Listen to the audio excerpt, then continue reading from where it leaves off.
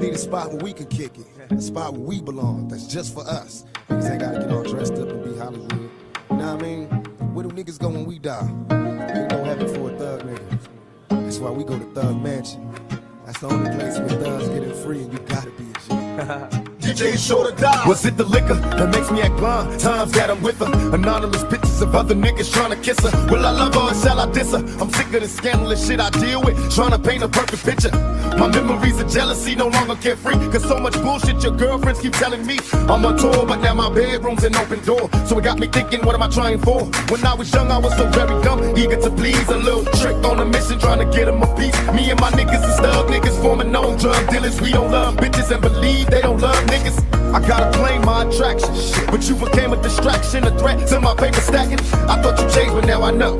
Can't turn a hoe into a housewife, baby. Baby, can't stop, gotta eat, stepping on my feet, spread love, think it sweet, oh you cats don't know. This is you and in fire, then we shall all burn together. Watch the flames climb high into the night, calling out Father, oh, stand by and we will watch the flames burn over and on the mountainside.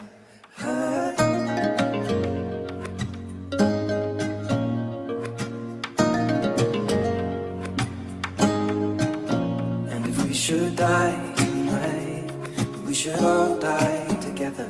Raise a glass of wine for the last time, calling out Father, oh, prepare as we will watch the flames burn over and on the mountainside.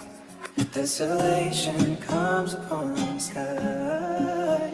Now I see fire inside the mountain. I see fire burning the trees. And I see fire hollow souls. I see fire burning the breeze. And I hope that you remember me.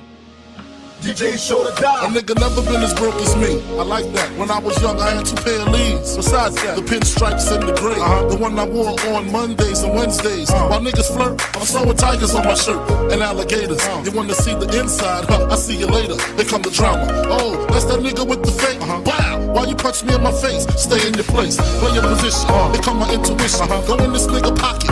Rob him while his friends watching. That hoes clocking. Here comes respect. His crew's your crew, or they might be next. Look at them in eye. Big man, they never try, so we roll with them. Stole with them, I mean loyalty. Niggas bought me milks at lunch. The milks with chocolate, the cookies, butter crunch.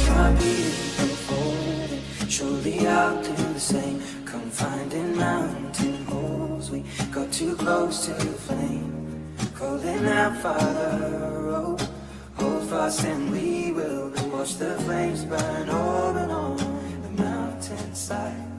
Desolation comes upon the sky. Now I see fire inside the mountain. I see fire burning the trees. I see fire hollow souls. I see fire burning the breeze. And I hope that you remember That real shit, me. Can't stop, gotta eat, stepping on my feet, spread love, thinking sweet, or you cats don't know. Can't stop, gotta eat, stepping on my feet, spread love, thinking sweet, or you cats don't know. Can't stop, gotta eat, stepping on my feet, spread love, thinking sweet, or you cats don't know. Can't stop, gotta eat, stepping on my feet, spread love, thinking sweet, or you cats don't know. See fire inside the mountain. I see fire burning the trees. I see fire hollow souls. I see fire burning the breeze. And I hope that you remember.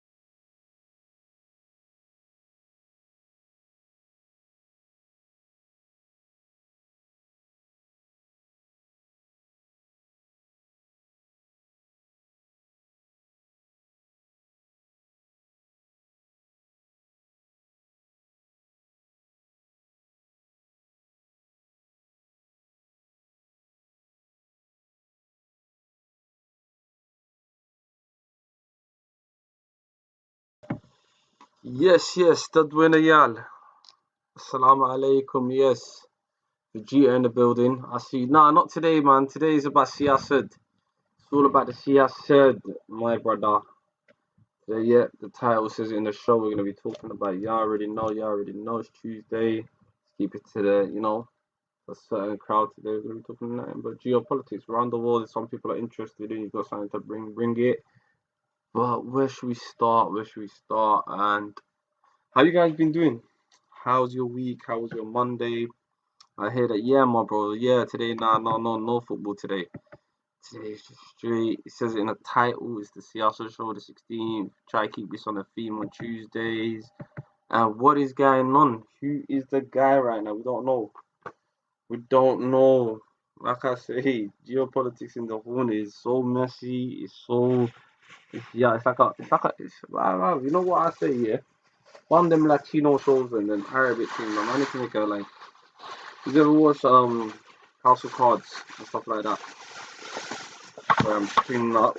I need to just clean up a little bit. Yeah, I'm a mess. I'm a very mess. Everyone's watching. Yeah, I know. Everyone's watching the football tonight. But like I'm saying, Vegeta, whoever's not watching the football and wants to get onto these type of programs that we're talking about, feel more than welcome to. I'm just gonna play 1-2 videos until I start seeing the crowd warm up. And you already know, if you're here, if you come by, just don't forget to hit the like button, hit the subscribe button. Don't win a yard, so the weather. This is somebody speaking, so they want to know how to follow them. like نقول في سبسكرايب نسيا وبرنامج ننزل بيابوها وحاولنا كينا قربوها نقشي كينا all type of topics on the table تدوين يا لاجلان صوحنا أنا كشي كينا أنا قاعد بسكير and yeah, all opinions are welcome. Yeah, my bro, I hear that for GR. And let's get down to it. Let's try it. Let me bring this up. I'll start with this one first. And this is a little bit of news that happened yesterday I wanted to get into. So we just hit the mute button, we get up the share screen real quick.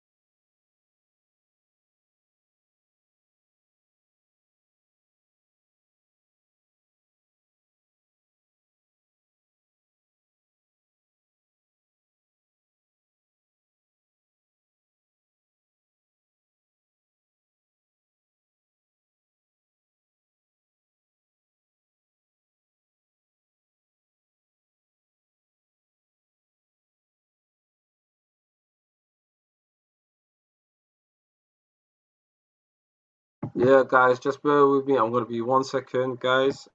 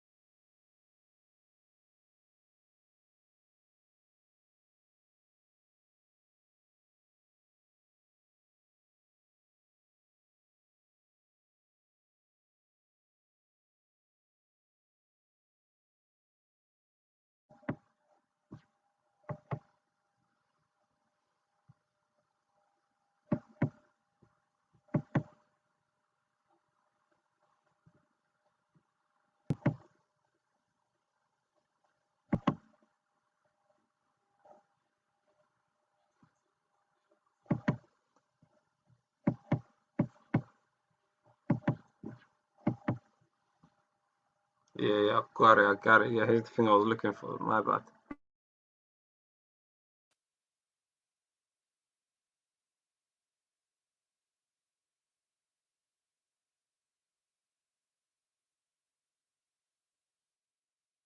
kulanti wanaagsan daawadayaal kuna soo dhawaada barnaamijka wararkii ugu dambeeyey ee Soomaaliya qodobadan maanta barnaamijka ku soo qaadi doonana waxaa ka mid ah wararkii ugu dambeeyey ee siyaasadda Soomaaliya oo kacsan shirar iska soo horjeeda oo Muqdisho ka soconaya iyo cabsi laga qabo in rabshado gacan ka hadal ah ay ka dhacaan caasimadda dalka xogo iyo warbixino ayaan idiin soo gudbin doonaa insha Allah xog cusub oo laga helay madaxweyne lafta gareen iyo gudoomiye Muudey oo kulan xasaasi ah yeeshay haddaba maxay ka wada hadleen mas'uul ka tirsan dawladda Soomaaliya oo weerar ku qaaday madaxweyne Farmaajo sheegayna in waqtigiisii uu dhammaaday madaxweynaha wararkeena kalena waxaa ka mid ah baarlamaanka carabta oo si lala yaabay uga hadlay xaaladda kacsan ee Soomaaliya iyo fariin uu u diray madaxweyne Farmaajo iyo murashaxiinta mucaaradka shirka arrimaha doorashada oo ka furmaya magaalada Baydhabo iyo maamulka koonfur galbeed Soomaaliya oo war ka soo saaray shirkaasi iyo madaxweyne Farmaajo oo si qeera leh uga hadlay geerida senator Yuusuf Xaaji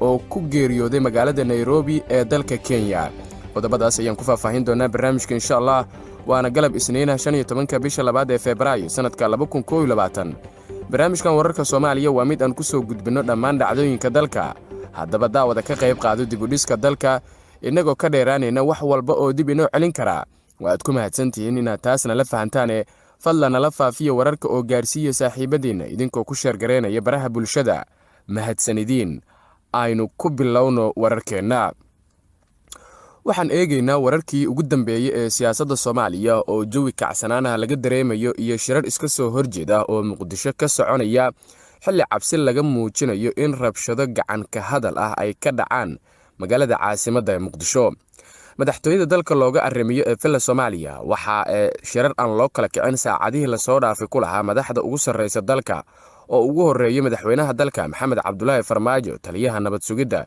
iyo waliba sidoo kale ra'iisul wasaaraha xukuumadda Soomaaliya madaxda ugu sarreysa dalka ayaa waxa ay ka wada hadlayeen sidii markaasi ay xaaladda siyaasadeed ee Soomaaliya oo iminka ah mid kacsan ay u bedeli lahaayeen isla marhaantana jawiga caadi loogu soo celin lahaa iyo sidii looga hortagi lahaa in rabshado gacan ka hadal ah ay ka dhacaan caasimadda dalka maadaama mucaaradka iyagu markaasi hanjabaadyo kala duwan hawada marinayaan iyagu ku goodinaya inay markaasi gacanta ka hadli doonaan madaxweyne Farmaajo taliyaha nabad sugidda iyo ra'iisul wasaare Roble ayaa kulamo isdaba joog ah xalay ilaa iyo saaka waxay ku lahaayeen filla Soomaaliya iyaga oo markaasi ka fiirsanaya xaaladda siyaasadeed ee dalka iyo in dalka uusan markaasi faraha ka bixin isla marhaantana beesha caalamka aysan eed u soo jeedin madaxda ugu sarreysa dalka waxa beesha caalamka ku baaqaysaa in mar waliba wada hadal lagu dhameeyo wax kasta oo tabasho ah in kasta oo wali aan la isku raacin sidii dalka doorasho loo dhanyahay ay uga qabsoomi lahayd dhinaca kale ee xubnaha murashaxiinta mucaaradka ayaa iyaguna waxa aysan ka faaruqin hotel Jazeera iyagoo saacadihii u dambeeyay halkaasi ku lahaa kulamo isdaba joog ah oo ay kaga arrinsanayaan xaaladda dalka uu ku sugan yahay iminka maadaama muddaxileedkii madaxweynaha Soomaaliya Maxamed Cabdullaahi Farmaajo uu dhammaaday isla marhaantana dalka wax doorasho aysan ka dhicin sidoo kalena aysan qorshaysnayn waqtiga rasmiga ah ee doorashada dalka ka dhacayso maadaama aan la isku raacin amaba aan lagu heshiinin doorashada dalka ka dhacaysa mucaaradku waxa ay markaas iyagu ku goodiyeen inay dalka markaasi doorasho gelin doonaan haddii fursadaha la siinayo madaxweyne Farmaajo uusan ka faa'iideysan oo uusan dalka u jihaynin doorasho loo dhan yahay murashaxiinta sidoo kale waxay ku baaqeen shalayto in jimcaha soo socda banaanbaxyo waaweyn oo looga soo horjeedo madaxweynaha dalka ay ku qabanayaan bartamaha magaalada caasimadda ee Muqdisho iyadoo dawladda Soomaaliyana ay arrinkaasi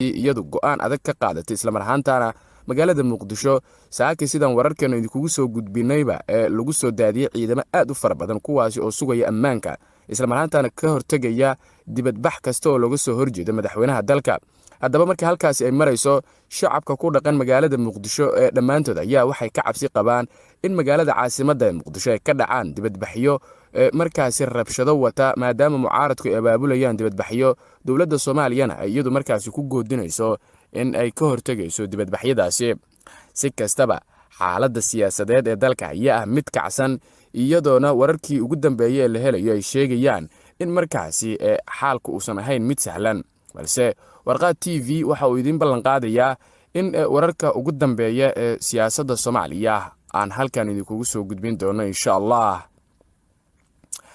dhinaca kalena madaxweynaha koonfur galbeed Soomaaliya Lafta Gareen iyo gudoomiye Muude ayaa kulan xasaasi ah wada qaatay.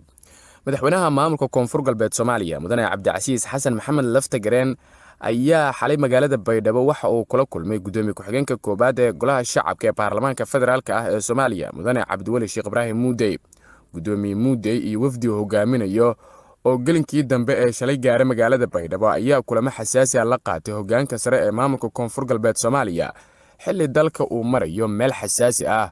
kulanka dhex maray labada dhinac ayaa waxaa looga hadlay arrimo dhowr ah oo ay ka mid yihiin xaaladda siyaasadeed ee dalka, arrimaha doorashada dalka ka dhacaya oo khilaaf uu ka taagan yahay iyo qodobo kale oo muhiim ah. gudoomiye Muude oo ka agdhow madaxtooyada Soomaaliya ayaa ka dalbaday madaxweyne Lafta Gareen inuu kaalin muuqata ka qaato xal u helidda doorashada Soomaaliya iyo sidii uu mar kale uga soo bixi lahaa jagada uu ka hayo golaha shacabka ee baarlamaanka federaalka ah ee Soomaaliya, maadaama Muude deegaan doorashadiisu ay tahay koonfur galbeed Soomaaliya. barnaamijka wararkii ugu dambeeyay ee Soomaaliya ayaad la socotaan. markaana mas'uul ka tirsan dowladda Soomaaliya ayaa waxa uu weerar ku qaaday madaxweynaha dalka Farmaajo isagoo arrin weyn ka dhawaajiyay. gudoomiye ku-xigeenka koobaad ee golaha aqalka sare ee baarlamaanka federaalka ah ee Soomaaliya senator Mudane Abshir Maxamed Axmed Abshir Buqaari ayaa sheegay in Farmaajo intii dalka uu joogay uu burburiyay arrimo badan oo masiiri ahaa. qoraal oo soo dhigay boggiisa Twitterka ayuu ku sheegay in marka laga soo tago jebinta qodobada dastuurka iyo xeerarka dalka u yaala, Farmaajo uu dalkan u horseeday kala tag isaga oo sababay in ay burburaan heshiisyo bulshadu markaasi ay hore u dhigatay. senator Abshir Buqaari ayaa ugu dambeyntii waxa uu intaasi raaciyay in madaxweynaha muddaxileedkiisu dhammaaday ee dalka Maxamed Farmaajo uu dadka Soomaaliyeed gaarsiiyey heer aad u xun oo ay sheegteen isaga oo yiri dadku ha ahaado ha oo kaliya. marqaatiga dhow ee dastuurka iyo xeer jebinta ee ka sokow madaxweynaha uu muddaxileedkiisu dhammaaday waxa uu uga baxay dhammaan ballamihii uu qaaday, waxa uu jejebiyey heshiisyadii ummadda u yaalay, noloshii iyo nabadgelyadii dadka haadu haya ayuu hadalkiisa ku yiri senator Abshir Buqaari oo ah gudoomiye ku-xigeenka koobaad ee golaha aqalka sare ee baarlamaanka Soomaaliya. weli warqaad TV ayaad inagala socotaan. iminkana baarlamaanka carabta ayaa waxa uu war ka soo saaray xaaladda siyaasadeed ee dalka. war-saxaafadeed ka soo baxay baarlamaanka carabta ayaa waxaa looga hadlay xaaladda siyaasadeed ee Soomaaliya, gaar ahaan doorashada. qoraal ka soo baxay xafiiska gudoomiyaha baarlamaanka carabta Caadil bin Cabdulraxmaan Al Casuumi ayaa marka hore waxaa lagu soo dhaweeyay qabashada shirka uu iclaamiyey madaxweynaha muddaxileedkiisu dhammaaday Farmaajo, kaasi oo looga hadlayo doorashooyinka dalka una dhexeeya dowladda federaalka, dowlad goboleedyada iyo gobolka Banaadir. Caadil bin Cabdulraxmaan ayaa ugu baaqay dhinacyada shirka ka qayb galay amaba ka qayb geli doona in ay xal waara ka gaaraan xaaladda cakiran ee dalka iyo sidii looga gudbi lahaa marxaladda adag. waxaan soo dhaweynaynaa wada hadalka qaran ee Soomaaliya. waxaan ugu baaqaynaa dhammaan dhinacyada ee isku haya siyaasadda in ay wax ku ool ah wada gaaraan isla marhaantaana dhex marto wada shaqayn. arrintan oo ah mid masiiri ah dadka Soomaaliyeedna masiirkooda ayaa lagu yiri war-saxaafadeedka ka soo baxay carabta. sidoo kale waxa uu intaasi raaciyay inay muhiim tahay inaga markaasi in laga wada fakaro mustaqbalka Soomaaliya, isla markaana ay carabtu si weyn uga shaqaynayso xasiloonida Soomaaliya. ugu dambeyntii Al Casuumi ayaa cadeeyay mowqifka adag ee baarlamaanka carabta ee ku aadan taageerada dadaalada loogu talagalay in lagu gaaro is-afgarad qaran oo dhammaystiran, isagoo ugu baaqay wadamada carabta inay xoojiyaan furfuritaankooda iyo weliba sidoo kale horumarinta xiriirka jamhuuriyadda Soomaaliya. Soomaaliya ayaa xilligan wajahaysa xaalad kala guur ah oo markaasi iyadoo aan weli heshiis laga gaarin doorashada dalka, isla markaana uu muddaxileedkii ka dhammaaday dowladda federaalka ah ee Soomaaliya. waa xagaag qaybaha dambe ee wararkeena ayaan isla soo gaarnay. waxaa la qorsheynayaa in maanta oo Isniin ah uu magaalada Baydhabo ee xarunta koonfur galbeed Soomaaliya shir uga furmo guddiga farsamada ka kala socda dowladda federaalka, dowlad goboleedyada iyo gobolka Banaadir ee uu magacaabay sihayaha xilka markaasi ra'iisul wasaaraha dalka Maxamed Xuseen Roble. guddigan oo ka kooban 14 xubnood ayaa waxaa lagu wadaa in maalinta berrito ah uu shir uga furmo magaalada Baydhabo, waxaana shirkaasi faahfaahin ka bixiyay maamulka koonfur galbeed Soomaaliya sidoo xaqiijiyay wasiirka warfaafinta maamulkaasi ilyaas saciid cali. wasiirka oo la hadlay BBC-da waxa uu sheegay in shirka looga hadli doono waxyaabihii keenay fashilkii ku yimid shirkii ee dhuusamareeb 4 islamarkaana uu rajaynayo in madaxda ay qaadan doonaan waxyaabihii ka soo baxay shirkaasi. waxaa hadalkiisa intaasi ku sii daray in qodobada ay soo saaraan guddiyada farsamada ay u gudbin doonaan madaxda dowlad goboleedyada si ay ugu sii gudbiyaan madaxda dowladda heshiisna looga gaaro khilaafka doorashooyinka dalka. ugu dambeyntiina madaxweynaha Soomaaliya Maxamed Cabdullaahi Farmaajo ayaa waxa uu ka tacsiyadeeyay geerida ku timid Allah u naxariistay senator Yuusuf Xaaji oo ku geeriyooday magaalada Nairobi ee dalka Kenya. Allah u naxariistay waxaa xalay magaalada Nairobi ee caasimadda waddanka Kenya ku geeriyooday marxuum Maxamed Yuusuf Xaaji oo muddo dheer ka mid ahaa siyaasiyiinta markaasi Soomaalida ee dalkaasi. Maxamed Yuusuf ayaa markaasi hadda ahaa senatarka ismaamulka Gaarisa wuxuuna ka tirsanaa aqalka sare ee dalka Kenya. madaxweynaha dalka ayaa ka tacsiyadeeyay geerida ku timid senatarkan waxaana qoraal boggiisa uu soo dhigay madaxweynaha dalka uu ku yiri inna lillahi wa inna ilayhi raaji'uun. waxaan tacsi tiiraanyale u dirayaa dhammaan qoyska iyo ehelada Allah u naxariistay senator Maxamed Yuusuf Xaaji oo xilal kala duwan oo muhiim ah ku soo metelay Soomaalida Kenya. waxaan alle uga baryayaa in uu jannatul firdawsa ka waraabiyo eheladii iyo qaraabadii uu ka tagayna samari iimaan uu ka siiyo aamin ayuu yiri Maxamed Cabdullaahi Farmaajo madaxweynaha Soomaaliya. qodobkaas ayaa u dambeeyay warkeena tan iyo warkan war la mid ah inta aynu dib ugu kulmi doono nabadgelyo.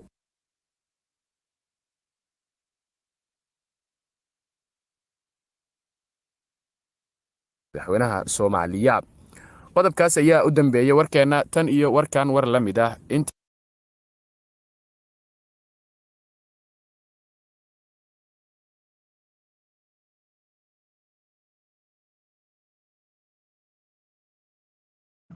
Yes, my brothers and sisters. Assalamu alaikum, everyone. Big up Khalif, big up AA, aka Abday, and everyone else in the chat. Please hit up the like button.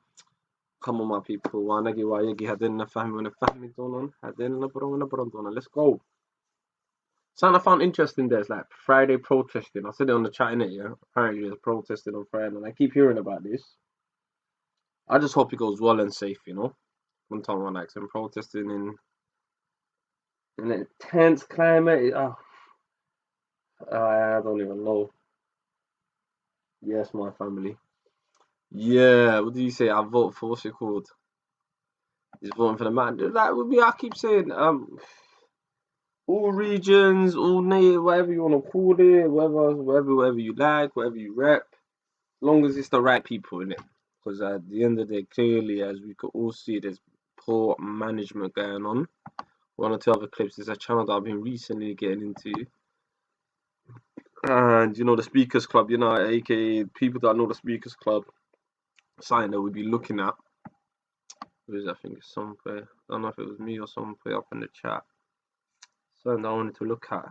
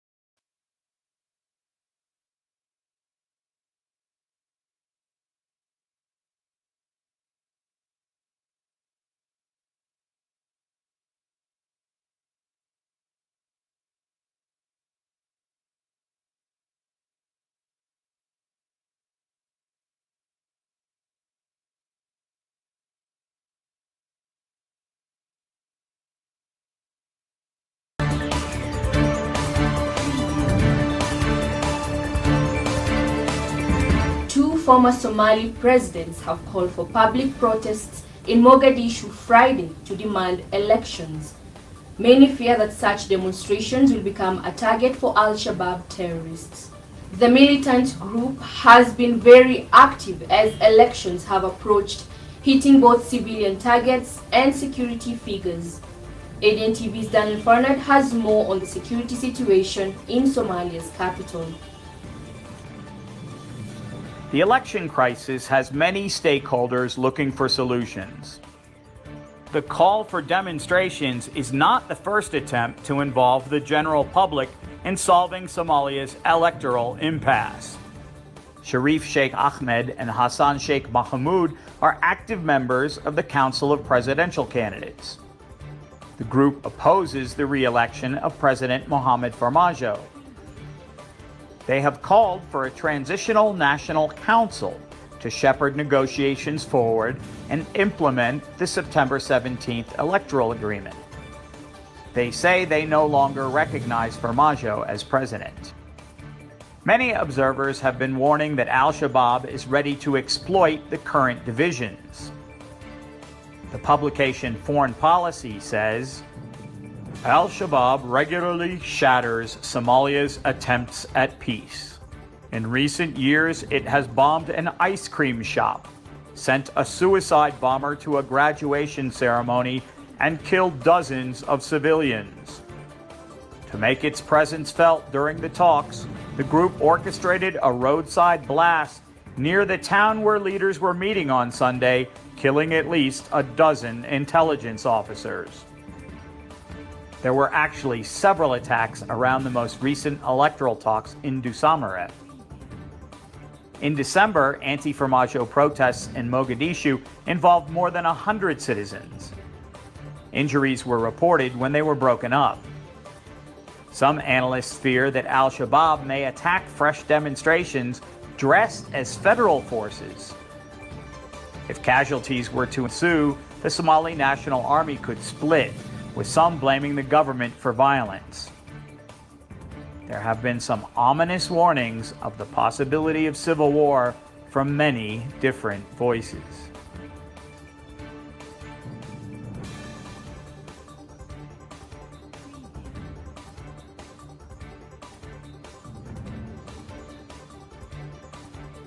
ADN TV will monitor developments in Mogadishu for public protests and al-Shabaab activity.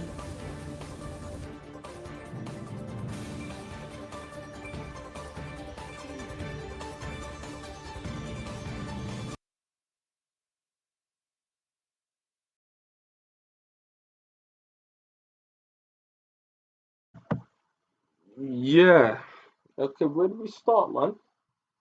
Where do we start? Where do we start? See, I know I should try to fire something hot in the place. Let me see what's put in the chat.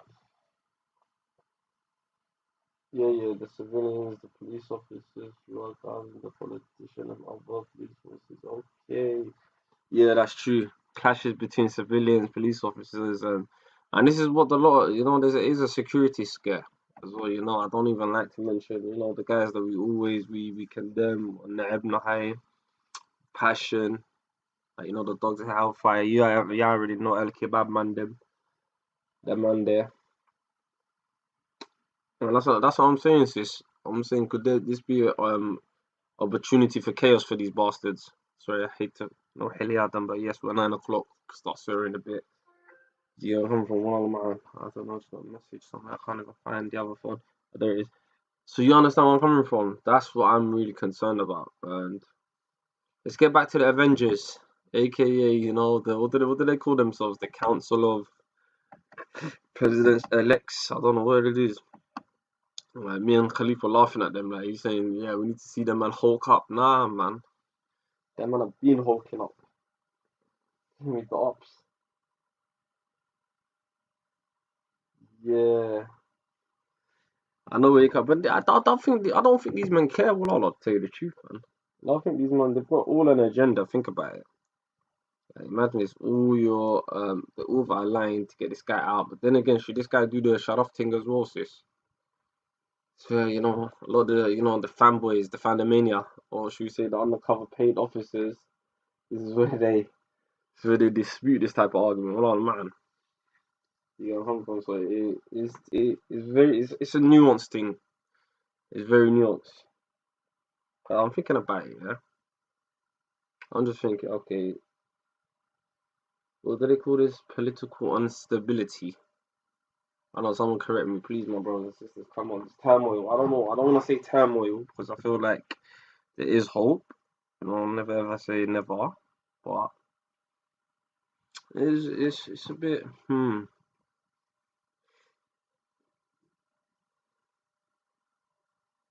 Yeah, Ryan Khalif says what they're ops. Yeah, but I don't know, man. I don't know if we're handing them an opportunity.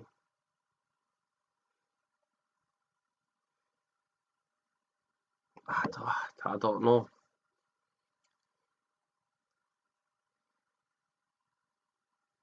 Yeah, but this is the thing. I know what you're saying, but wallah, kursi hada kufrdid. Like, you're sitting on that chair. Any little thing happens, it is your responsibility. You're captain or command, chief in general. I don't know, sis. You talk to me. Talk to me, like, you talk to me. He has to keep that admin in it. Because I'll tell you the truth, it ain't right what's going on. So, what does WM say? Something ain't cleaning the milk. Something ain't cleaning the milk. Yeah, that's a big phrase after, I'm going to AKA take that off slightly, Olashin. But she used to say, yo, something ain't cleaning the milk. And that's what I'm trying to say. I'm just trying to ascertain that. Let me see if I got something else for you guys. The same channel. I want to find out who this channel is as well. Like, who owns this channel? TMD News. Anyone could do a little bit of research in Isa Torah. There's another video that I was liking earlier. I want to watch it.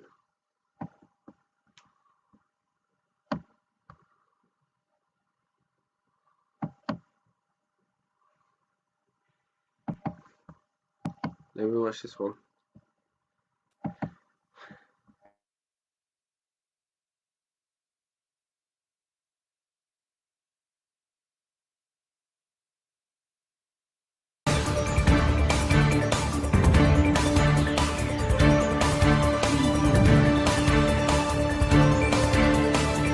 The Somali election crisis appears no closer to being solved as a new date for talks is reached. While President Mohamed Farmajo proposed Monday to continue negotiations, his choice for Garowe as the site was rejected. So, will the consultations continue? Despite insistence from international partners, it is still unclear. ADN TV's Daniel Farnard has more on the latest developments. The international community has issued frequent calls for a compromise to be reached. Saturday's communication welcomed meetings to take place February 15th. The statement also said that location shouldn't stall talks. But it is still unclear whether all the relevant stakeholders will show up for meetings in Mogadishu. Former Presidents Sharif Sheikh Ahmed and Hassan Sheikh Mohamud have called for public demonstrations on Friday.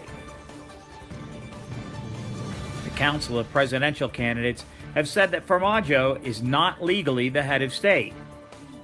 So is Saeed Denny, Puntland's president.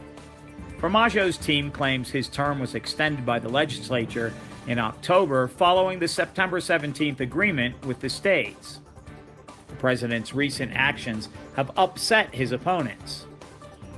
He signed a bill to add 13 legislators from Benadir, the capital, to the upper house of the legislature.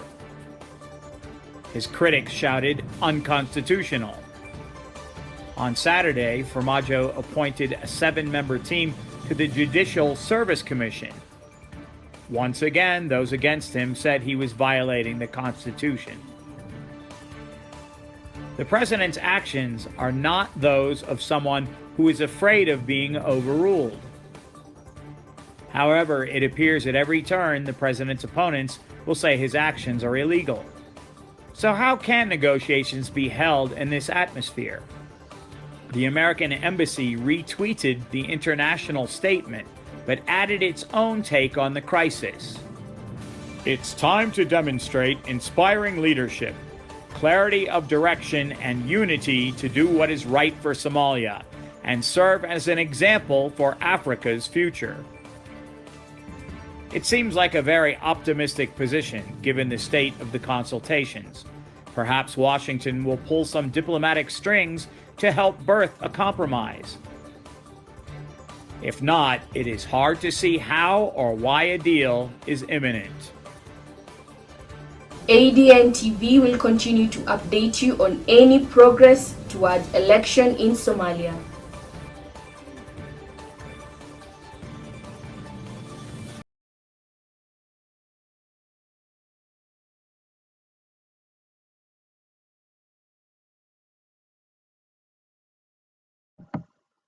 Yeah.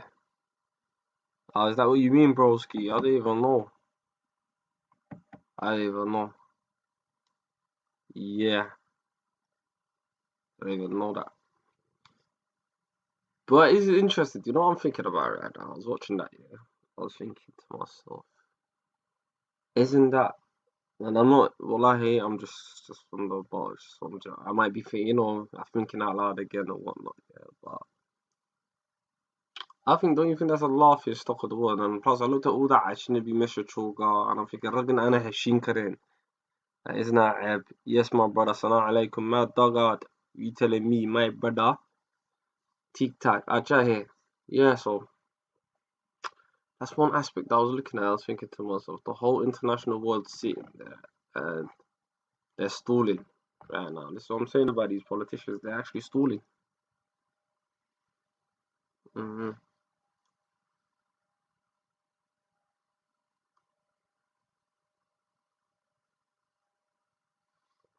Mm-hmm. Sorry, Howard Diria.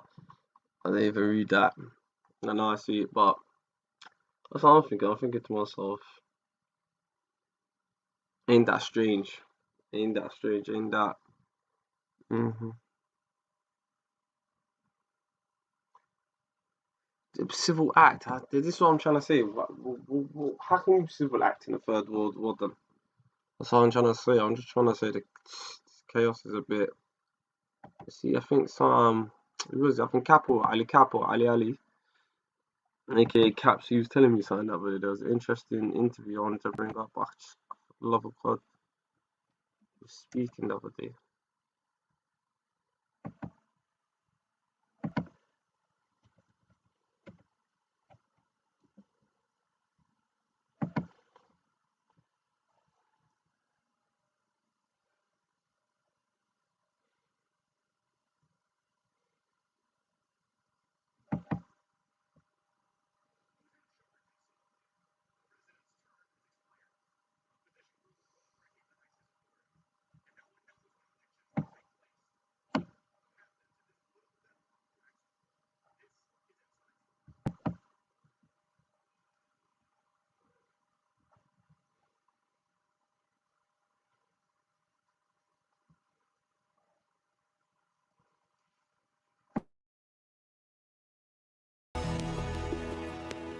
Hello and welcome to the program. I'm Mohammed Jamjoom. Somalia is facing a power vacuum. Elections were supposed to take place, drags on. Who's in charge in Somalia? The president's term has expired. Opposition groups won't recognize his authority. And no one knows when elections will take place. So, what happens if this political deadlock drags on? This is Inside Story.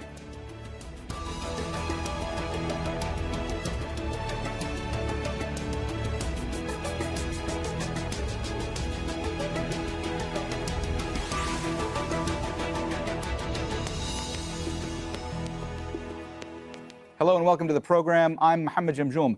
Somalia is facing a power vacuum. Elections were supposed to take place before the president's 4-year term expired on Monday. But Mohamed Abdullahi Farmajo is in dispute with regional leaders over how to hold the vote. Talks between the central government in Mogadishu and Somalia's 5 federal states collapsed on Friday. Farmajo says the leaders of Jubaland and Puntland are scuttling a deal to hold indirect parliamentary elections. But they accuse Farmajo of trying to remove power from them. Opposition parties say a council of politicians and civil society groups should govern for now.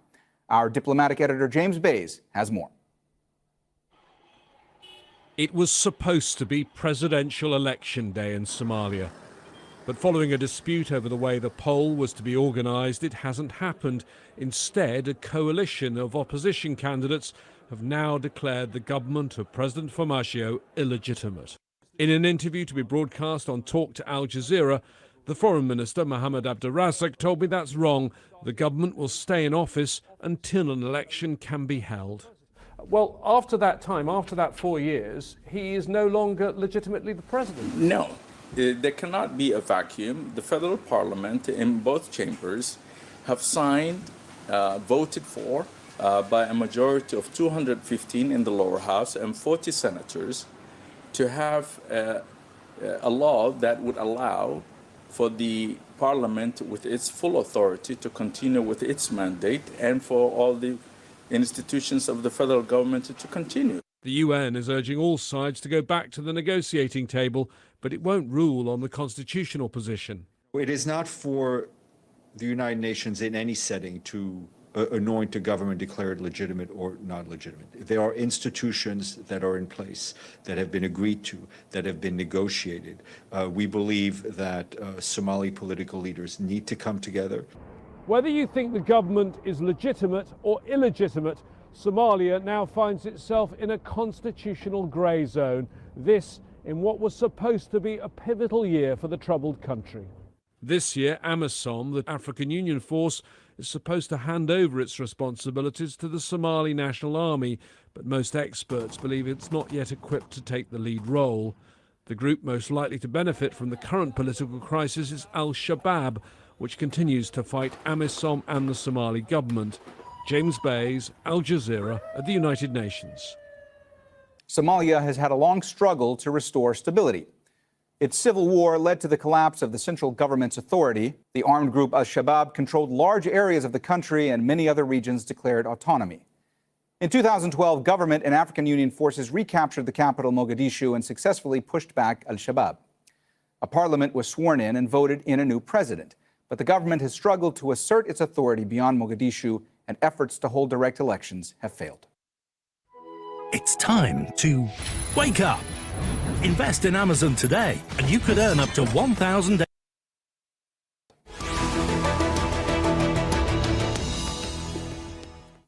All right, let's bring in our guests in Nairobi, Kenya. Matt Bryden, strategic advisor at Sahan Research and former coordinator of the UN Monitoring Group on Somalia and Eritrea. In the Somali capital, Mogadishu, Hudan Ali, development and humanitarian expert and co-founder of Lead Now, a Somali women's political pressure group. And in Doha, Afyari Ilmi, professor of international relations at Qatar University. A warm welcome to you all. Hudan, let me start with you today. What sparked this election impasse and political crisis? I mean, what are the issues at play here? Thank you, Mohammed, for having me on the show. That's really an important question. For quite some time now, we've been back and forth around finding political solutions around the election, the pending elections. Unfortunately, till today, we don't have a consensus on a political election model that all stakeholders are happy with. As you know, we've had multiple meetings between the federal member state presidents and President Farmajo that have ended without any political agreement. On September 17th, there was, however, an agreement that was signed by FMS and the president and parliament that charted a way forward on an election model. Everyone agreed on that, but the implementation of that has been quite contentious. There are a few key items that have been outstanding that the leadership has not found a way forward. One is the election committee itself and the personnel that's constituted. Two, issues around ghetto region and what the electoral process should look like. And number three is the delegates from Somaliland participation in the selection of future MPs for that region. So those are the three main contentious issues that we've not been able to come to consensus and really has brought the country into an unprecedented spot that we are currently, as you mentioned earlier, trying to find a way forward. Afyari, what makes this political crisis different from political crises in the past? I mean, how much worse is it? Of course, there have been political deadlocks numerous times in the past in Somalia. There have been timelines to agreements that have not been adhered to. Why is this different, and is it much worse? Well, thank you. And actually, Hodan has explained it well. But this is a different simply because we have never been in a situation where we don't have election, selection, whatever you call it, or a political agreement. Normally, I mean, almost all of the previous administrations missed it or could not deliver a proper election. Whether it, I'm talking about direct, I mean, one person, one vote election. But what they did was most of them, or at least all of them, they were able to negotiate with either a term extension or some sort of, I mean, indirect elections. And here we are now at a position where we have neither, and the term ended. The term ended completely. Neither the parliament nor the president can actually extend themselves because parliament itself has expired in December. So we are in a very actually precarious situation at the moment. And it's because of the government's failure, because it has been given this task at the beginning and they knew it. So they failed to deliver election, selection, whatever you call it, or some sort of a political agreement. So this is a unique situation that we have not been for the past 20 years. Matt, there are those who are blaming this crisis on the president, saying that he is trying to grab more power, that he is trying to create a stronger federal state. Then there are those who blame Jubaland and Puntland because they refused to sign the pact introducing the new electoral model. From your vantage point, who is more to blame? Is it both, or is it one side or the other? Well, thank you. I'd have to agree with Afieri Elmi. I think really the balance of the responsibility lies with the federal government. First of all, there has been a pattern since President Farmajo took office of trying to diminish and eventually to subjugate the federal member states, not just Puntland and Jubaland. So there used to be a top-level political forum under the previous government where the federal president and the state presidents would meet. President Farmajo disbanded that council when he took office. He set up an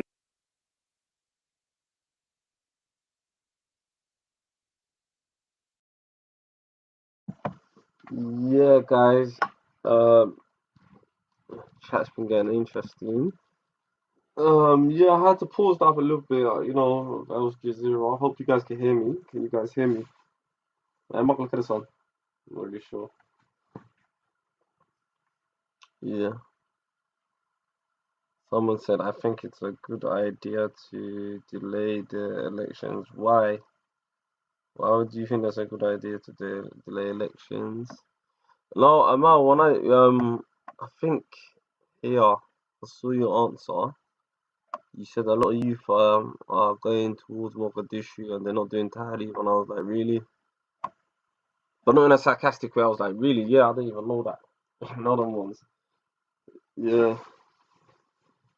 So I just wanted to also speak about that. Who's that? Ahmed. See Ahmed in the chat, fam. Oh, go on, Ahmed. What? Jump on. The fuck you cruising in the chat for, bro? You're a panelist. What are you?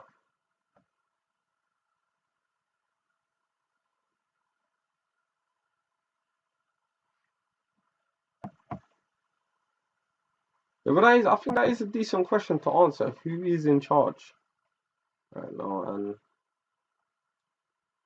you know, do you know how I like to call politicians Aloluenta? You know, Aloluenta. And I think to myself, why can't they put this shit to a side and actually in the history on? You hear me?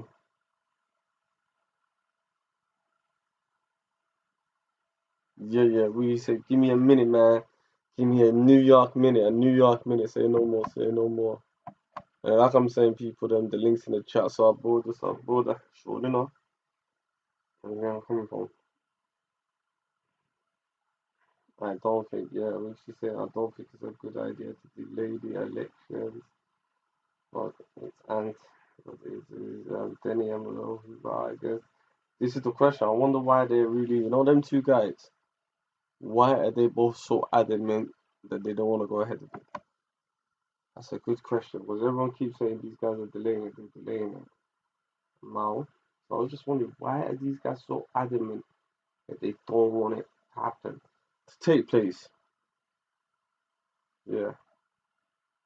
And guys, I hope you guys can hear me as well.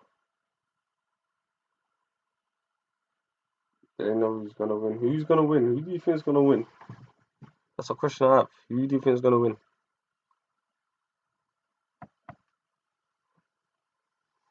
Like,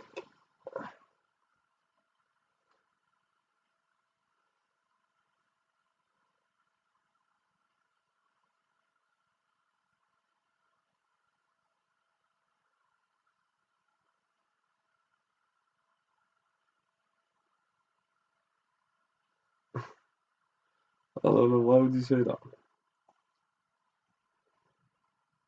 Yeah, I know. SD, what did SD say? They don't trust the government. Sahib. I hear that. I hear that, bro. But I don't. Who does? I don't think no one does anyway.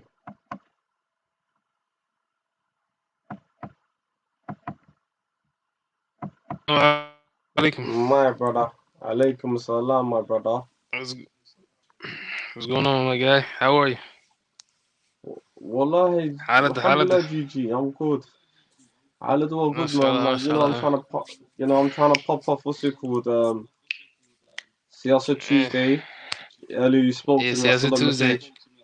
Yeah. I wanted to, it wasn't about politics. It was about something else that I seen online that made me really mad. And I'm like, okay, things that I didn't understand before that I understand now. I'm looking at it, but we'll get to that topic the other day. I think it's Gourmet Hablaha Kadle Sani. What day is that? Is it Wednesdays, Thursdays, Fridays? Fridays, my bro. Fridays, man. Yeah. Monday, Tuesday, I'm on Wednesday, it. Fridays, I'm on it this bro. time. You got something I seen interesting. something, something got something interesting, man. I'm gonna save it for that day. It's gonna be very controversial, but I don't really care, man. I'm just gonna keep it real. You gotta drop him. Okay, you gotta man. drop him. Let's get into the politics, bro. Yeah. Let's get back to the bread and The butter. politics, man. I don't get why Al Jazeera is interviewing Matt Bryan. He's white. Like, what the fuck does he know about Somalia? Yeah, but come on, man. Everyone, come on. You just see that meeting. I mean, everyone, come on. You know, it's that meeting that took place with all the and all of that. So I don't I want to know. I want to know why they actually. actually. All right, he's Adan. He's born in South Africa. He's South African. Somali Mhukaykhana. TPLF. They brought him to Kenya, whatever. He opened a research institute. He's the guy that implemented and strengthened the sanctions on Somalia and Ethiopia, in Somalia and Eritrea. Check his Twitter timeline. He doesn't diss anybody but Eritrea. He disses Eritrea more than us. Alhamdulillah. He's not Eritrea, but the guy who works for him named Rashid Abdi, his stooge, disrespects Somalia 24/7. He's a fucking Kenyan. He disrespects Somalia. But Matt Bryan, I think he's a hater, man. I think his opinion is irrelevant. He's not even relevant. Yeah, we need to look into that, man. We need to look. Go research his Twitter. This guy is the guy who used to write the international community letters to keep Somalia on sanctions. Didn't you hear them when they were introducing them? They said Eritrea and Somali Sanctions Committee. Okay, and this guy is an idiot. He said the president wants to get rid of the federal, like he wants to, suppress them. Yeah, I mean, if I was in charge, I wouldn't one government, one nation. They could be a federal government, but you cannot have a regional state leader going to Addis Ababa claiming that he's a president. That just doesn't work. Ethiopia has 9 regional states. I don't see the regional leaders going to different countries and taking pictures with their leaders and being, that's wrong. They want that to happen. Look at it. It's good to follow protocol, man. Protocol. From state to, federal to every level. Protocol is always, important. Afira Elmi, man. He's a part of the Heritage Institute. I don't like listening to these panelists because they're all biased. يعني غوف بعد هذا أنا جو كلية ضد كلا إنه وريستاج جعلان لها ما قلت يعني they're gonna listen to Afira Elmi. He's a part of the guys who does that heritage research. You heard of the heritage people, right? In Somalia, they do the research. Yeah. Yeah, he's a part of those guys, and you already know they're mu'arad. So why are you going to put him? Yo, Ahmed. Yeah, bro. I got a call from somebody. I got a call from somebody. I'm sorry about that, bro. You can hear me? Yeah. Somebody Go give me a call. back. You just said something. Yeah, I said. What did I say about? Yeah, I said he's biased. He's a politician, so they should ask the regular. Oh yeah, he said in 20 years, Somalia is at the worst it's been in 20 years. Yeah, and this Matt Bourne guy, I heard later in the interview, he says that he heard a lot of shootings and there's intense fire in Mogadishu, and it hasn't been like this crazy since the early 90s. Man, I swear he said that. I checked Twitter. I checked Farah Ma'alin. Farah Ma'alin checked him on Twitter. Magarat. Farah Ma'alin said, "What are you talking about?" Farah Ma'alin was like, I'm in Mogadishu right now. What are you talking about? There's no fighting going on, you bozo. Those type of people, I think they're bloodsuckers. They thirsty, man. In general, he's South African, bro. Let him deal with that. But I think he's just trying to make our country look bad. He wants us divided. He's when I look at him, like, what are you talking about my country for? I don't even think it's right for him to talk about this. He's biased as well. So Afiera is biased. The girl, I support the girl. She played it so neutral. She's a citizen. I consider her a citizen. I consider her a citizen, but a real citizen. Waddani. She's a real citizen because she's not playing no cards. She's a Waddani. She's a citizen. But Afiera Ilmi lives in Qatar. He's a professor. He wants to be in Somali politics. He's one of the elites, the bloodsuckers that suck Somali's bloods. When they're when his group Dal Mujadid was in power, his friends he's gonna say dalka waa dumay good buu ku dhacay Somali dhaqankeeda iyo caadadeeda. Let's talk about laws. I don't get how you were a professor but you cannot read a simple constitution. How are you a professor? The Constitution clearly states that the leaders in power stay in power until there's an elected official that takes their position through elections. There's no power vacuum whatsoever. And this government didn't pass this law. Hassan Sheikh Mohamud passed this law in 2015. He passed this law. So this law is the law of the land. So how are you a professor but you cannot read the Constitution? Like, there's no extension. The government doesn't need an extension because it's working on elections. It doesn't need extension. They're going to get to the elections. Ahmed, all right, bear in mind, because you're saying that, but isn't this a shambles though? I think the election is going to happen right now. I think it's going to happen because there's some talks in Beidou, and I heard everything is going good from what I'm getting from the sources. So don't be surprised if these people all come to Mogadishu one more time and say, "Hey, we ready for what you call it, Dorosho," and we go into Dorosho. This whole thing, the whole time the Dorosho didn't work was the two political camps was duking it out. This group that's the Mu'arad, some of the regional states and some of the guys who are Mu'arad, they're like, okay, let's wait until February 8th. After that, he doesn't have a mandate. He's going to fall. The government is going to fall. Then we're going to get rid of him like that. Then we're going to make a council, an interim government for 2 years. The head of the parliament, we're going to make him the president for 2 years.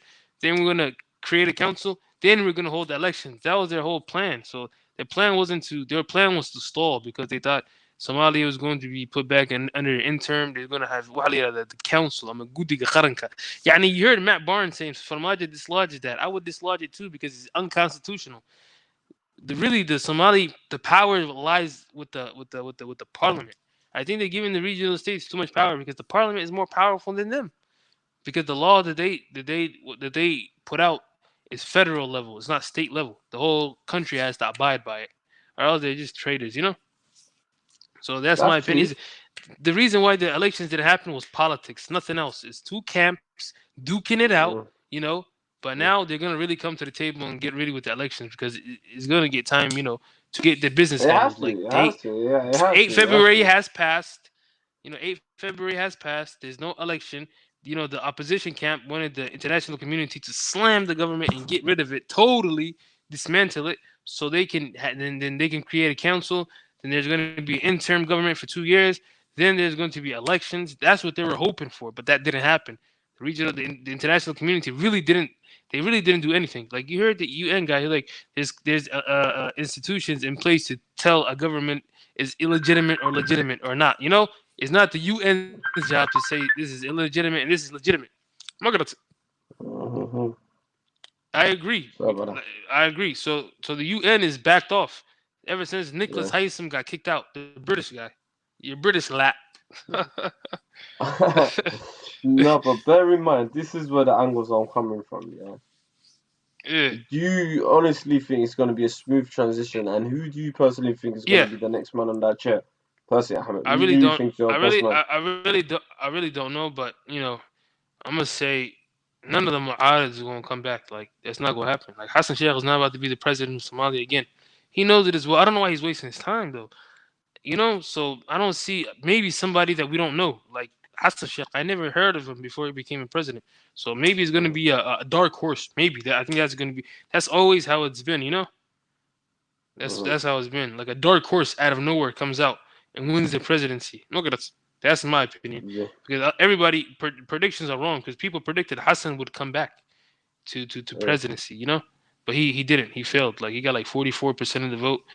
He lost. Okay, Farmajo people are predicting that he will be back, but I think he can lose to a dark horse, not to no established politician. Look at it. No, nobody's going to pick an established politician. The established politician, I mean, is the guys. Or they. When you're a politician, there's a way to talk. It's called diplomatic language. Like, they don't talk in diplomatic language. They just say whatever the hell comes to their mind. So the people already lost. They lost their and so you're gonna say something that offends some people. So you gotta watch what you say. But they don't. They have no filter. So I'm gonna say a dark horse will become the president. The dark horse. Don't sleep on them. Somebody that you never heard of. Maybe like the former governor of Mogadishu, like Tabit or something. I heard he's running. He might become president. Who knows? Dark horse, but no established politician. I don't think Dil Mujadid will come back to power, bro. It's like trying to reheat, McDonald's fries. Like they don't taste good after you put them in the microwave. After they get cold. You know what? Yeah, I love my North American family with the analogies. You know what? I've got it. We say you can't refry McDonald's chips. I'm done. You can't. Once they get cold, then so you guys, what's it? It's dead. It's rubbed out. You call it fries. Once it's dead, it's dead. So This guy Muhammad Bowler said something quickly. This is the guy. What do you think about this? What did he say? I don't know what he said. One name. He said one name. Qaeda. Nah, Qaeda. He committed political suicide. Like this guy Simbalosha, the former intelligence chief. It's a crazy guy. His name is Simbalosha. He called Qaeda Saqirka Siyasadat. Saqirka Siyasadat. I'll tell you how he committed suicide. 2 years ago, Qaeda was in Qatar giving a speech to the Qatari diaspora. Wuxuu dhahay nama cabsiin karaan qabqablayaal intaan xukunka joogno. Qabqablayaal wuxuu yaqaanaa kuwa mucaaradka waa kuwa maanta uu gadaashooda taagan yahay magan u yahay. Yes. Kuya shalay caynaysa maanta. He's behind the same guys that he was cussing at yesterday. That's why he does it. Qawl ma lahan. He's an infant politically. Even if you're gonna become gonna become president, he should have established himself aside from these niggas, man. Because those guys he had problems with the whole 3 years. He was beefing with them. Like he was really beefing with them. He was on their neck. Hotel he used the guy who was on their neck. You feel me? It wasn't even Farmajo who was really on their neck. It was Qaeda who was on their neck. That's why a lot of Hawiyas felt betrayed by Qaeda, and then he came Qaeda was back. on their neck. Yeah, but he came back. That he can't do that. No, he has to. Qaeda had a lot of non-Hawiya supporters. He lost his non-Hawiya supporters, and the Hawiyas don't support him. Majority of them not going to support him because they believe that he did them foul while he was in charge. So he lost all his support base. Zero. Yeah, he should. If I was his consultant, I would have told him. If I was his consultant, I would have told him establish your own brand. You feel me? Don't be with the Mu'arad. Be something separate. Talk, give interviews. Tell them what you're gonna do. That's enough for you. He already had a lot of supporters. Most of his supporters, they were dispersed. Wow. Dad Somalia oo isku jirjiro laakiin kuwii mucaaradka markay ku dhex arkeen kuwii wacayn jiray asagoo gadaashooda taagan xataa garabkooda ma taagna. They don't even let him speak, bro. They put him in the back. Like I can show you a picture. He's all the way in the back. Like you, the former prime minister. Like how are they putting you in the back and putting Abdurrahman Abdul overly tall self in front of you? He's nothing. He never became prime minister or the president. But they're putting him in front of you. You're behind him, and you're the former prime minister. What Bahdil? It's not Bahdil. Asaga su Bahdilite. That's why I think. Well, Asaga is Bahdil. Yeah, I think He should have expanded. Like, I don't know who's these guys consulting. Yeah, Like, no, this is not he's even very consulting, yo. popular, It's your spin doctor. Right now, he needs a decent spin doctor. That's what or he he needs. just needs You know, to. and do you think He do needs. you think these guys have got proper PR people anyway? You No, think they yeah, they listen do. to him? Qaeda guy's PR people, but his PR people are wrong. They're not telling them what's real. Yeah, Yeah. like Kuwa taageeri jireen arke, bro. They're dumb. Qaeda Firi. Qaeda, Qaeda was a nice guy. He was stylish. He was young. He was the guy who Aftan Kaha Melah Qutbain Jiri. Yani people used to follow him, take pictures of him. He thought they liked Hassan Ali Qaeda. But no, they liked you as they liked the prime minister of Somalia. They don't give a fuck about you. He learned that the hard way. He's like, where's everybody that used to take pictures of me? Where's all the paparazzi that used to follow me? Nah, I disagree with that, man. I disagree with that, Ahmed. I think he did political suicide, where he was running around for the president, El Presidente, and then it fucked I up. think he was It setting off backfired his on him. own grudges. Yeah, Oh and I yeah, think yeah. the shit No, fucked not up, even yeah. that. Even if it, And then no, I already know what Qaeda tried to do, bro. Qaeda was a foul guy. He was a treacherous guy. Like, he reminds me of a lot of guys from my neighborhood, like type of guys that would kill their best friend. You feel me? So of the Qaeda, he had a Kenyan spy working inside his own office, bro. I'm not lying to you. I'm dead serious. yeah. How I know is because his brother lives in Canada. He lives in Mitchell. He lives in Edmonton. He's a big, Akunyan way. I'm not gonna lie. He's a very intellectual brother. I think he's like psychologist or something. His brother was working inside Qaeda's office, so his brother was given every single insight to Madowa in Kenya, like straight up, off top. Okay, what else Qaeda was doing is he was working with Kenya, collaborating with them on the low, really collaborating with them. Yani, he stopped the liberation of Bu'ala. Bu'ala was about to be liberated. He stopped sending the soldiers their what you call it hubka iyo rasaasta iyo shidaalku ka goostay. Dee beesha caalamku qoraal u qoray oo ah dagaal qabiil baa la abaabulayaa. Ma garatay? Bu'ala is occupied by Al-Shabaab 100%. So I don't know dagaalka qabiil Al-Shabaab haddii qabiil noqdeen ba asagaa noo sheegaya. I don't get it. He stopped a lot of things, stopped a lot of things. What else did he do? Oh yeah, what else did he did was he forced the president to recognize Jubaland before the Somaliland Somalian meeting in Djibouti. Remember, Jubaland was an unrecognized government because they self-declared as a self-declared leader Madowe for the fourth time said he's the president. He reminds me of Museveni. Fourth time when the government said you're not president, we're not recognizing you. So all right. Qaeda was like, I'm not going to go to the Djibouti shit unless you recognize Madowa. Madowa and Denny were like, we're going to make you president, come to do some rap. We're going to make you president, blah, blah, blah. Ben Bushag, and they wanted him to overthrow the government. But they backfired on him. Like, he got kicked out in 7 minutes. After that, he became a laughing stock. He has no support base because he went to the people he was against the whole time. He lost his support base. His brand, if I was his consultant, I would have told him, stay independent. دولة معارض, give out your agenda, give out your speeches, but don't be, too crazy saying everything, Don't give too many interviews, but give like 2 or 3 interviews. وقت حساسي ممكن يحي interview كسو عادي يديه لا مقود بدير ما قرأتي. Some promotion. You got to do something, you want to become president. But don't stand behind the guys that you was at war with for 3 years. For 3 years, I couldn't do that. I'm sorry. No, but then again, do you Ahmed? Do you think it's that age-old saying, "A friend of my friend is what is it called? Enemy of my friend"? Yeah, But the you know guys the you old with don't saying. like What's the you. old They saying? despise you. Yeah, I know. My friends, my enemy's friends, my friends, some shit like that, bro. Yeah, some يعني shit like that, man. صاحبكي سوى عدوكي سوى صاحبكي وحصل زي اسمه. My Or do you think this is a way? enemies, my friend. Or do you think, like, politically, so he might be doing this, he might be doing a smart thing by coming back in it.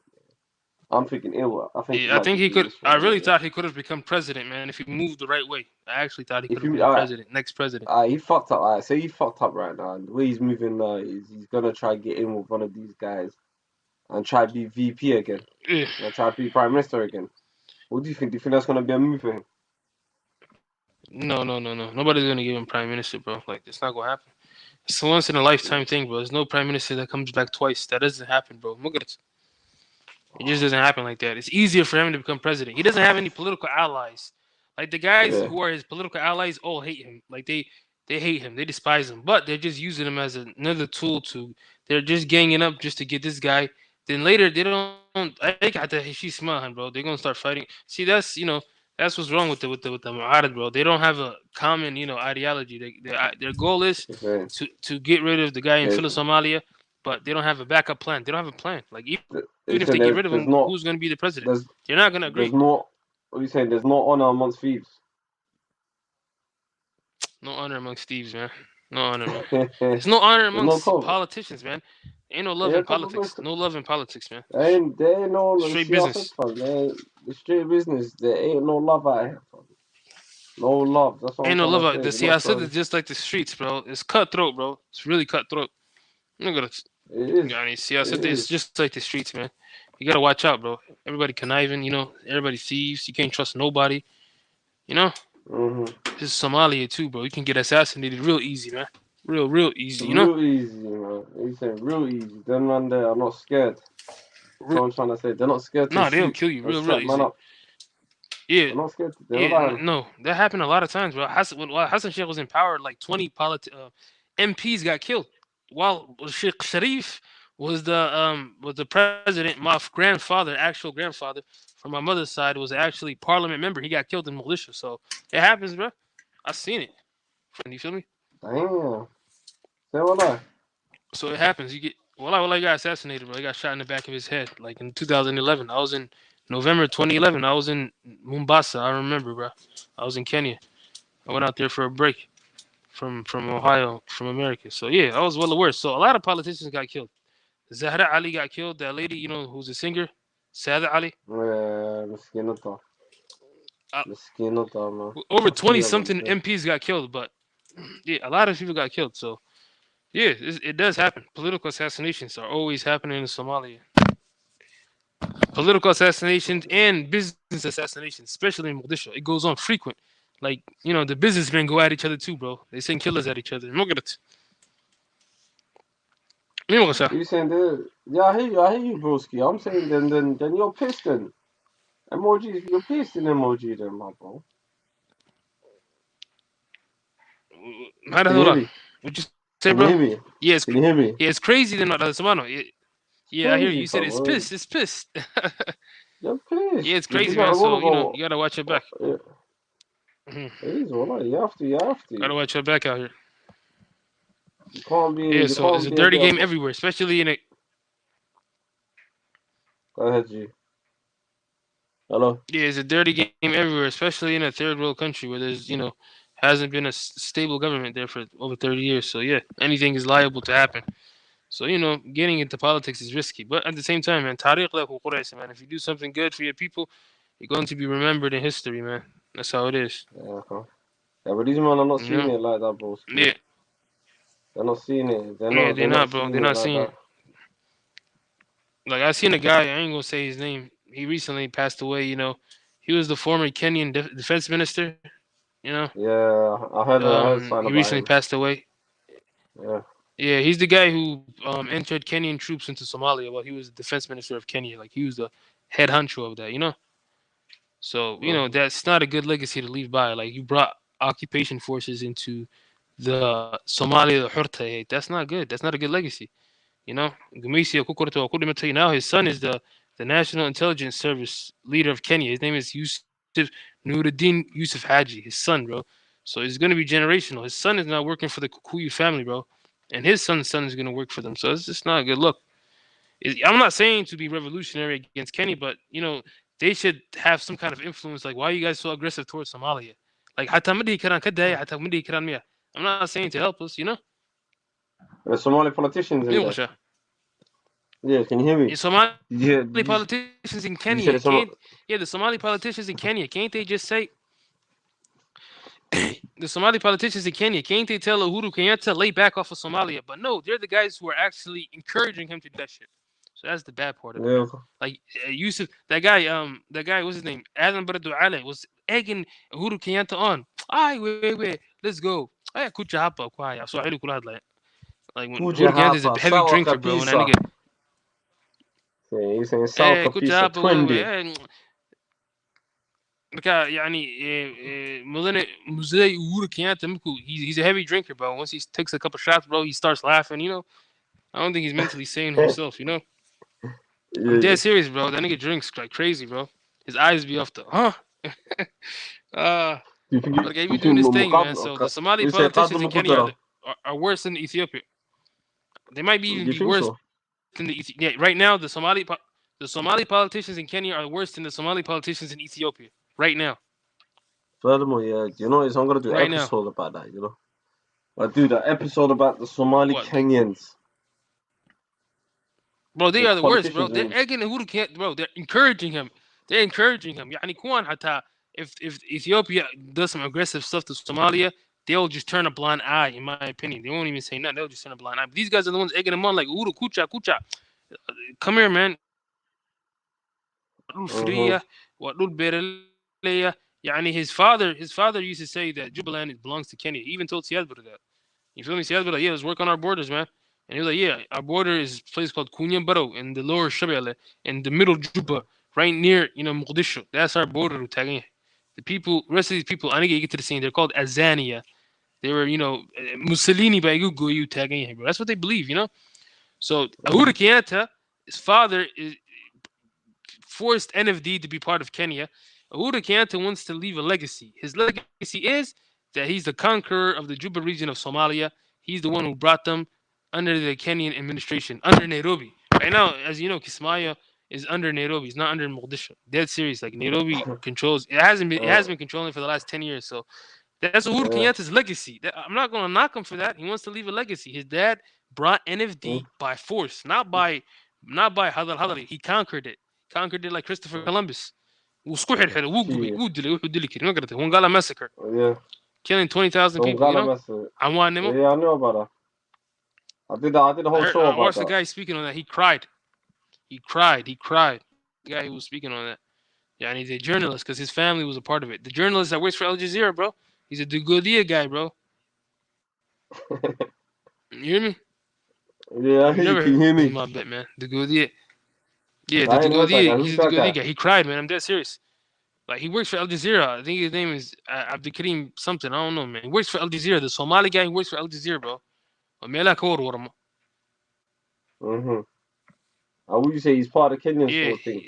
The Kenyan propaganda. Yeah, he's part of the Somali Kenyans. Like, no, he's not part of Kenyan propaganda. He's actually Wadani, bro. He's part of the Somalians who are occupied by Kenya. His people were massacred. He was crying because some of his family members were part of the people. He actually went to the sites where they were massacred at. He cried. He was like, man, my people really got massacred. I did the whole show. What's it called? The Redigle. What's the place called again? The massacre, man. It was where? That massacre in northern Kenya. The Wongala massacre. I did the whole show about that. It's crazy, bro. These man, wallahi, that must wallahi, Somali were lying. So which do you bro, they were lying there because. Kalu Kenyatta or like, I don't hate any of them. I just want to live. I want to live peacefully next to them. I don't want them to bother me. Like, don't get in my business. I'm not gonna get in your business. That's it, man. Treat me like how you treat Uganda. Treat me like how you treat South Sudan. You don't get in their politics. You can't get in Uganda politics. You share a border with them. You can't talk to Tanzania like that. You can't talk to South Sudan as an infant. Because you know only like 14 years old. Shall I tell you why? I'll tell you why, yeah. Like, South Sudan is an infant. Kenya cannot do anything to South Sudan. Even they can't even fight South Sudan. South Sudan will whoop their ass, bro. Yeah, and they share a border, and South Sudan is an infant. It's only 10 years old. I think it was granted liberation in 2011, bro. Imagine. It's a baby. It's a baby state. Yeah, that's true. No, but them lot there, like I said, yeah, Dolet be high stand, yeah, or Dolet be high stand. Yeah, Dolet, bro. But Dolet is power, bro. I would be leather, يعني معارض باكوكا يعني they did a bunch of shit that's not right in my opinion. Like, they committed massacres in Sudan. It really went down there. What they did was rape, kill, but again, danta qaranka bandadka wuxuu nudilnu leeyahay sababta I want to keep my government unified. Like, nobody, even Ethiopia kuma dhacdo South Sudan faragelisa. They can't, bro. You know. But the Tigray, they used to send arms to the rebel group. They used to send arms. Like, that's how they used to interfere interfere with South Sudan. Even in Sudan, they used to colonize them. Like they have bilateral relationship. Not unilateral relationship. We don't have a relationship with Kenya right now because they're really interfering with us. They're really testing us. But again, the Somalis who are part of NFD getting them on, they're actually the ones who are, pushing them because they are the head of the intelligence service of Kenya. Is a Somali guy whose father just passed away. His father was the guy who brought the Kenyan troops into Somalia. He was the defense minister. You feel me? So they have big positions, big posts. They have a say. In what goes on in Kenya. That's true. Dayake, can you hear me? Can you hear me? Can you Go hear ahead. me? Yeah, go ahead. Go ahead. I want to hear your input on that. No. Yeah, I want to hear your input on that. For me, I'm not gonna lie to you. Like I said, yeah, I've been saying this, Ahmed, for a hot minute, yeah. And two, wallahi, ummadana, Yeah. get rid of this poor leadership, this ideal of this poor leadership bullshit. And we got weak leaders, we've got prostitute leaders, wallahi, that's what it is. Hey, don't Yeah. not one of them is gonna Real think, weak yeah, all right. leaders. Not one of them is gonna think content so long to figure it out. Not one of them. And I'm waiting for that day. Bro, you gotta Yes, say, Ahmed. I think about You 100 want years, man. Salam alaikum, lads. You okay? Alaikum salam, Ahmed. What's our door, bro? What's going on, man? Wandohi. MashaAllah. Mhm. What's the topic of discussion? Right now, we're just Talking about, politics God. in general. All right. Yeah, go ahead, bro. I'm gonna come back. Tuesday, You guys man. go ahead. Give me 2 minutes. Yeah, man. He's talking about the Kenyans' influence. What do you think about Okay, it? the Kenyan influence in Somalia. Yeah. Well, it's just, Well, it's yeah. difficult to talk about it when there's an election going on and everyone doesn't have the best agenda at heart, Magarata. Because there's a lot of point scoring going on. I mean, I feel like if the election happened, Magarata, and we happen to have a new leader maybe in the next month or the next couple of months or whatever, and then we talk about the Kenyan influence, I feel like everybody would be more honest, both Farmaja's side and both the Mu'arad side. And what would probably happen would be that Farmaja's side would be a little bit less dramatic about the Kenyans, right? And then the Mu'arad would be a bit more honest about the Kenyan interference. But I mean, everybody knows there's Kenyan interference because what you have to do sometimes in politics is sometimes you don't even have to look at the politicians. You just have to look at the general atmosphere amongst both populations in countries which seem to be having a dispute, Magarata. And if you look on the Kenyan side, because they're stable at the moment, they don't have some election disputes. You can tell from the Kenyan public, there's a lot of, how do I say it? The Kenyan public, right, and the media and so on, seem to be spreading a lot of propaganda about the maritime dispute and what do you call it? The border dispute, Magarata. And they seem to be taking advantage of the chaos which is going on within us, within our politics and within our borders. And so I would say that from that alone, Magarata, you don't have to be a genius. You can tell that there's a lot of interference going on, Magarata. Yes. It gets to a stage where the public on the Kenyan side are speaking as if they're politicians, Magarata, as if they're speaking about a Champions League game, Magarata. Like we had Barca and PSG and Liverpool and so on playing tonight. And if people start speaking about it, my Barcelona got raped.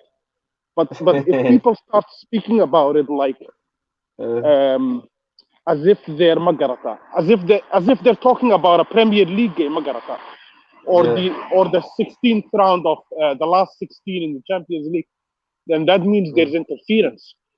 And so that's what's happening within the Kenyans. You hear Kenyans who are talking about the maritime dispute, and who live on the border with Uganda, for God's sake. It's not even the Somali Kenyans who are talking about the dispute. The interference is there, but man, you can't speak about it without us being united. That's the thing that saddens me. We can't even this unite. is the thing. Ahmed, yeah? Yes. I'm not gonna lie to you. Sorry to interrupt you now, though, right? Yeah? And, like, Go ahead. this is what pissed me off, yeah? I'm watching a meeting of politicians. These are electing people. Even the US, the tweet the US sent, like, Slayaba. صح. They're doing called a Slayaba. I don't get these guys in my car. Like, who are these guys? All of them should be all held accountable. Do you get what I'm coming from, my G? صح. And Well, I I get think, your point. well, they're to me, they're disgusting representative of Ummata. Do you get what I'm coming from? You're representing like what, 20, 30 million of, say 30 million people are representing Garina so doing cause Slayaba. So don't so no burba luguchi so maha. And I'm talking from, you know, when I talk about politics, I'm talking from Ismail all the way down to Kanmadowa, all of them. Like Slayaba, bro. So that's my geopolitics figure, you know what I mean? Like, what the hell? Like, well, ain't we embarrassed of being a Dunka's laughing stock? Man, مرة اللي قلت عليه وحنا. صح. I mean, the thing is, خالد, يا أحمد. شعب الصوماليات, you can't. أنا راح أحاول. You know, أمد الصوماليات, they like to put blame on some other people sometimes. سياسيين كان الشارع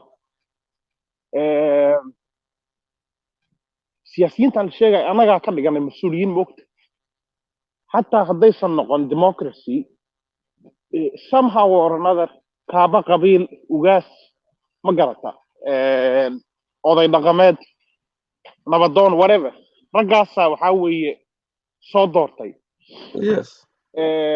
oday dhaqameedka iyo nabadoonada iyo and these guysna waxaa u sabcinaya shacabka and so then the question arises ma garata ummadda soomaaliyeed miyaa dadka xun marka ummadda soomaaliyeed miyaa waxa ay wax ka khaldan yihiin haddii mar walbo aad siyaasadda last 20 years last 30 years you can even say prior to the last 30 years, the guys who toppled Siad Barre, were they the best of guys, Magarata? I mean, yes, they toppled him, they did their job, Magarata, but then after that, what kind of image did they put out to the world? Well, if you get what I'm saying. That is debatable because as a Somalilander, I'm kind of happy with some of them. And I'm not trying to rub it in. I'm not trying to, take the piss out of people. But even as a Somalilander, some of the guys who led you guys had battles amongst themselves. Yeah, but they sorted it out. You could have had, of course they sorted it out, mashallah. But then what I'm saying is... For the done to greater good. Hassan Wallah, Sado, Bur'a, in the building. Big up, everybody. Big up.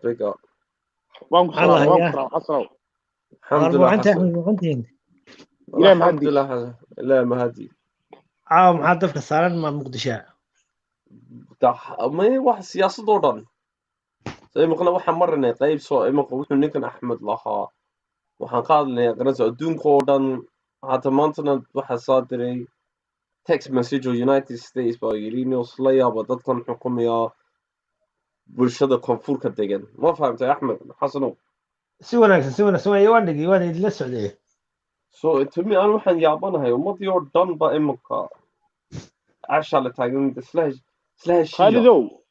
and this is the problem I'm saying. Compared to what I have a one-man vote system. Do you get where I'm coming from? Like you're saying, because you blame of course, Somaliland have done marxweynuhum doorano. Shicibka doortay. You get where I'm coming from? With Walalay Comfort, they've got this problem that they're not seeing.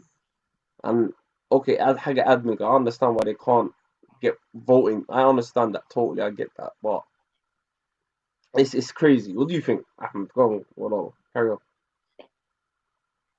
That's but لكن صارت نقول هي الشعب كاحن وحاوية هذا الصومال لان عمل voting system بعد هي 60 voting system كاس هدي أتسكو أفجرون ويدين إذا تقار فوضى كان أنا برلمان كحاوية لا شكو قبصة ما قرأت عمريها لجيتو you know what I'm talking about أدسكح شون ويدين وكذي أدين كل أحد هذا أدسكح شون ويدين then Somali the kalay adunka kalay wadamada deriska ma garata kama xishoreysin and so that's what is happening within the Somali politics maba iska xishoona anaga waqtigan ka xishoon lahayn marka diaspora and the international community UN maxayta okay I'll give you an example, right? And this is not me backing up Farmajo, but for the last year, intii lagu jiray shirarka xitaa intii uusan Farmaajo hadda waqtigiisa uusan ka dhamaan, these guys, some of these federal member states waxay ku hayeen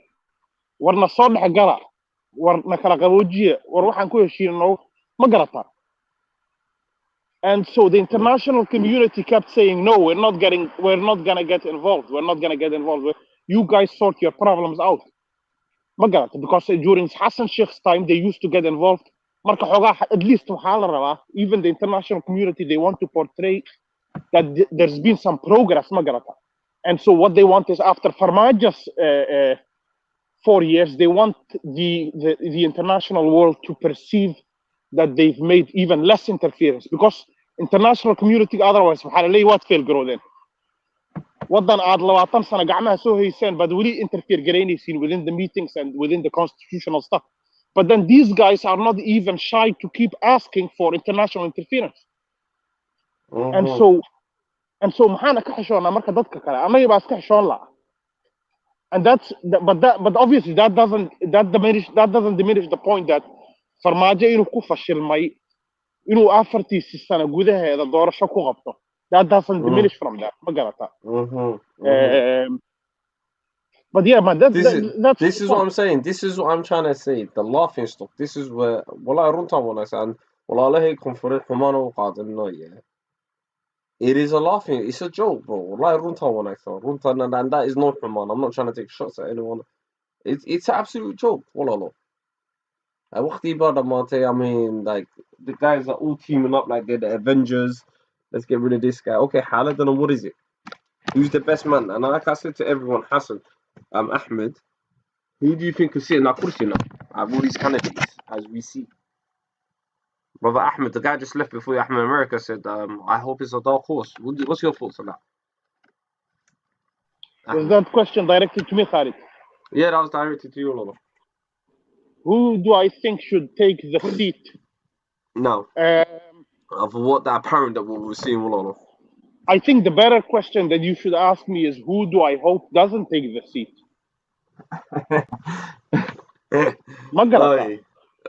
Who do you hope then? That's even worse than you did. So you're saying you don't have hope for anyone to actually sit there and lead? Maya, because ragga mucaaradka hadda oo ugu ma garata ugu awooda badan hadda ama ugu hadalhaynta badan, I think they're all trash. I think they're all a bunch of traitors. And so who would I want not to take the seat? The first three would be Farmajo, Hassan Sheikh, and Sheikh Sharif. They've had their 12 years plus whatever extensions they had, magarata. And ayaga waxaan jeclaan horta inay ummadda ka fadhiistaan.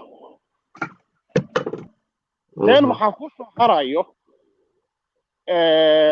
the other two major guys who I can think of magarata right now are Hassan Ali Khaire and Abdi Shakur, when we're talking about the major names in the game magarata. Hassan Ali Khaire, haddii aan politics ka hadlayno way isan meesha ku jirin nin jeclaysi iyo magarata iyo qabyaalad iyo waxyaabo kale. Hassan Ali Khaire has no legs to stand on. 3 sano iyo bar oo complete abad nin la soo shaqaynaysa. We know what you have to offer. It's the same thing. Magarata. 3 sano iyo barna maadan isqabsan. Not only that, there's always a lama quuninaya maxoog lagu haystay ama la khaldaayay matii that 3 years and a half. Nin codkar oo hadal badan oo hawl badan oo waxyaabo fara badan gacmaha kula jiray baad ahayd. There was no instance that we saw any dispute between you and Farmajo. So you have no legs to stand on. You've got to go. Sababta lagu dooranayo anigu ma fahmi karo haddaan sidii magarata dad caqli loo hadlayn. Okay, waxaa ii soo haray Cabdiraxmaan Cabdishakuur. Cabdiraxmaan Cabdishakuur has been very loud and noisy magarata and whatever in the last 4 years, and perhaps a little bit towards the end of Hassan Sheikh's time. I really don't know what the guy. Yes, I don't really know what the guy has to offer, man. Haddii aan qof bini aadan oo islaam weydiiyo ama Soomaali ah, labadiinaba, what does Cabdiraxmaan Cabdishakuur stand for? I don't think you can give me an answer. Absolutely nothing he stands for. I think كوير خشن for me. You know the whole thing I signed وحنا so I think really he should have just gave up from there. It's like you fucked up. Of course that's another topic altogether ما قرأتها. But what I'm saying is حتى هدي أنكو يدي هذه خالد or Hassan or any of the guys listening ما قرأتها. What does Abdurrahman Abdi Shakur stand for? I don't think anybody can give me an answer. تجنمه really. Maya شخصيتي فهمها الله. No, it's not شخصيته for me. Oh, so you're saying his manifesto. What is he saying he has to offer? His manifesto. Okay. You're good. Your guess is as good as mine on that one. But that's the point. I see nothing of him for the last 4 years. مرة ويدوا نحن صبا وحنوقا صقوا العقا روسنا. Go fund me بلايا صبا روسنا ينوقا. Hassan Yara said Abdi Shakur is a traitor. Who's Abdi Shakur? Oh, Abdurrahman. Oh, yes. Yeah. Well, but that's not the point, Magarata. The point is, nobody knows what the guy stands for. He doesn't have any philosophy or principles or whatever.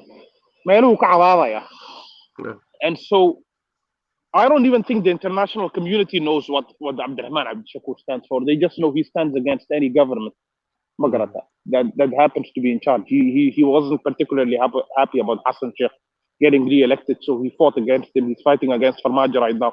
I think Abdurrahman Abdi Shakur is one of those teams, if we put it as a football analogy, that kind of likes to upset the bigger teams, but never actually reaches anywhere. In the end of the season. Yeah. They're a little bit like how Crystal Palace was towards Liverpool. Can you really honestly think there could be an outsider? There has to be an outsider. The international community has either prepared an outsider, or I'm afraid to say Farmajo has got a big chance of getting re-elected. I mean, because Hassan Sheikh and Sharif Sheikh Ahmed don't stand for the sort of things that the international community wants to portray, I think. I mean, if the international community wants to back a former president, then surely the best guy to back is the guy who's here now, Magarata, not the guy from 4 years ago. I mean, it has to be an outsider. And I've mentioned the four guys who are the loudest amongst the Mu'arad right now, Magarata, because the majority of the Mu'arad. Would you give it to Khair?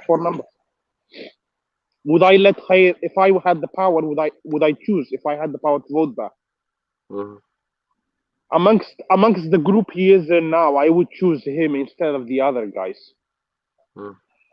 I would choose him instead of the other guys. Yes. Why would you choose him then, Ahmed? Why would you that per se? Why would you? I think he seems to be a bit more balanced. I think he seems rational, Magarata. If he's not up to no good, he's gonna be up to no good in a rational way, not the kind of way that Abdurrahman Abdi Shakur or Sharif were accused of, Magarata. Abdurrahman Abdi Shakur was accused of signing something, and Sharif said he didn't know who signed it. If he was gonna be a criminal, he'll be a smooth criminal. If he's gonna be a good guy, which he has the potential to be, Magarata, then he'll be a smooth, cool guy, Magarata. He won't be a hero like Farmajo. He won't act like a hero, trying to Magarata put people under his thumb. He'll kind of give them leverage and space to move around. Hasalo. Sagal iwar. Alhamdulillah, waxaan ku yiri anigu kulay ninkan mar horena waan idhi dadkan halkan dee Muqdisho ma garanaysaa day riyees uga nool yihiin ma garanaysaa ay iska riyoodaan waayo sababtaan u leeyahay waxa weeye Soomaali bir hore kala tagtay intii soo gol ma garanaysaa haddii iyagu ay sidaahdaan bal xal sida hadhowtana markii intii soo golba ay xal raasato in la wada hadlo waa halkeeda laakiin riyadan aan laga toosin waxa weeye dadkanu dee inay maaragtay dalkan dib u dejiyaan uma muuqato followed ma hayaan kama fakarayaan waxaan u arkaa un wax calooshooda ay u shaqaysanayaan iyo maalintaa yoomiga iyo dee madax baa noqday un haddii la doonayo Soomaaliya inay hagaagto waxa weeye leave Somaliland ka saara meesha ma ka saarteen Somaliland waayo nin aan waxba kugula shuraakoobayn dadka Somaliland ka soo jeeda Muqdisho qabtaa maxay kula shuraakoobayaan dadka ka soo jeeda gaalkacaya dadka xamar jooga dadka koonfur galbeed jooga maxay kula shuraakoobayaan waxoodii un bay kula shuraakoobayaan soo maaha marka waxa weeye las take ka saara Somaliland meesha intii koonfur ama Soomaaliyadii ama waqooyi magarasa koonfur ha wada hadlaan iyagu from zero ha ka soo bilaabaan kor ha soo kacaan laakiin intaan anagu ku dhex jirno Somaliland dad ka soo jeeda inay intay ka soo dhex jiraan waxaan anagu leenahay waa riyooda wali lama toosin mar baa anaga busta dheer sii saarayno seexinayna ya inay kacaan ma doonayno ma fahamto aanu leeyahay sida ilaa siyaasiga Somaliland ka soo horjeeda laga soo saaro meesha ay yiraahdeen Soomaaliya wikaano ma heli karno Somaliland Soomaha ma heli karno hadda doonaysan wax nagula shiraakudan you bring Somaliland cashuurta ka soo qaada waxa lagu gorgortama ما فهمت حق هذا Are you guys ما فهمت حق هذا my Somali maybe is too strong marka weligeed ya allaheed xamar ma hagaagayso ilaa iyo hurdada ka toosan way baan leenahay ka kaca hurdada waxa weeye ka kacayaan maxaa inoo dana Soomaaliya ma inala joogtaa maya maamul goboleedkana waxa loo samaystay inaanay Soomaaliya degin weligeed waxa weeye qabiil maldahan waxa weeye mar kale iyo midnimo waa mar kale iyo burbur ya dadka majority-ga Muqdisho ku nool waxa loogu samaystay in maaragtay waanada technical waxa loo samaystay in maamul goboleedo lagu muquuniyo waxaan kaga baxayaa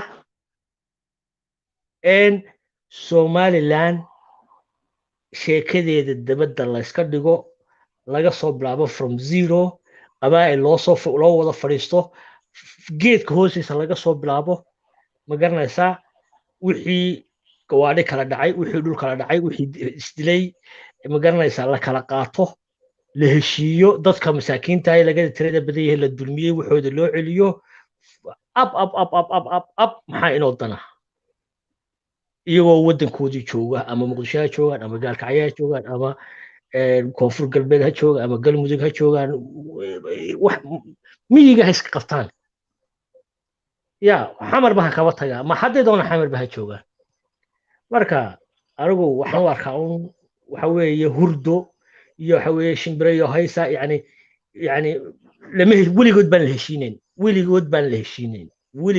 heshiinayn baabacada timay ka soo baxaysa maya intuu nin Somaliland ho islaanta yara hooyada ee miskiinada ay maalin walba la qarxinayo oo koofiyada markuu Somaliland shaqo ka waayay imanaya cashuurteeda cunaya hoteelka ku jiraya aan ogolayn in maaragtay xamar ay degto we know them waan ognahay inaanay doonayn dadkan xamar jooga reer waqooyiga ama gudubirsan noqdo ama dhulbahantaan noqdo ama isaaqan noqdo ama whatever uu noqdo ka soo jeeda xadkii Ingiriisku dhisay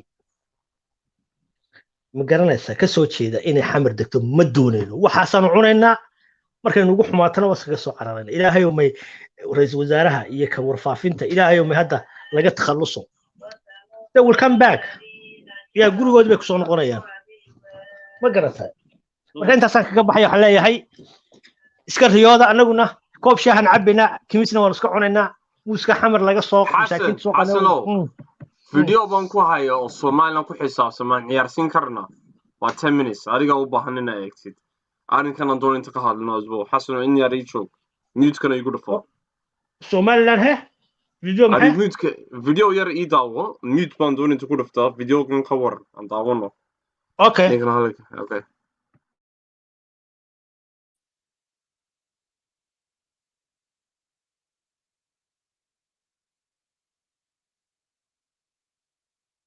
kulanti wacan oo wanaagsan dawdiyalid lahaantiinba kulanti wacan oo wanaagsan ku soo dhawaada halkan iyo waliba warbixino cusub oo xiiso badan gebi ahaanba waxaan warbixintan ama fiidiyogan diirada ku saari doonaa kuna soo bandhigi doonaa mariyori telefishinka qaranka Somaliland Maxamed Xasan Cali Waji oo xilka laga qaaday iyo waliba isaga laftiisa oo ka hadlay xilka qaadistii lagu sameeyay hadba bal intayna u gudagelin arintaasi iyo waliba sida uu Maxamed uga hadlay arintani iyo waliba lagu daray sidoo kale mas-uuliyiin ka mid a wasaaradda warfaafinta somalilan oo iyaguna ka hadlay isla arrintan hadalhaynta badan samaysay ee baraha bulshada iyo weliba guud ahaanba soomaalida dhexdeeda hadalhaynta badan ka dhalisay bal aynu ku horeyno maxaad ka og tahay mas-uuliyiin ka tirsan xisbiga wadani iyo weliba sidoo kale dad kale oo iyaguna dhigta wax ka maqla oo soo bandhigay warbixino been abuur ah iyo weliba propaganda ah oo lagu kicinayo shacbinaha somalilan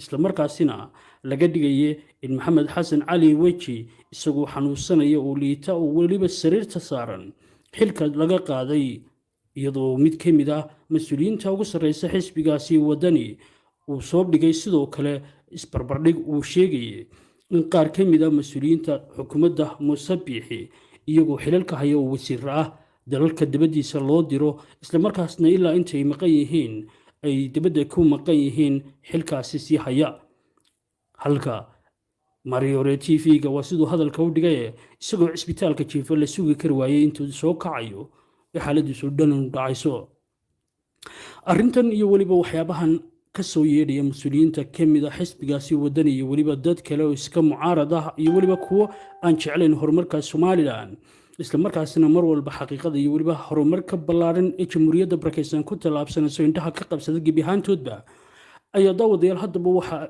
halkan aan kugu soo bandhigi doonaa maxamed xasan cali weji laftiisa oo isla arrintani ka hadlaya waxa uu maxamed bulshada somalilan u caddeeyey inuu ku faraxsan yahay xilka qaadistaasi isagoo caafimaad qabana xilka laga qaaday oo dhakhtarka ka soo baxay waana xilli agaasimaha guud ee wasaaradda warfaafinta somalilan oo dhowaan isagoona xilkaasi loo dhiibay oo soo bandhigay in isagoo maariyihii hore t v-ga maxamed xasan cali weji caafimaad qaba islamarkaasna gurigiisa jooga xilka laga qaaday waana xilli daawadayaal ay lahaayeen mas-uuliyiinta ka tirsan xisbigaasi wadani iyo weliba kuwa kale aan jeclayn horumarka iyo weliba quruxda somalilan ay sheegayeen in uu cisbitaalka jiifay islamarkaana xaaladiisu ay halis ahayd dhanka kale waxaa jirta daawadayaal inuu maxamed sidoo kale ummadda somalilan iyo weliba guud ahaanba bulshada soomaaliyeed uu caddeeyey inuu aada ugu faraxsan yahay xilka cusub ee loo magacaabay oo ka qaalisan xilkii uu hore u haye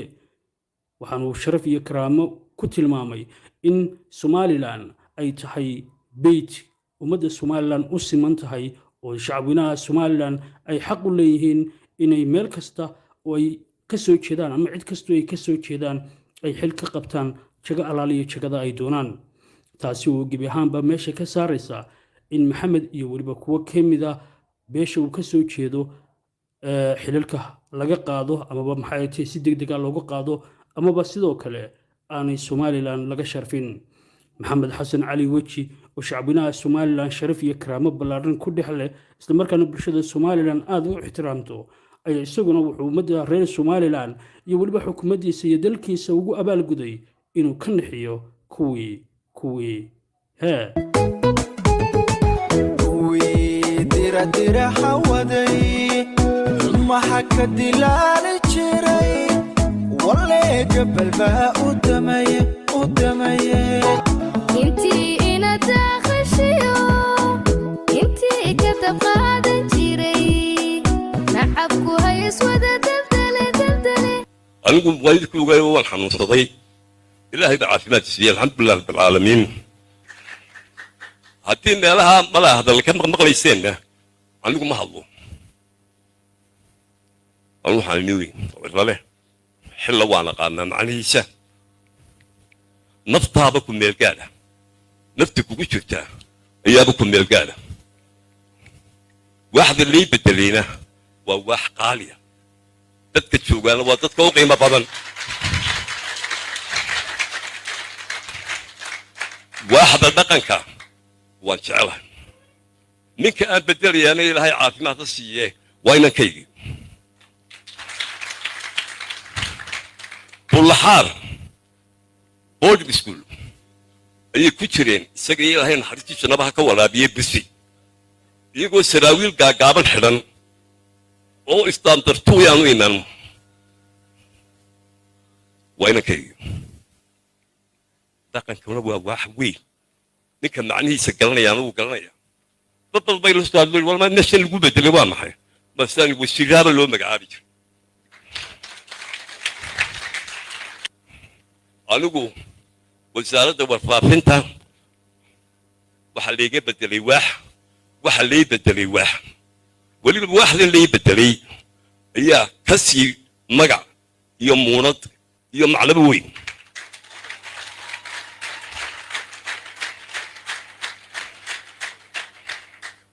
كل ولا سعتين ورباهنتها يميل يهبا وحكو أركيسين إن وزارة ورفافين تي مسؤولين وزارة لقول لعيني أما بلقوا ما جاي محمد حسن علي وجه ماريو هريتي في قرنكا أو ضدك قار سقل دن أما بس بينا أما بس كتير هنتي أي أودجين أو ضد وينو هنتي مسؤولينه أرنتاس أي كهد لين أو أي لهاين وجه أو حنوسنايا oo sariirta jiifa oo qaranka in badan u soo shaqeeyay ayaa la bedelay oo laga xishoon waayay arintaas qofka bilaadanki de waa xanuunsan karaa runtii waana bogsan karaa sawiraan weji oo xanuunsaday ayaa la soo qaatay iyo digreetadii wasiirka runtii la isbarbar dhigay weji waa xanuunsaday laakiin wuu caafimaad qabay gurigiisina wuu joogaa waana uu soo shaqo tagay dadka dhagagaalaha ee beentaas mujtamaca iyo dadka runtii dee u sheegaya waxaanu halkan ka beeninaynaa isagoo sariirta yaala ama jiifa inaan digreetada wasiirka runtii aanay soo bixin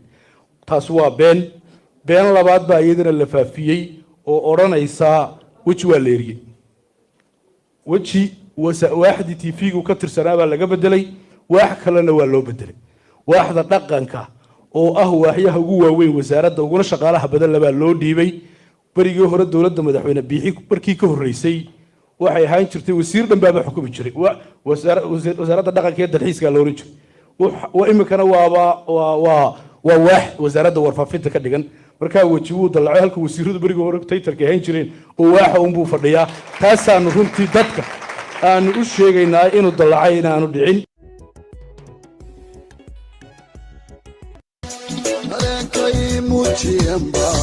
dunidu wadaayabato dunidii way shiraaqatee dordhaatana hogaamiye ti sharafnu kaga tago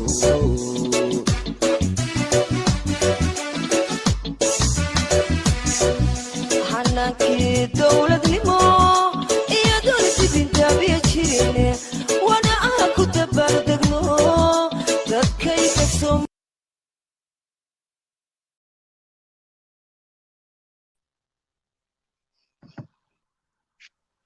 يا خالد ودي فين وزيركي وفافين تنادر أورجيسا ودي لا عافيو وكفر يستحيلك ودي فين ما أعرف أنا أحسن بروباغندا ده مقالة اللي قليونكي حلك على قصار ودي فين وجهي محمد وجهي محمد وجهي شكله لوكلي أصلاً حلكي وسكفر شوي عنه ما يروح عن سنة أضيف بان نقطة دنا باكل حلكي بالجوري ودي فين حسن ما بروباغندا ما إزدار سوكي هاد لهي خالد وان أوران لهابا ده تلفزيون كواحد تلفزيون كان لقى سوق قاضي وحا مقرنيسا لو قد بيهديها علقن كأو دولة سيلاي أهان شرتي وزارة قارة مركا وابا لا عاوي هذا نكون بأونست هذا ونوين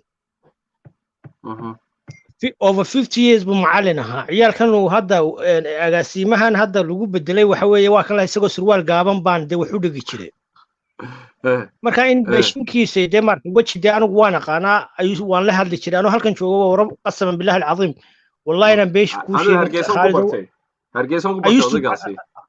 I used to call him from London back in the days وأنا ضيمله وأنا ماركت ده يري هذا إنه سكان نستوى بيشينكي سقاطود ومد الصومال لنا يحصته وسكبه يسكن نستوى سقوا هادو دونش بالعكس سوى الصين يا بيشينكي سنة وقادنا يا صومال لكن مو أروان استعسري ده بوكا بعد وحنا صديقة تطبع كله بعسلي سن نكلوك لعنو حتاجن والدعاية وضني يا ماركتي بقى وقلت جاي سوى حنوصنا يا دكتورك كم مرة واحد عيد بيسوق قليلا يدهن والله قاعد وضيقة ما قرنيسا حلكي مركا ماشي وقلت جانا ويصاب بوقدان إنه إسكا صاب بوقدان وحي أوجينا يا نوجيان هاد وحي أنا إسكا عمصان وحي هذا وجه ولا قاعد ودت كلا ولا قت ترد بني ودت كلا ترد بني هاي وحسيره شو بن وقتها ميديا الله في باي كسرتم وقتها markuu caafimaaday oo soo caafimaaday waa taa uu afkiisa ka sheegaya dee uu leeyahay cidna imay xasilin marka waa full stop dee هو propaganda سماها على كل حال. ها دي 100% محمد خالد is talking. عادي. Yeah. No sida inagu kan waan ka baxay kana ka soo galaya Peter kan dhacayo marka waxa weeye waa okay way anigu labadaba waan ka galaya waxa ma lehe marka de Somaliland cadaalad waliba ma waniga ka kala ka soo galay waan soo galay يا حسن اوكي كانن كاساردين يس حسن انا مقلصه خالدو يس asu wanaagsan marka waxa weeye waa iska dacaayad iyo ma garanaysaa sheekadan hadda jirta ee doorashooyinka jamhuuriyadda barakeysan ka socdo bay isiraahdeen u dhaxraacay laakiin may socon waa sheeko wadani xisbiga wadani أنا مرة واحد صاحبي وضاني كشف يا بابا I don't know man عبد الرحمن تورا ده لقى بتلو عاملين عبد الرحمن عرو ده لقى بتلو هذا ماين حسبي عسوب هذا ده مرتي عبد الرحمن زوراي عبد الرحمن زور نتكدك كانوا كم مسكينة مو سنوات هذا ما عبي فطوم بابا برخضوا ما كهض له هذا معارضة ينو برخض يا برخض أون قرنيا برخض فرطوم برخض وقرا هذا له هذا رمي هذا تسوى شيء هذا ما والله waxa la yidhi if you open your mouth waxaan samaynaynaa waxa lagu xisbiyada lagu furayaa marka keep your mouth shut afkaaga iska hayso markan muusii uu 3 sano ku darsado you next marka iska aamus waa waxaan xamarka ka duwanahay waxaan xamarka ka duwanayo you know what's going to happen باذن الله ilaahay baa og laakiin yani saadaasha we know after 3 years qorsheeda waa sii degnaa they had a deal bay galeen waxay yiraahdeen ciro keep your mouth shut dadkaaga dhinac ka raac 2 years hadda waxa ka dhacay waxa haray 1 year and half oo haray 2 years 2 sanana igu dar after that ila meeshu hagbad ma ahe adigu ila qabso marka wadanka simple marka way ma dartay isagoo hadlaya no do you know is I don't think so man because anigu ciro waxaan u diidi lahaa حسنا why because wuxuu haystay parliamentkii Somaliland for 12 sano buu haystay waxa uu qabana but meeshu iska fariistay dawladdu I don't know man for me it's conflict of interest for me hatta ay 12 sano meeshan haystay ilaa dawladda lacagteeda 12 sano badadkii bilaadka wixii cunasay ninka soo sharcameen hay laakiin for the safety Somaliland danta Somaliland inagu waxaan ku caanamaan whatever danta Somaliland ku jirto waa in la maraa wada hadal lagu dhameeyo danta Somaliland baa ku jirta in ciro ama xisbi aan kulmiye ahayn uu ka taliyo wadanka you get me marka danta wax walba ka weyn ama 12 sano ha fadhiyo ama hadda askar bayna haysataa fahamtay askartaasu ruulan dawad garanaysa askari meel ka talinaya yeedistaan we need a siyasi like Siyaasada oo kale we need siyasi oo baahanahay berigi Siyaasada yani lacagtii way soconaysay dadku kala furnaa wada hadalkii Soomaaliya la soo celiyay this man now waa askari weeye waa difaac iyo demaasii waa kan ciidamada dhisaya we don't need more ciidamada la dagaalamayna isiniga difaac uu ku jiro difaac center back buu ka ciyaaraya Ahmed muu baxay في بيترجع كده عيب في قصان غندنا marka waxa weeye xamar hadday doonayaan inay maaragtay xaaladahoodu ay kala deganaato they need inay iyagu yani fakaraan oo tashadaan ay tashadaan oo wixii maaragtay garanaysaa naftooda iyo demarka dalkooda khuseeya oo aan riyaahayn inay ku fakaraan iyagu wada hadlaan haddaan dadku wada hadal qaalidow waxba ma dhaco yani waxba ma hagaagayaan halalka halalka before I don't think before waxa tiri walaalayna waa inay wala hadlaan I think halalka waxa ka horeyso ma la soo ogol yahay حسن هذا السؤال شلون نقدر نقول فهذا الشيء قفكم ما أقولش إن الله هالشيء لأن أقلاش كورس حسن وضو هذا ما يقول طيب يا خالد كما حد أحمد كان ما قرن كره إنه يقول يا إنك إلى أن والله هذا الله ها so we have to talk هذا تمام وده هشينه أمان سدينه هذا أحمد وكالك عايز كسر صومها I don't know وحو ده فكر كيسي وحيسه لكن ما كانوا والله هذا لا والله شيء كيسنا بانوا والله هذا كرنا أمون جديد تاوان كله فهمي حسن تاوان كله فهمي أنا بقول وحن تاجنا هاي أقلاش شدا لأن قف أقلاش هاي بالله اللي كذا سألتك من كذا سمانة هاي في أقلاش شدا كورس حسن وأحمد you wanna come in on this one هذه دوان كي ربح قف باي صوعي I didn't catch the last bit أنا وحن تاجنا كل مية يبحانو غيني وضني waxaan ka baxnay waxaan xasan burcaan nagu soo celiyay walaaleen koonfureed ma ogoleen inay wala hadlaan Soomaaliya xasano halka xagaas nagu joogtay xasan wuxuu taageeray inay hadlaan waxaan taageeray halka horta ogolaasha horeysa wadiifin xamse ama sorry Ahmedo والله I don't know man it's difficult because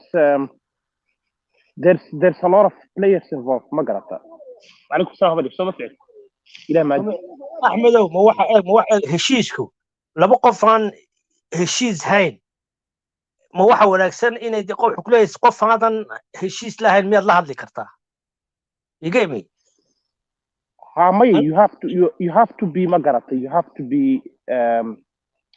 have to be in agreement to talk and you have to sit down ما يخالي before you can agree on something أنا وحنا يا هذا واحد جرا واحد أدوق لا هاي واحد أدوق لا هاي كلام خد لي كرو قرطي فهمت واحد أنا أقول لا هاينا يقول ما هاد لي كرتين سمع قرطي لكن واحد وضلنا هاي وإن نكوض هذا الله وان قرطا أما أدوق يعني أما أدوق بتصو أما أدوق هاي أقولان I have you cannot say to me I can't كل هاد لي مايو أنا أديك كل هاد اللي معي واحد لين هاي بقى نجد حيو واسكو قصبنت هاي إنه ولا والله صح you like it or not صح يا هديك لو نجدلين دي أوكي بس كبوينت كاتشيس هذا محوية وحلاي هاي أنا وحلاي هاي وإن لو ولا حضه أو ميسك لو ولا فريستو أو لو ولا حضه ما إنه تنا ما أنت هلو Somali number Mr. No, I'm talking about Mogadishu. Leave Somaliland alone. Okay. Don't bring in Somaliland هبكو صدر الماشي. Okay بحد لها كوبا صدر ما دام أنا وحي عنقار ولا هاي. عنقار ولا هاي وأنا عقلت قوة هاي last 30 years أنا عقلت قوة هاي. صح. هذا أدي يقولي جاك هذا كوي ماتو هذا يقولي بعد كنت هذا كوي ماتو عن كلا عنو كلا عبه ومركز شو بينسوا سمين كذا كودا هذا إن متش عليه رايس كذا نص بدي إن باستنا هو هاي بدرنا صدقنا واحد يطلع هذا أقول نو أورنج كبدون إنه تفاح خضار تبدون إنه حندون إنه ديناصور قاعد وحاية يا أدوق وحكين كليني مايو قرتي ما كان you gonna get fed up ده نقولنا يعني هو أما واحد نقولنا سنة عصبات هاي يا ما يوانك فهم حسن وانك فهم سكي عم بكون فهم the only thing that you have to remember is with regards to the Somaliland topic waxa meesha isku haysto hadda inaad fiican fahantin baa fiican waxa weeye waa qolyaha borderka ama xuduudda la sheeganayo labada dhinac ka degan weeye Soomaaliland garan ninka Kismaayo iyo haddii Ilaahay ku roon yahay iyo Muqdisho iyo Xudur iyo Baydhabo degan maaha waxa ay dhibaatada ka dhex taagan tahay si wanaagsan and so markaad itiraahdo aniga as a guy from Jubaland don't talk about Somaliland my first reaction will be maba ka hadlo de xuduud ma balihin صح Somaliland garan صح Nairobi ba Hargeysa iga dhow صح laakiin waxaad haysatiin waa qolooyin kale oo haddii aan rabno aan isku qabiil nahay صح oo la degan si wanaagsan adigu marka waxaad u hadlaysaa the way you speaking is annagu wada hadal baan waxayna ku dhamaysanaa haddii aan nahay Somaliland Mogadishu needs to do the same. Like No, no Mogadishu, Konfur. Of course, but it means Mogadishu because Hamar is the capital of Somalia, Magarata. You say so. If I say so, international community will recognize Gracie and Carlina. You do the school gay measure for the Magarata. لكن دي دولة وحوسي مادة معمول قبل دوكا دولة الكونفور نبى هوسي مادة صوما وهوسي مادة صوم تاسانو إير مقدشو لكن بوينت كي وحاوي هديان كوسو قبل نينك مقدشو فاللي مركو عن قبل هذا سوي كايمان his first point is وغوي اللي مسو هشين because تكرك على صوف اللي يمان والبا سمعنا نقرأ تكرر أول اسكفر يا بعيد واحد. That's my point. That's a dispute between the people who live there. ما قرأتها. لأن حمر إيه كسماية إيه هدول يكونوا إيه يا بيضاء إيه حتى قال قاعدة دقن معه واحد تكرر كويس. والله بنور الرغوية سما. لكن this is our business كي وشغلة يدوي. Yeah, but that means you haven't resolved your business. No, we are. waxa anaga problem oo jira ay waa iyo ifli hadda magaal kacayo area waxa ka dhacay qabaayil walaalaha bastilaya looma soo qaadan Soomaaliya nabad ma baaha eeg hadda last 3 days ama 4 days waxa la isku adeegsanayay tangiya la isku adeegsanayay wasiirka Puntland difaacu beel buu gacanta saaray macnaheedu ma aha laba beelood oo walaalaayo eel isku dilaya in qadiyada Soomaaliya dhex taala in maaragtay loogu nisbeeyo tukaraq ma soo qaadan kartid waxa weeye qabaayil meesha degan baa isturtuurayo hadda xalkeedina waa la dhameeyay waana lagu jira hadda marka taas ma aha maaragtay wax la soo qaadan karo xasanow waxaad ogaataa qadiyadaas marka la dhameeyo then the people of the south don't really have a problem waxa meesha is haysto oo isku dhegdhegan oo isjijiidanayo waa dadka meesha degan pointkaasaan anigu kaa dhaadhicin rabaa waa dhegeysanayna doonaa marka the point is ummad walbo hadday ayadu isqabqabsanayso then it doesn't matter what other people think solution maba la helayo laba nin oo isku xitaa oo isku jifa ah markay laba dhinac la kala saftaan then that's a problem now anigu I'm speaking magarata as somebody from the south who doesn't really have an opinion on that situation apart from the fact that if the people of that region agree magarata Highland battery ما فاهمين battery I don't have any problem with land maxay Somaliland mise Isaaqland battery Isaaqland kuma oran anigu waxaan ku iri Somaliland baan ku iri okay ما قرأتها إن كستي ساقو بدن تاي عيب ما لكن I don't use the ما قبيلنا نوقف فمجي عليه أنا خالد never come on the channel and insulted anybody no we don't do that sometimes I see it happening ما قرأتها and no post it up but what I'm saying is if it happens while I'm on the channel the simple thing to do magarata the grown up thing to do is I just click magarata exit and leave I get you no we don't do that but my point was I don't have I shouldn't have an opinion on that region my only opinion is if those people of the region agree together magarata then ummadda Soomaaliyeed waxaan xal u gaari karin anigu ma garanayo magarata waxa la soo haystana ma garanayo waxa loo kala cararana ma garanayo laakiin haddii ay xal noqoto in that region I don't have a problem with it the only thing that I hear sometimes ma garata is that reer xamar baan haysto ama reer koonfur baan haysto I don't agree with that obviously marka la sameeyo baarlamaan iyo waxa la isku dhoobay la sugeeyo representation aan la baahayn oo xamar la fadhiisiyo waxay u badanta markaas hadii la soo qaado Soomaaliland hadii la soo hadal qaado that they're not gonna recognize it ma garata because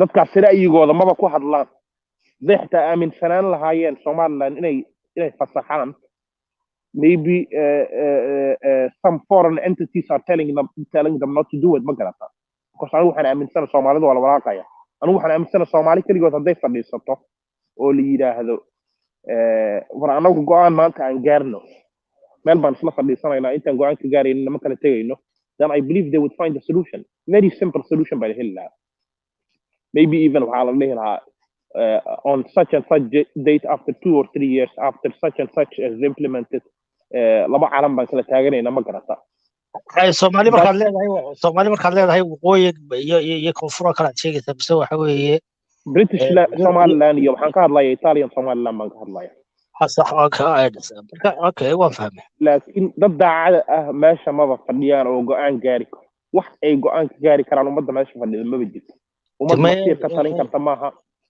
waa kuwa ummadda saxiixa weeye Axmed markaas tiri koonfuriyo hadda anagu waqooyiga waxaan nahay dawladda halkaas ka fadhina gartay ilaahay u xasimanay maamultay wixii hadda adigani oran sheeganba naftaada ku mashquul make yourself busy arrimahaaga ku mashquul ama heshiiya oo awal baanba waxaan ku yiri hadalka markaan bilaabayay maba ku mashquulsan waxaan adiga ka hadlimay shakhsi ka hadlimay yani dawladda ka dad badan oo aniga ila mid haajir dadka majority-gooda aniga ila mid yihiin saan anigu aaminsan hadda inagu markaan ka hadlayno hadda raayigayga markaan ka hadlaya sidan anigu waxaan u hadlayaa wixii hadda inoo muuqdo adigu waan fahamsanahay labadina muuqda inagoo wada sheekaysan waxaan ka hadlaynaa rejiimka ka jira dee muqdisho baynu ka hadlaynaa ka jira waan kuu sheega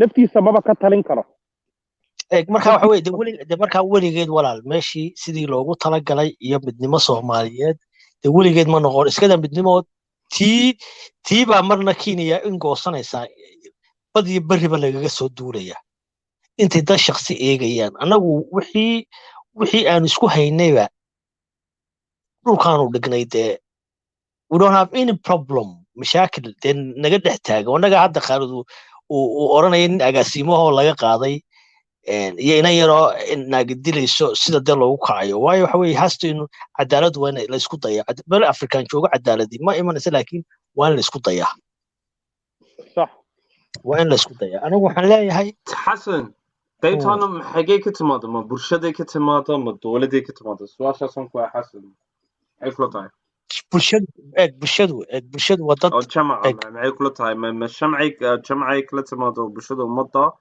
oo ma dowladda waxaa ka mas'uula maxay kula tahay xasan mar walba shacabku waa ka bari waxaan dhacaya waayo waxaan garanayay maalintii farmaajo la doonayay qorta ama boqol joog ama koonfur joogo Soomaali inay hagaagto guri wala Soomaaliyeed ama gudaha jooga ama dibadda joogo waad iska adigan yani you don't have okay alxamdulillah waad oran marka ugu yarta warta alxamdulillah adigu qadiyadaada aaminsan alxamdulillah waad oranaysaa waayo uma baahnid inay dhibaato ka dhacdo meel Soomaali ay joogto waxaa soo qaadanaya tusaale markii farmaajo uu meesha qabsaday even waxa laga dareemayay in maaragtay leedhi waxay noqotay leed markii dambe uskageediyo oodaheeda wadatee in yani iftiin soo baxay waa sila hadalahayay farmaajayge dadku laakiin maxaa xumaaday systemkan meesha ku xeeran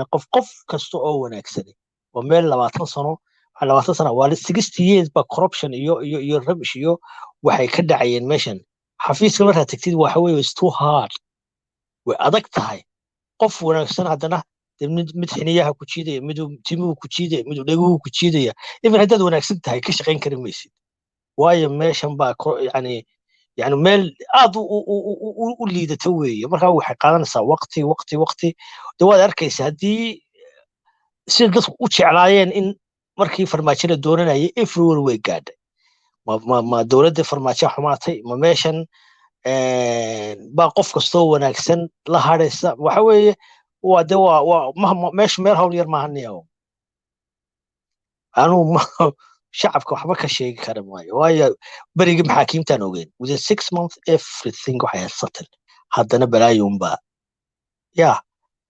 jiidaysay ninkii shariif waa si markiiba isagoo dee la xamanayay saaxiibadii la lahaa waa dadkan dhalinyarada wax tuurtuura ama lagu shaambadeynayo waa si markiiba madaxweyne laga dhigay meel laga keenaan uma garanayo de waa ka ma garanaysa ragna ay wantad yihiin saaxiibadii isna uu yahay dee ninkaa daba waxaan ku sheegay xasanow ummadda meeshaan fadhido shacabku marka laga soo tago shacabka waxaa weeye they don't have any power ummadda meesha fadhido ummad masiir ka talin karto maaha ma aha ninka shariif la yidhaahdo anigu waxaan ka mid ahaa dadkii ka soo horjeeday maxaakiimta markuu ahaa markuu decide garayey expansionismkiisa ma garata xamar intuu joogay waan taageersanaa waxaan yidhi wuu degdega fudayd baan ka dareema okay ka soo tag 2008 baa la doorta rajo badan kama qabin maxaa yeelay nin ka soo mid ahaan jiray group terrorist ah oo haddana ay international community intay suudka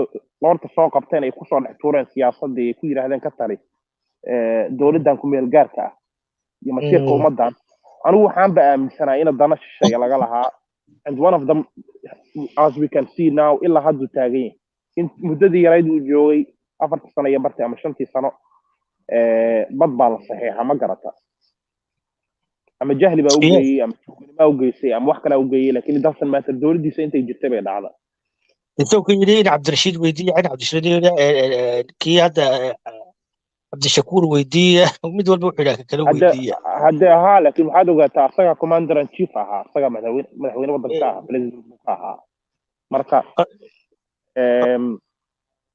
you know dadkan waxaa weeye waa ummad qasan oo masiir aan ka talin karin wixii xun xitaa waxaan aaminsanahay inaysan go'aan u qaadan karin hadday xitaa waxaan samaynaya I don't believe inay samayn karaan wax walbo ay sameeyaan waxaan aaminsanahay in loo saxeexo laba warqad oo baa loo soo diri maalin walbo mid doortaa la leeyahay anigu waxaan aaminsanahay yes waa kaa dhexgala raali noqo waxaan aaminsanahay hadda ninkan la leeyahay farmaajo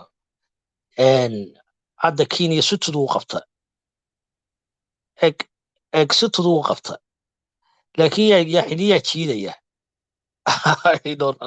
waayo dhulkii iska dayo baddii yani waxa weeye yani badda marka la seexayay waxay doonayaan laga yaabaa kenyaasiya waxaanu kuwii shalay u saxeexday inay dadday doonaan dib u soo celiyaan waayo way ogyihiin ninkan hadduu xafiiska sii hadlo maxkamadaasuna ay magaranaysaa xilligiisa in aanu nin maaragtay yani u joojinayne waana laga helayaa Kenya laakiin haddii la laalusho oo la busteeyo oo la dayaco qadiyada ama maxkamadda waxa weeye sidaa wajeer loo qaadanayaa never come back ma fahamtay marka waxa weeye hawshu ma yara dadkan shalayta badda saxeexay kuwii u saxeexeenna waxay doonayaan inay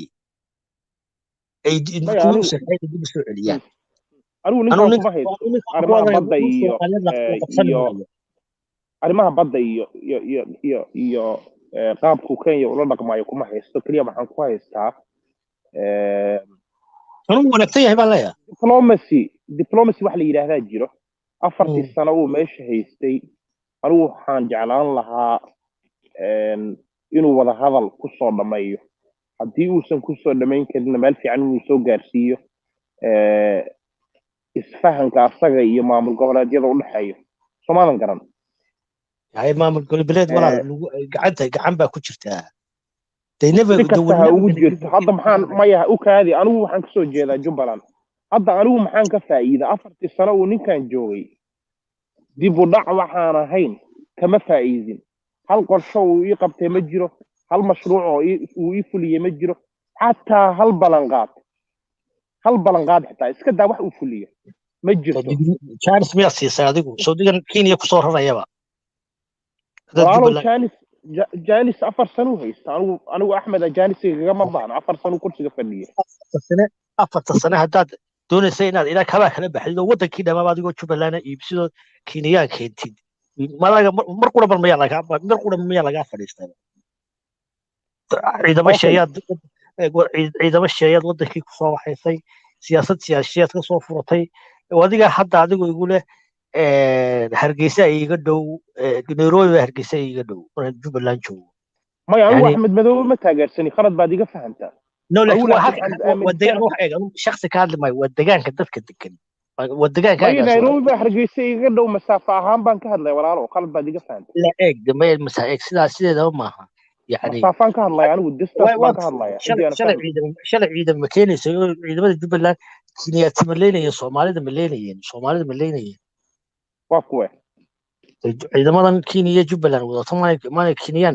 ma Jubbaland wadan anigu ma taageersani maamulka Jubbaland ka dhisan anigu waxaan aaminsanahay horumarka doonaysa marka waa maxay anigu waxaan aaminsanaa maadaama uu farmaajo ku fashilmay wada hadal yani maqoonis iyo xoog anigu waxaan jeclaan lahaa inuu la hormari lahaa wada hadal muusan bay isku dayin xasan cali khayre iyo farmaajo xoogaa waxay ku yara dadaaleen maamul la yiraahdo galmudug oo ku yaala central Soomaaliya aysan dawlad shisheeye faraha kula jirin oo aanan maritime dispute faraha aysan ka jirin dhinacna ay Puntland ka xigto walaalahooda dhinacna ay Hirshabelle ka xigto walaalahooda dhinacaas bidixana ay ka jirto Soomaali galbeed Ethiopia aysan faraha kula jirin oo Ethiopia iyada isku mashquulsan tahay bay 4 sano faraha kula jireen ma garata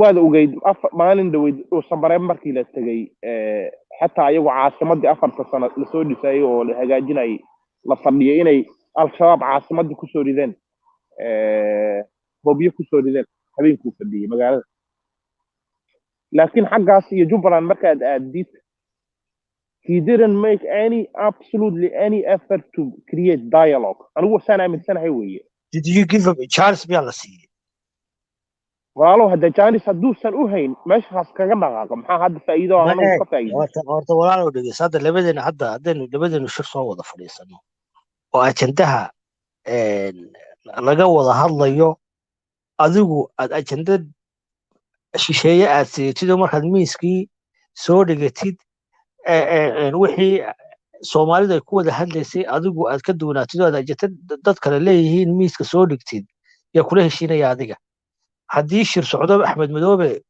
hikaano inuu fadhiisto saacad gudahood inuu shirka fadhiisto mar walba uu kacayaa waxaa la yiri Kenya la hadlayaa iyo dama garanaysa dad ay xiriirooda leeyihiin isaga basaasa naftiisa isaga doonayna Soomaalida ay degto marka waxa weeye gurigaaga hagaaji marad gurigaaga hagaasid dad baash waa siyaasadda ogow nobody said it's easy siyaasadda anigu shisheeyaha soo fuulintay maya ma fahmin nobody said it's easy haddii aadan ka dhex bixi karin bahasha awal waxaa fiicneed inaadan qoriga qaadan dabka inaadan qaadin baa fiicneed waad qof kale u if you can't carry on don't take the torch qof kale ha qaado laakiin haddii aad bahasha qaadid oo xataa aadan samayn wax yar oo isku soo dhaweyna bulshadii deegaankaas deganayd aadan ka dhex abuurin si kasta oo shisheeye faraha ugula jirto ilaan shisheeyaha Kenya kaliya ma ayaa been loo sheegaya doorashadii ugu dambeysay maxaa ka dhacay Jubbaland ma doorasho Soomaaliyeed soo abaabshabahay waate midawiye maxamed ku doornayba umus doorto waan ognahay ilaahay baan kugu dhaarshay ma meel madaxweynaha la yiri diyaaradiisu ka soo degi mayso walka waran waa waftigii dawladdu soo iman mayso maba casbiyo ama waana maamul goboleed come on man xasano waxaad ogaataa waxaan 2011 bay bilaabatay 2017 iyo 18 iyo 19 maysan bilaaban somowi marka anigu waxaan maamul goboleedadan waxa loo sameeyay inay Soomaali heshiin dad ka soo horjeeda markii Somaliland goosatay si maartay dad mangaab ah maartay aan yani ku xumeyn waqooyi nacab markay Somaliland goostay Somaliland sida quraynu ku soo celin karna waa maxay they think yani aqliyada dadka Somaliland ku nool iyo dadkan koonfureed waa total two different mentality bay kala sitaan waxay yiraahdeen si maaragtay aanu Somaliland inuu cagaha u jiidno mar hadday iyagu ku dhawaaqeen xaqa santa weligeed aynu magaranaysa koonfurtiina ka samayna maamul goboleedo aynu ka samayna sidaas maamul goboleedo loo sameeyay waa kuwii annaga nagu soo raray Jubbaland Khartoum State waxay nagu qaatay 2 years inaanu wada hadalno waxaan wax inoo shaqeynaya maaha kadii anaga Somaliland dhexdeeda laga furayo maamul goboleedo waxay noqonaysaa sida burburkaya waxa waanagii Ali Khaliif Galeed Ilaahay naxariis jannada ka waraabiyo ha u naxariisto iyo xagle toosiye waa tii la wada hadlay waa tii halkii lagu joojiyey dowladda barakaysan ma garanaysaa soomaaliya inaanay degin baa loo hadday one man ay ahaan lahayd sidii jamhuuriyaddii berigii soomaaliya ahayd ama koonfurtii wixii qabaa'ilkaa wada hadli lahaa odayaasha rool heli lahaayo xagga hoosaa laga soo dhisi lahaa laakiin tuug walba iyo jabhad walba iyo dadkan dhallinyarada wax qarqarxiyo dhanoo koofiyad siyaasi soo xidhay cabdiraxmaan cabdishakuur muxuu ahaa before 2004 xaguu joogay seylada arigu ka iibin jiray ya marka yani waa wax walba waxa weeye xumaynta somaliland si markaad u eegtid maamul goboleedo aanay qaadi karayn dadka koonfur jooga aanay qaadi karayn baa loo sameeyey waxaa loo sameeyey magaranaysaa in laakiin waxaad ogaataa mid ogow mid aan indhaha laga qabsan karin baa jirta dowladda soomaaliyeed waxaa laga soo dhisay jabuuti iyo kenya iyo etoobiya iyo meelahana lagu u kaadi haddee waxa soo dhisay waa wadamo shisheeyo waa meles sanaawi waa ismaaciil cumar geele waa ninkii uhuru kenyatta ka horeeyey magaciisa iga yara maqan ma garata odayga xumaa oo 2008kii yiri dib baan isu dooranaya marka magaciisa iga yara maqan laakiin dib ma laha raggaas baa ku heshiiyey soomaaliya in federalism laga dhigo aragti fog bay ka lahaayeen in la qaybiyo waddankay ka lahaayeen axmed midoobe rag la mid ah in la keeno jubbaland bay ka lahaayeen ma garata nin walba in farta loogu and so if you're saying federalism sheegayo oo dhanba u kaadi federalism kala sheegayo oo dhanba waxaa loogu dan leeyahay somaliland haddii aad leedahay hadda walaalow somaliland lafteeda aad sheegaysid waxaa u tashtay wadamada deriska ah inaysan dal xor ah noqon ayagaa u tashtay madan kaa dhaadhicinayo simbalka waxaa weeye haddii ay wadamada deriska ah iyo international communityga doonayaan inay aqoonsadaan shacabka soomaaliyeed within a second ayagoo qalbi xaaran qalbi nadiifa leh bay ku aqoonsan lahaayeen soomaadan garan maya maadani fahmin siyaasiyiin daacada haddii ay shacabka soomaaliyeed soo doortaan waxbaa lagu wada heshiin lahaa aqoonsi aanu ku orane laakiin anigu boinkayga mar walba wuxuu ku soo laablaabtaa ragga meesha fadhiya rag masiir ka talin kara maaha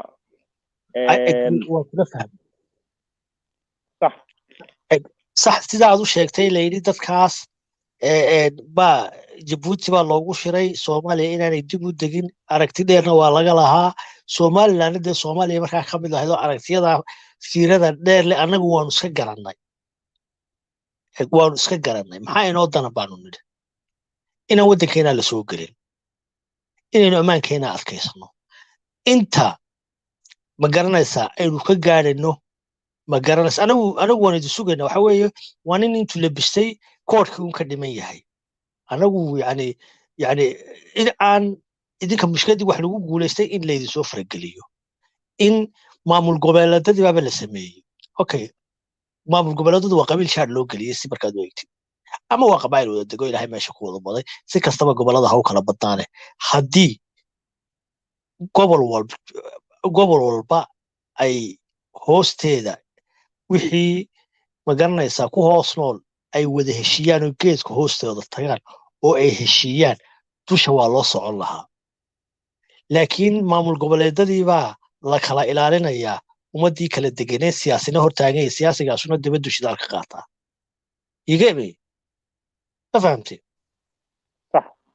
haddii jubbaland ummadda degane aanay kenya albaabka ka soo xidhatay or maxay noo dana halkaa magaranaysa puntland sidaas leeg anu maba kala aqaana maaragtay galmudug ba ilahi ku dhaarshaa caqliga ma gelaysaa yani xaafad qura hale magaalo qura oo laba maamul ay u kala taliyaan yani waa in dadku wada heshi waa in dadku wada hadlaan waa in wadada inan iyo abtigii وحافظ وين مارتي حيري يشان وين يعني وحياة مارتي نيوان مارتي الموددين أمضن مارتي la dabar jarayaba Soomaali baa tiraahday yani hadda dhinaca caqiidadana laga soo galay wallahi waa iska adagtay inta yareed waxa laga faa'iido burburkii diintii aynu baranay wadana inaan ku dhaqmayn iyo tarankii aynu tarannay oo aan tarankii maskaxdiisa la tuujinayn oo laga faa'iideysanayn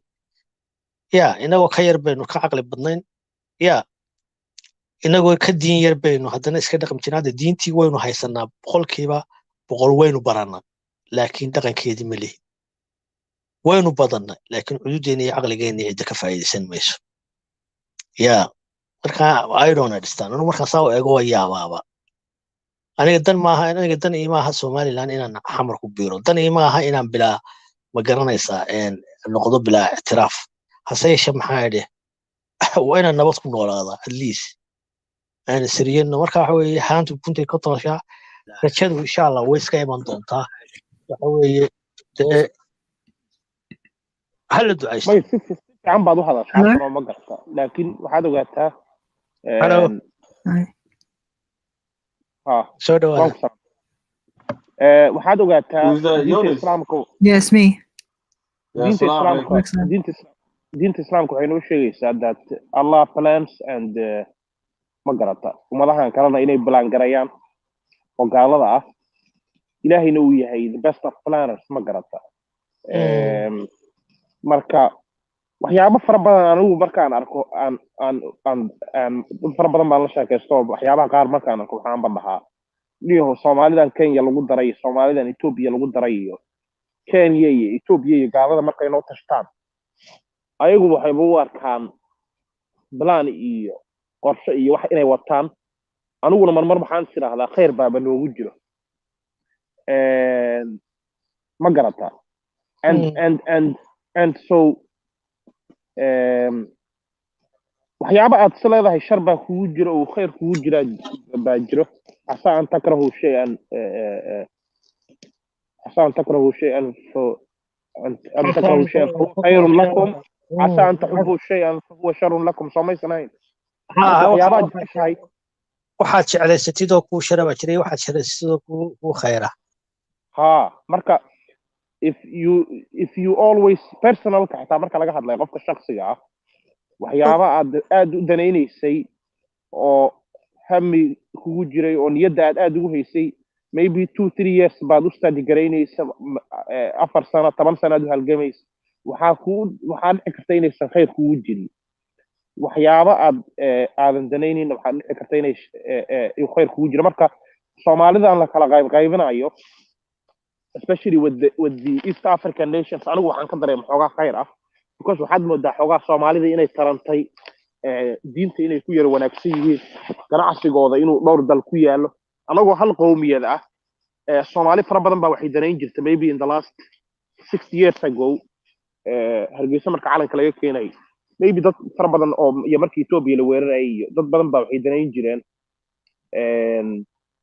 hal Soomaali ma garata laakiin haddaad nooc u fiiriso hadda waxaa ii muuqata Soomaali Kenya ku nool oo Kenya dhalashadeeda leh oo kuyihii la degan oo dhaqankiisa fahmayo oo fawda ka dhaxwadi karo oo la xisaabtami karo Soomaali Ethiopia degan oo la xisaabtami Soomaalian garan marka ayagu mindhaa waxay islahaayeen kala qaybiye laakiin anigu waxaa ii muuqata mararka qaarkood markaan nooc u fiiriyo anagii baaba gacmaha kula jirno laakiin halka mid oo ka maqan koonfurta waxaa weeye oo aanan been laga sheegi karin oo indhaha laga qarsan karin wax walba oo kale marka laga soo tago nimankan siyaasiyiinta oo tuugada waan u dulqaadan lahaa midda naga maqan baa waxay ka nabadda Soomaalian garan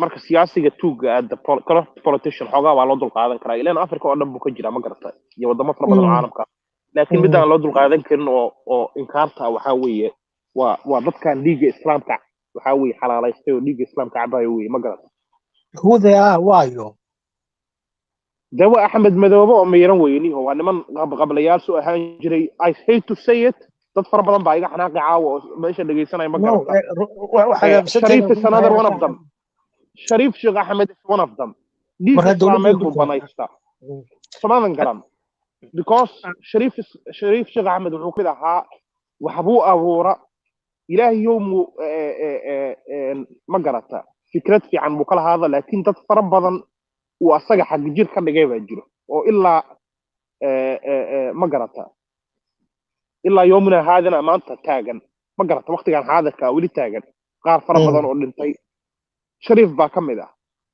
waxaa ka mid ah mukhtaar roobo oo waa dhaweyd soo dhiibay oo reer baydhaba ah waxaa ka mid ah xasan turki nin la yidhaahdo axmedowe isku jufa yihiin ma garata niman fara badan baa ka mid ahaa and these guys waxa weeye somehow Somali politics weli way iskaga jiraan raggaas aan hadda magacooda sheegay waa qoryaha ugu waaweyn laakiin niman aad u fara badan baa jiro oo ayaga ka hooseeya oo xildhibaano ah oo ma garata oo warlord soo maray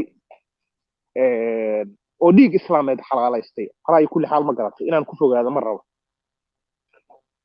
marka aan anigu mid dib ugu yara noqdo taa aad leedahay berigii hore la doonayay shanta Soomaaliyeed ama maaragtay maganaysa iyo Soomaaliyadan qaarna ay Ethiopia joogan qaarna ay Kenya joogan yani waxaan u arkaa waa tiri in ay faa'iido inoo noqotay bay maganaysa tiri maya mararka qaarkood baa faa'iido laakiin anigu waxaan isleeyahay waxay nagu noqdeen xanjo meel aynaan eegano hadda maxay xanjo meel aan Soomaali bay inagu dhajisay waayo markaad isla eegtid dhaqaalaha exliga waxa marka hore deganaa dad ka yimi waqooyi oo maynan degin the last 30-40 years maynan deganayn waxa degan last 100 years 150 years ago baa la deganaa meeshan isliidan la sheegay ma garanaysa oo dad waqooyi ka yimi askarta ingiriiska baa meesha deganayd guryaha inta badan ku lahayd iska soo dhaaf waxa soo dhan hadda dhaqaalaha East Africa oo dhan laga maamulo waa islii cida maamushaana waa Soomaali maha Soomaalidii maaragtay yani Kenya ilaahay ku beeray maaha waa Soomaali ka timi Soomaaliya u badan reer Muqdisho ma fahamtay adigu bal intaa haro bakaarihii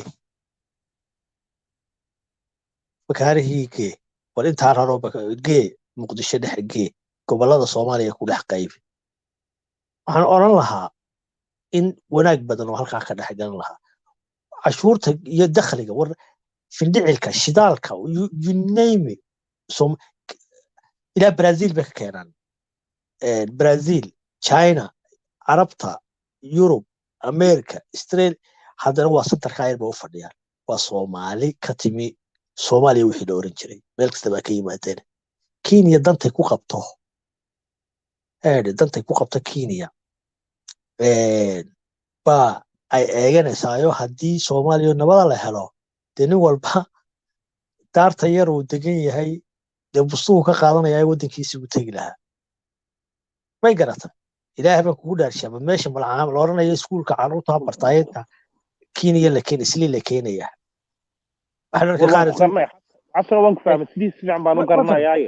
marka danta shisheeyu ka leeyihiin baa ma garanaysa gacashii way ka buuxda meeshan iyo ilaahay ha soo hadeeyo ictiraafka ha noogu dhawaaqa farmaajo ha noogu dhawaaqa annaga marba meel gelayne miis walba idin garaacayno مع إذا ما يدي صدرين أنا 50,000 ما يدي صدر كرنا ما أنت برودي قاصرتان أما 100,000 إنما ده ما ركتي ما هي توي شقة قرن بانو يدي صدر الله إنه كمان كنا يو Soomaalida waxa weeye idinku naxo meedan yeesheen oo waxa inay yaraas kaaga yimi badeeda sidoo ku heshiisiyo laga yaabo inay soo dhaweysan lahayd waan doonay inuu ku dhaco laakiin in Burundi iyo sanku inta laga hayo ilaahay ma ku dhashay ma artilaas 1 year ka ugu dambeeyay meel ay marayaan ama shaqo ay hayaan xiriyahooda iskaga jiraan mid baan ku sheegay xasan laakiin waan ka bixi rabay meesha la yiraahdo isli aad baan u aqaanaa ma garata Soomaalida waxa weeye tuuran tahay yes Kenya way naga faa'iida laakiin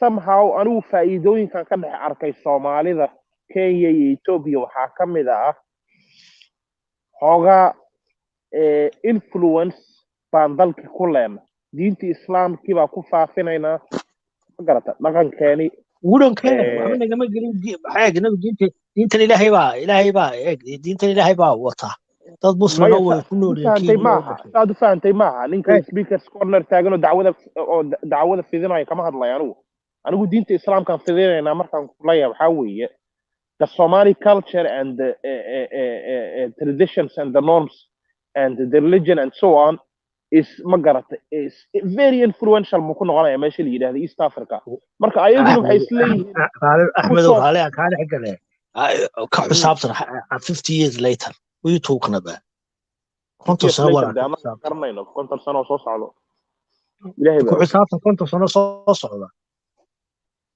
ku xisaabtan miyaad tiri ku xisaabtan ha hadeeniyo konton sano soo socda siyaasadda marka laga soo tago bulshada Soomaaliyeed haday meel they are Kenyans walaalo they are Kenyans they not Somali why does it matter if they are Kenyans why does it matter it is matter to me diintooda haday haystaan luqadooda ay ku hadlayaan why does it matter ma boran ka sid the Kenya maxaa Kenya way isku dhaxmilayaan no it is matter man Somali no he is matter what are you talking about because you're from Jubaland, that's why it doesn't matter to you. Like him, Somali, we don't matter to us.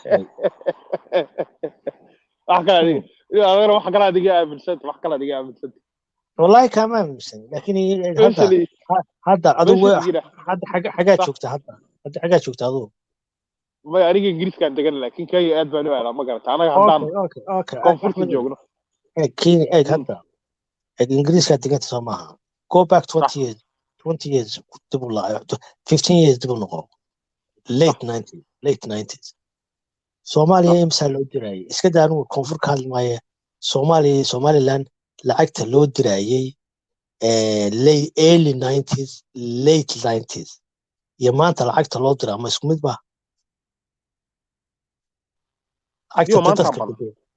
no ma badna way badan tani ما بد sababtay u badan tahay baan ku sheegi faham marka hore ummadii halkan hadda ummadii siimankii iyo dadkii waaweynaaye markaa ku soo galay dadka waaweyn lacagta ama halkan laga shaqaysta ama si kale waa helaane wadankii loo dirayay markaasay badneedo dadku u cusbaa hadda adigu inankaagu berito miyuu waxaad hadda dirtid inankaagu berito miyuu diraya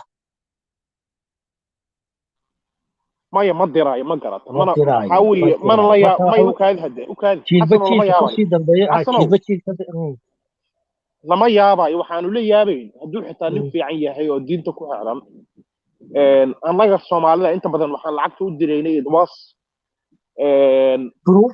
immediate family ma garata hooyada aabaha walaalaha qaarad isku bahtiin qaarad isku aabatihiin midka ugu fog inta ugu badan anigu waxaan ka hadlayaa lacagaha joogtada oo la dirayay biilka ayay awow ma garata laakiin hadda unuga Soomaaliyeed oo dibadda ku dhasho haddii ay waalidkiisa walaalahood dalkan iyo dibadaha degan yihiin su'aasha meesha taagan baa waxay tahay xaggiya ka jiro aydiis iyo awowgiis kama jiraan hadday ka jiraanna waa retire oo lacag bay haystaan uncleskiisii halkaanay joogaan cousinskiisii hooyadiis walaalaheed halkaanay joogaan Soomaaliga carruurtay dhaleen marka taas lama yaabanido That's what I'm saying. Kenya dadka degana saasay noqonayaan Soomaaliya but that's natural magarata because immigrants wadamada kale ka imaaday waa saas Asianka iyo madaxa kale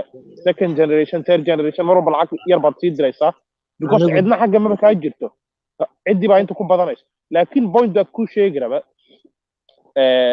qodobkan ku sheegraba qodobkaas waxa weeye Soomaalida hadda lacag aad u fara badan oo qayl caadi ah bay jirtaa sababta aan ku gartayna waxay tahay 90s kii iyo early 2000s kii businesska Soomaalida si ugu jiraan iyo lacagta waxa weeye dhaqaalaha iyo guryaha iyo waxaas maysan jirin laakiin hadda lacag aad fara badan bay jiraan laakiin waa runta lacagihii dadka loo diri jiray oo joogtada ahaa waxa weeye aad bay u yaraadeen laakiin haddii la fiiriyo xisaab ahaan lacagaha la diro guryaha la dhisanayo dhaqaalaha investmentska la samaynayo ma garataa aad buu u badan yahay qayl caadi weeye dhibaatada marka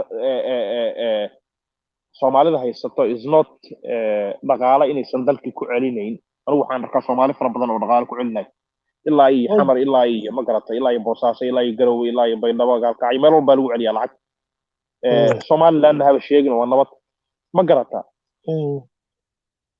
laakiin dhibaatada jirtaa waxay tani yahow dhibaatada jirtaa waxay tahay haddii aad mar walba meel xun ka fiirisid dhaqaalaha soomaalida ay gashanayaan dalalkan kaloo deliskan la ah then you're not gonna make money because business is not about feelings businesska alaabta la yidhaahdo feelings maaha kuma xirno dareen maaha mar walba meeshay lacagta kula gashaa faraha la galaa de lacagtaas eeg sant eeg waxaan kuleeyahay islii waa meel yaroo kenya ka mid ah haddii muqdisho nabad ahaan lahayd sidaa ay u sabalgareynaysa baddeeda afrikada ta ugu koraysa u sabalgareyn lahayd ya badii bay 77 milyan bilaabadaba agtaada ah ma fahamtay bilaabadaba agtaada ah waad magaranaysa laakiin laguma ogola inaad degtid oo adigii baa lagaa shaqaysanayaa mar walba jubbaland adigoo ka yimi baad marba kenyaan doonaya inay maaragtay aanay soomaali horumarin aad marba askaray leedahay soo kaxaysanaysaa wadankii soo gelinaysaa dadka leynaysaa ma fahamtay waxa weeye haddii intaa walaa inta yar islii joogtaa dadku hadday kala shaqo tagaan oo nin walba hadduu ninku wuxuu cuno maalintii helo nabadna ku seexdo siyaasadba mayda laba eegeenba siyaasadba cidna siyaasad ma eegteen ciddii isku eryanaysaa isku eryato dadku businesskooda iyo hawlahoodaasay waayo dadka soomaalidu waxa weeye waa dad maaragtay active ahoo hal abuur lahoo ma garanaysaa haddii ay xumaan loo jihiyana xumaanta kaga biyadheejiya haddii wanaag loo waxeeyana wanaag kaga biyadheejiya marka in ummaddu tashato waddanka la dejiyo laga soo bilaabo zero baan ku leeyahay xagga hoose laga soo bilaabo geedkii la tago la wada hadlo maxaa inoo dana maxaynu haysanaa laakiin nin kursi eegaya intuu ilaah baan kugu dhaashay lemi taliisaan waxbaan kugu sheegayaa hadda somaliland soomaad arag siilaaye ma taqaanaa axmed waan garanaya muuse bixi buu ka horeeyey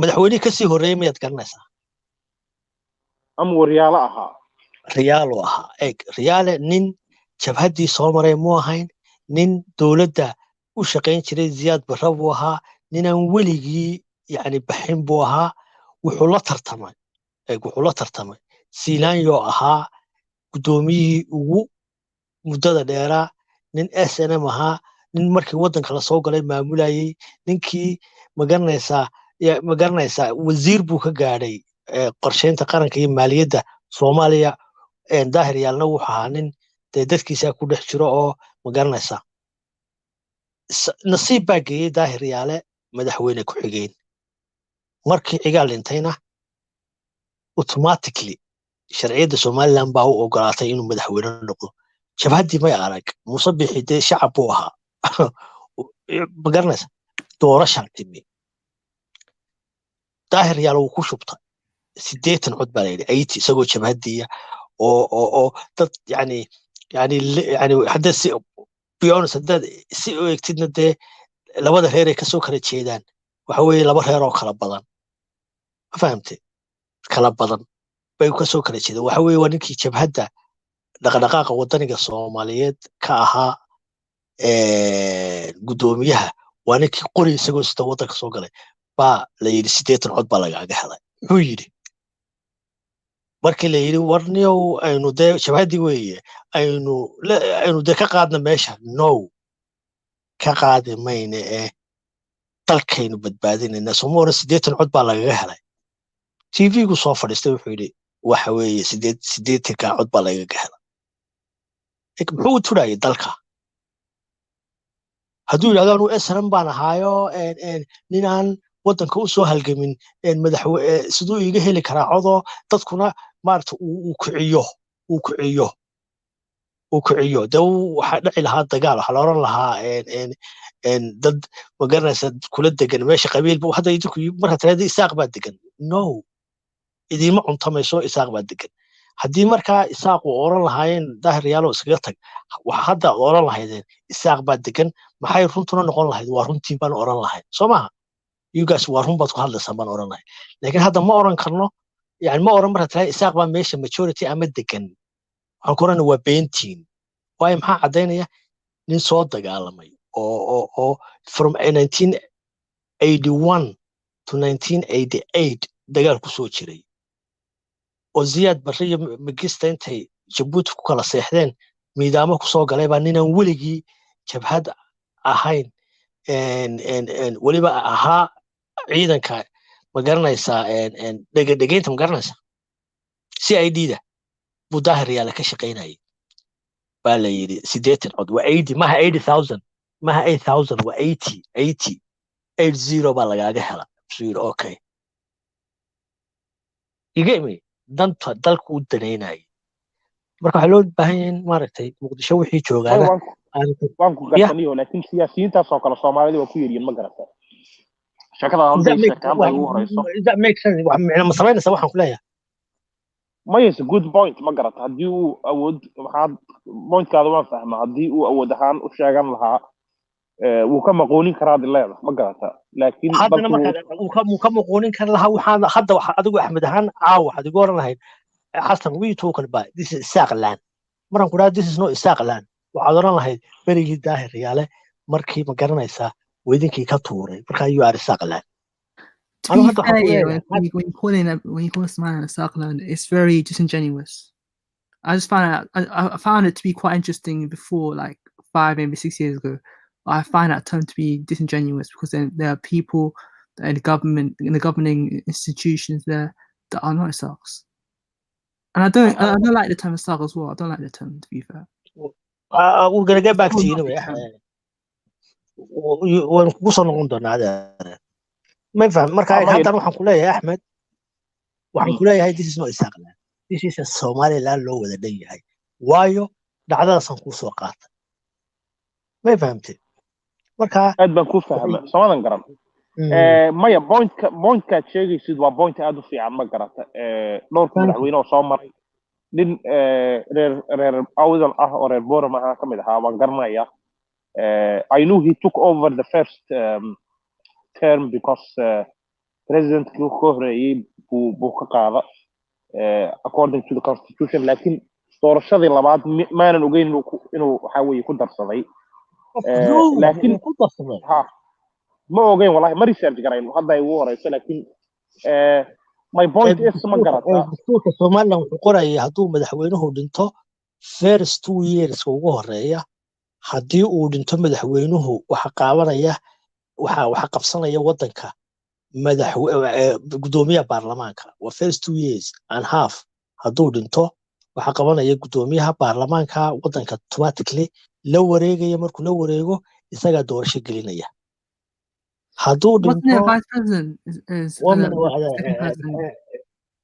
waan ka baxayaa hadduu dhinto last 2 years and half-ka madaxweyne ku-xigeenka baa gaarsiinaya doorasho marka dastuurka daahiryaale siiyay that's no problem laakiin markii dambe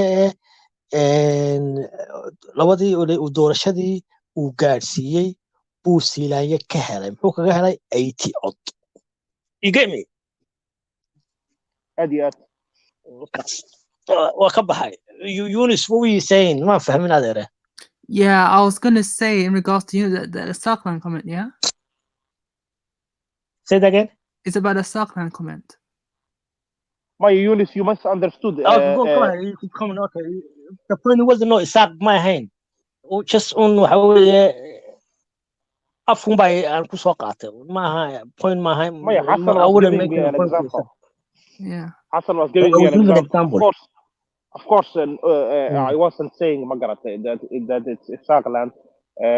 Inkastay Soomaalida qabyaalada aad ugu badan tahay people just like to accuse people of different things Magarate hadii Somaliland wax lagu qabsanayo waxa fiican lagu qabsado point-ku Hassan ka hadlay camal hadda constitution democracy inuu ku jiro inay dadka dalkooda u tirayaan doorashada qaabka loo qabto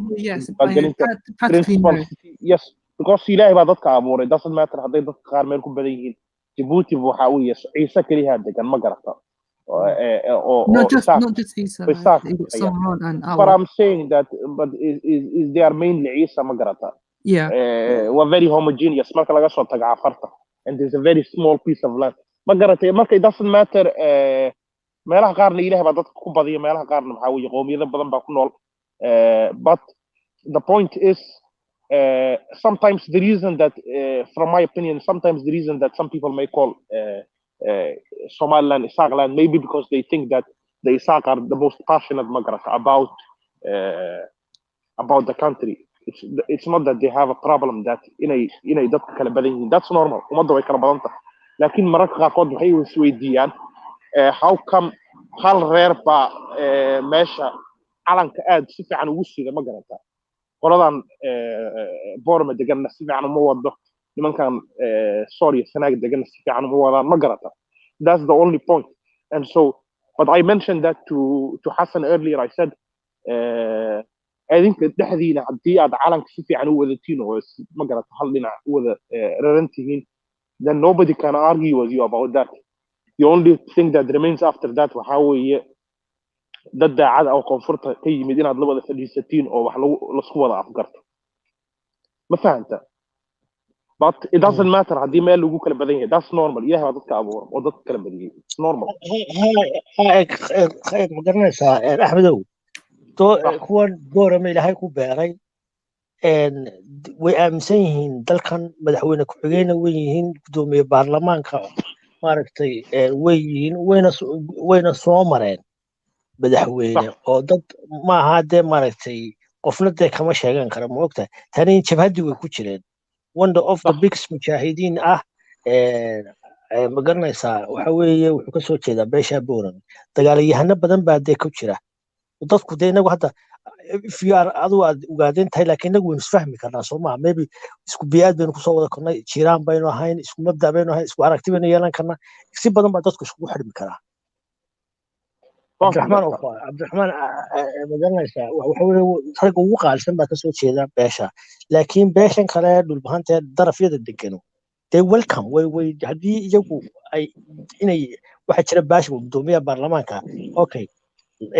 haddii iyagu ay yimaadaan Somaliland oo Hargeysa yimaadaan oo ay yiraahdaan waxaan doonayaa madaxweyne iyagu is abaabulaan oo interest ku yihiin nobody is gonna say to them ma codayn kartaan oo ma garanaysaa one man for haddii aad adigu aadan maaragtay if you not ready for it Somaliland hore u soconaysaa marka waxa weeye intii markaa joogto uun baa dee dheriga maxaa la yidhahdaa dheriga ninkii u dhow uun baa dee hilibka kala baxaa laakiin lagu qalayn maayo laascaanood waad aragtay si u ballaaratay maasha allah weligeedba biyaha buweeda u dhaamin jiray biyaha laga dhisay yani nabaddu way jirtaa yani waa lasoo fahmaya bit by bit yaa qabtay laascaanood cidda qabatay magaalada Somaliland kusoo dartay berigii hore waxay ahayd meel aan dabagalaan ahayn yani yaa qabtay magaalada Axmedow waa markee 2006 ba ya president ahaa markaa was it Dahir Riyaale or Dahir Riyaale keenay ha okay I think it was in 2006 I don't know marka la qabanay amari waxaan kaga mashquulsanayn anagu waagaas iyo maxaakiimta iyo Ethiopia iyo Abdullahi Yusuf hawshaas aan ku mashquulsanayn laakiin I think Dahir Riyaale was in charge at that time marka dood baa jirtay hadda Somaliland ka dhex socota la yiraahdo Soomaaliya ma walaalaheen baa Somali ma walaalaheen baa maybe half of Somaliland waxay yahay maaha walaalaheen waan gartaa I disagree I agree I disagree with that statement to be fair I think it's very small half of they're not our brothers sisters anything like that you know why baa la yidhi maxay walaalaheen ay walaalaheen ay ku noqon maxay yani walaalaheen maxay dadkii kale yidhi waxay yidhahdeen half waxay yidhahdeen maaha walaalahayo halfka kale yidhi maxaad u leedihiin walaalahayo maaha I disagree man give us a good reason bay yidhahdeen bal noo sheega waxaad aad leedihiin walaalahiin maaha waxay ugu jawaabeen hadday walaalahaya yihiin may wanaagga nala jeclaadaan. Bora, was it on Hargeisa News? Yeah, Was it on Hargeisa News? it's everywhere, Eunice. I disagree, to be fair. You disagree, you're entitled to. But it's also what Hegel says. Yeah. It's what Hegel says. What's Hegel, eh? Oh, come on. You know what I'm talking about. I think about food is right. You know, how could Hassan Khalido? He is entitled to. Khalid there. Yeah, I'm still here, bro. Khalido, are you doing talk tomorrow? Are you doing the panel tomorrow, or how we want you to Are you doing the? Yeah, well, another show tomorrow. Is there a show tomorrow, or? Yeah, probably. Yeah, in the evening. I haven't got a topic at hand. Khalid, أنا شوق بصلابة يا شوق بصلابة يا Khalid, Ahmed, nice talking to you, mate. Nice talking to you, akhi. Inshallah, I will jump out tomorrow, Khalid. It's been nice speaking to you guys. Inshallah. Aye, inshallah. Take care, guys. Khalid, I think you're the best kicking thing. I'll come back for you guys. I'm going to have a cup of tea and come back. Yes, Hassan, no worries. We're here. Cadet, my brother, and Yonis. Hi. Ochoga. Yes. Yonis, I'm very nice talking to you, yeah? Okay. We all land the summer. Yeah, you're a lander, yeah? Yeah, so is Cadet. You're a lander, Cadet yeah? no a lander. Yeah. I think Cadet's a lander. Yeah. Eunice, I know him from Speaker School, innit? Yeah. Oh, marka the other wuu daalay Ahmed waa xiiqiyay. I come back in it. Inshallah. Okay, yeah. 1 second. Kiray lambarna waan arkay. Mar baasid ma ku tuftaa laakiin isku day xasan. Yeah. Let numbers come back. 1 second. Yeah, I tell numbers to come back. Okay, let's go on Hassan. Wait. Yeah. Yes, Cadet. Yes, Moss. You guys keep the panel warm for me, you guys. Okay. Yes, brother. Salam. Hi. Yeah. Yeah, bro. What's your name, Eunice? Where you from? Oh, yes, Eunice. Mine's Eunice. Where you from, bro? Me, London. Okay. Yeah, man. I've been just listening to the debate, innit? I just came in now, the last 20 minutes. So just listening on my way coming home. Yeah, I actually joined about half an hour ago. Most of the time I was listening in. Yeah, they're talking about Kenya, innit? Kenya, and how Kenya is how Kenya has a massive influence on us. And I was just like, Kenya, they have 3,000 soldiers, and most of them are in Jubaland. That's why all the issue with Jubaland is happening, because they're based over there. I actually didn't know that, to be fair. You mean the ones that are part of the, is it part of the peacekeeping initiative? Yes, they're part of the African Union, yes. And they're mostly based there. Yeah. I thought they were going to be, I thought they were going to be removed from that position due to, vested interest of some sort. I think that you're right. Yeah, they are soon to be removed. But Somaliland and not Somaliland, Somalia and Kenya have literally actually cut ties quite a lot, massive ties. They've recently, I think Somalia banned chard coming from Kenya. I think Kenya's a lot of Kenyan farmers are suffering because of this, because of the cart. Most of the export goes to Somalia, most of them Kenyan farmers. And this is a massive influence. I think, some farmers are saying that actually we should make the ties and relationship better because it's better for economy, because, Kenya, in a way, Kenya needs Somalia because of the cart. 90% of the cart comes to us. So that's crippling them in a way. So essentially, they entertain, it's a monopoly market of some sort. Just serving one customer. Yeah, on this happened. This ban on qad was recently. It happened recently because I heard Kenya. about it. Yeah.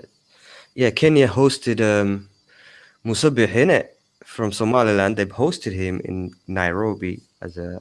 Actually, it's like a foreign minister, no, not a foreign minister, but like a low-level minister that welcomed him in the airport. No, the Kenyan government actually invited the Somaliland president into Nairobi, and then Somalia was not happy about this. Farmacho and his cronies. And they went to Djibouti in it afterwards. And they went to some in it, like is it IGAD summit something? I mean, the main thing that triggered this ban was that invitation from the Kenyan government for the Somali government. And if we're gonna get triggered like this, if Somalia is gonna get triggered every time the Somaliland president gets invited to anywhere around East Africa, we're not gonna go anywhere. He gave money apparently. Apparently, it was an amount of $150,000. Who gave? What Somaliland gave? Yeah, Muslim. He gave to a minister in Kenya 150,000, or was it Malawi? Malawi. Yeah. It's one. I think it was Malawi. He gave $150,000 or something like that. Yeah, and then people were saying, that he was bribing the minister or something like that. It could be, to do with the fact that he's giving money in order to, to go in favor, like to bat for him in favor for recognition or something like that. Yeah, definitely. So Musabih, he's doing a lot. He's doing a lot of lobbying around the world. Him and his people, Israel. I think Somaliland, and there's a thing that Israel. I think he damaged the goal of recognition. That's what I think. Sorry, bro. That's what I think. To be fair, like when you look at it 5-6 years ago and all that, it was it was going good. You could go travel with the SL passport anywhere in Africa almost. Like certain countries, you'd go there and they recognize it, and you had the airspace. But that's all gone now. What, you cannot use Somaliland passport? No. With certain other countries, yeah. No, you can't. So what countries could you use it before? That's now. I think you use in UAE, Britain, I think France, something like that. I think like some other countries and all that. But now it went completely downhill. Yeah, and that's Farmajo's hate. It comes back to the point I was just making, where everything Somaliland does or Somaliland government does, some Southerners are already getting jealous and getting involved in any way they can by stopping them. And I think Somalia has influence in this situation where it's no more useful to have a Somaliland passport in certain countries. Well, it could be the case, but like when you look at the whole political situation and you have a person that is not flexible enough to deal with the global changes. I mean the global changes, political changes in the region, and he's not able to adapt to it, then that's gonna be a problem in it as well. I mean, soon, yeah, Israel has a plan for Africa, and they have a plan to recognize certain countries, and Somaliland is one of them that they have a plan for. And it's major. It's a major issue. It's a major thing where Israel has a plan to recognize Somalia as an investment, as a future partner. And this will trigger a lot of people, especially southern Somalia.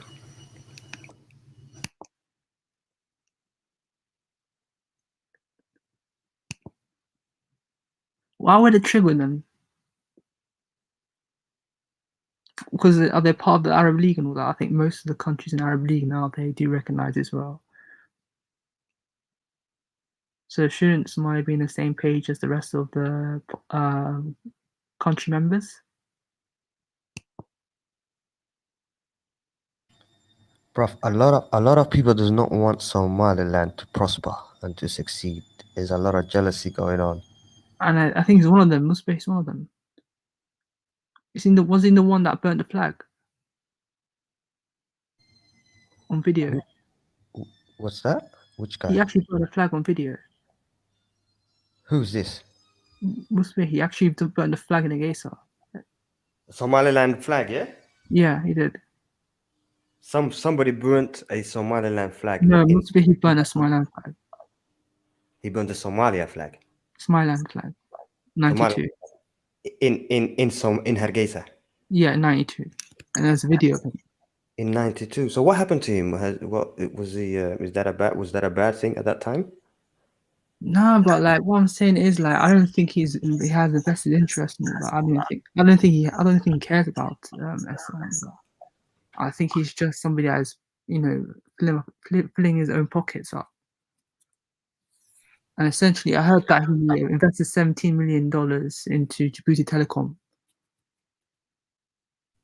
And I'm thinking to myself, why aren't people asking where he got the money from? Like, that's very suspicious. And it's blatant as well. So the guy that burned the flag has now made money and made a telecom company? No, he invested $17 million into Djibouti Telecom. 1 second. Yo, some guy called John just jumped in and jumped out. I jumped out. You guys carry on, yeah? Okay. This guy who's so now he owns a telecom company? No, he invested $17 million into Djibouti Telecom. And how did he make his money? Exactly, like he hasn't worked in his life. Okay, so this is what came out of the taxpayers' money. It's a bit like the Russian oligarchs. Nobody knows how they made their money. They all got millions. But like for him, yeah, it's blatant. He actually stole. He actually steals land and stuff like that. But yeah, he's even building a house like near the U.S. Embassy in Djibouti. So he's got connections to the government or some political leaders. Nah, it's not. He has like a. It's not about that. It's not that he has what do you call it, a connection or anything like that. But yeah, he has connections to Djibouti because the president of Djibouti is his brother-in-law. Your brother-in-law. It's nepotism. You see, it's all the problem with that. This is why we've never reached anywhere as a nation. It's because hebel in aderka aptiga aderka. Yeah, that's all you're gonna give to positions whenever you get into a position. So it's all that's really what's putting us down. It's all the nepotism nonsense. But as well, like in exchange, he is apparently what do you call it? His close, what do you call it? Protection team. They get trained by Djibouti as well, and all from the same sub-clan. Like I doubt it's all of it the same sub-clan now. I think they were replaced, but I heard that basically that they were all from the same tribe and all that. Not even same tribe. I mean, family. Look at all these sub-clan level. All the Somali millionaires. They've all all the positions they're giving to that who's going to be the the manager, the interior manager. Every position that they have is all to the family. Yeah, his brothers, sisters, kids. Yeah, or Walalki and Haskisi in Aderted. Yeah, that's all. It's all in the circle. Where like in the Western world, it's like it's discriminatory. That's called discriminatory. But you can't do stuff like that. But I understand that. But the thing is that when you're looking at ethical point of view, I think something that we deem ethical in one country can't be applied to another. But I did a course. I did a module about it earlier this year. I mean, my first semester. So for instance, a country has could differ in terms of ethical standards to another country. Well, what are you studying, bro? Accounting, finance. But I think one of them was I was doing one of the modules was what do you call it? Corporate responsibility. Okay. And we talked about ethical theories and stuff like that. And I've done a paper on the pharmaceutical company. So what do you think of ethical corporate business? Should you be employing your cousins, your nephew, your third? That's unethical. But isn't that our culture though, as Somalis? Isn't that something that's ingrained in us as just people, not just like as a? Well, I'm assuming like you're talking about cousins, stuff like that. You're talking about people from the same tribe, something like that. Yeah, tribalism, clanism, it all goes into the same bubble, you know. Yeah, I thought it was quite interesting. You're not gonna employ somebody who's just outsider. You're gonna employ your people, you're close to you. You know, you're never always gonna go further than your little closed circuit. Yeah, they don't. One thing I know about Somalis is that they don't hire based on bloodline, or that they hire based on tribal lines. That's one thing I find to be quite interesting, because for instance, you need a person to be if that person is not qualified. Yeah, they'll hire a CEO.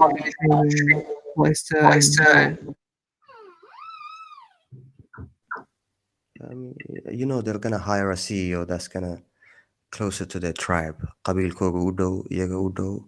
They're not gonna venture any further in the vicinity, you know.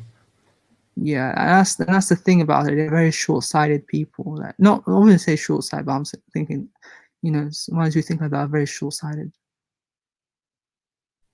And that's why we're behind as a people. We're always been short-sighted for the last 18, 90 years.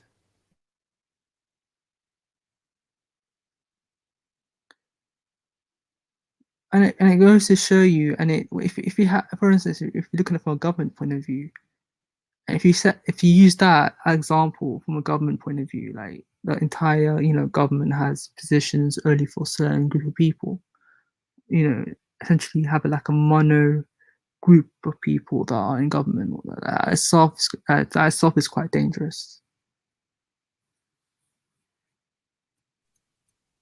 Like monolithic people, Yeah, that itself is quite dangerous, because now what you have is that you can have people that are not from that group going to say, well, how come those people have all those positions? And then what they're going to do is they're going to blame the people from the government, the community that they hail from on the civilian level. They're going to blame them and become resentful.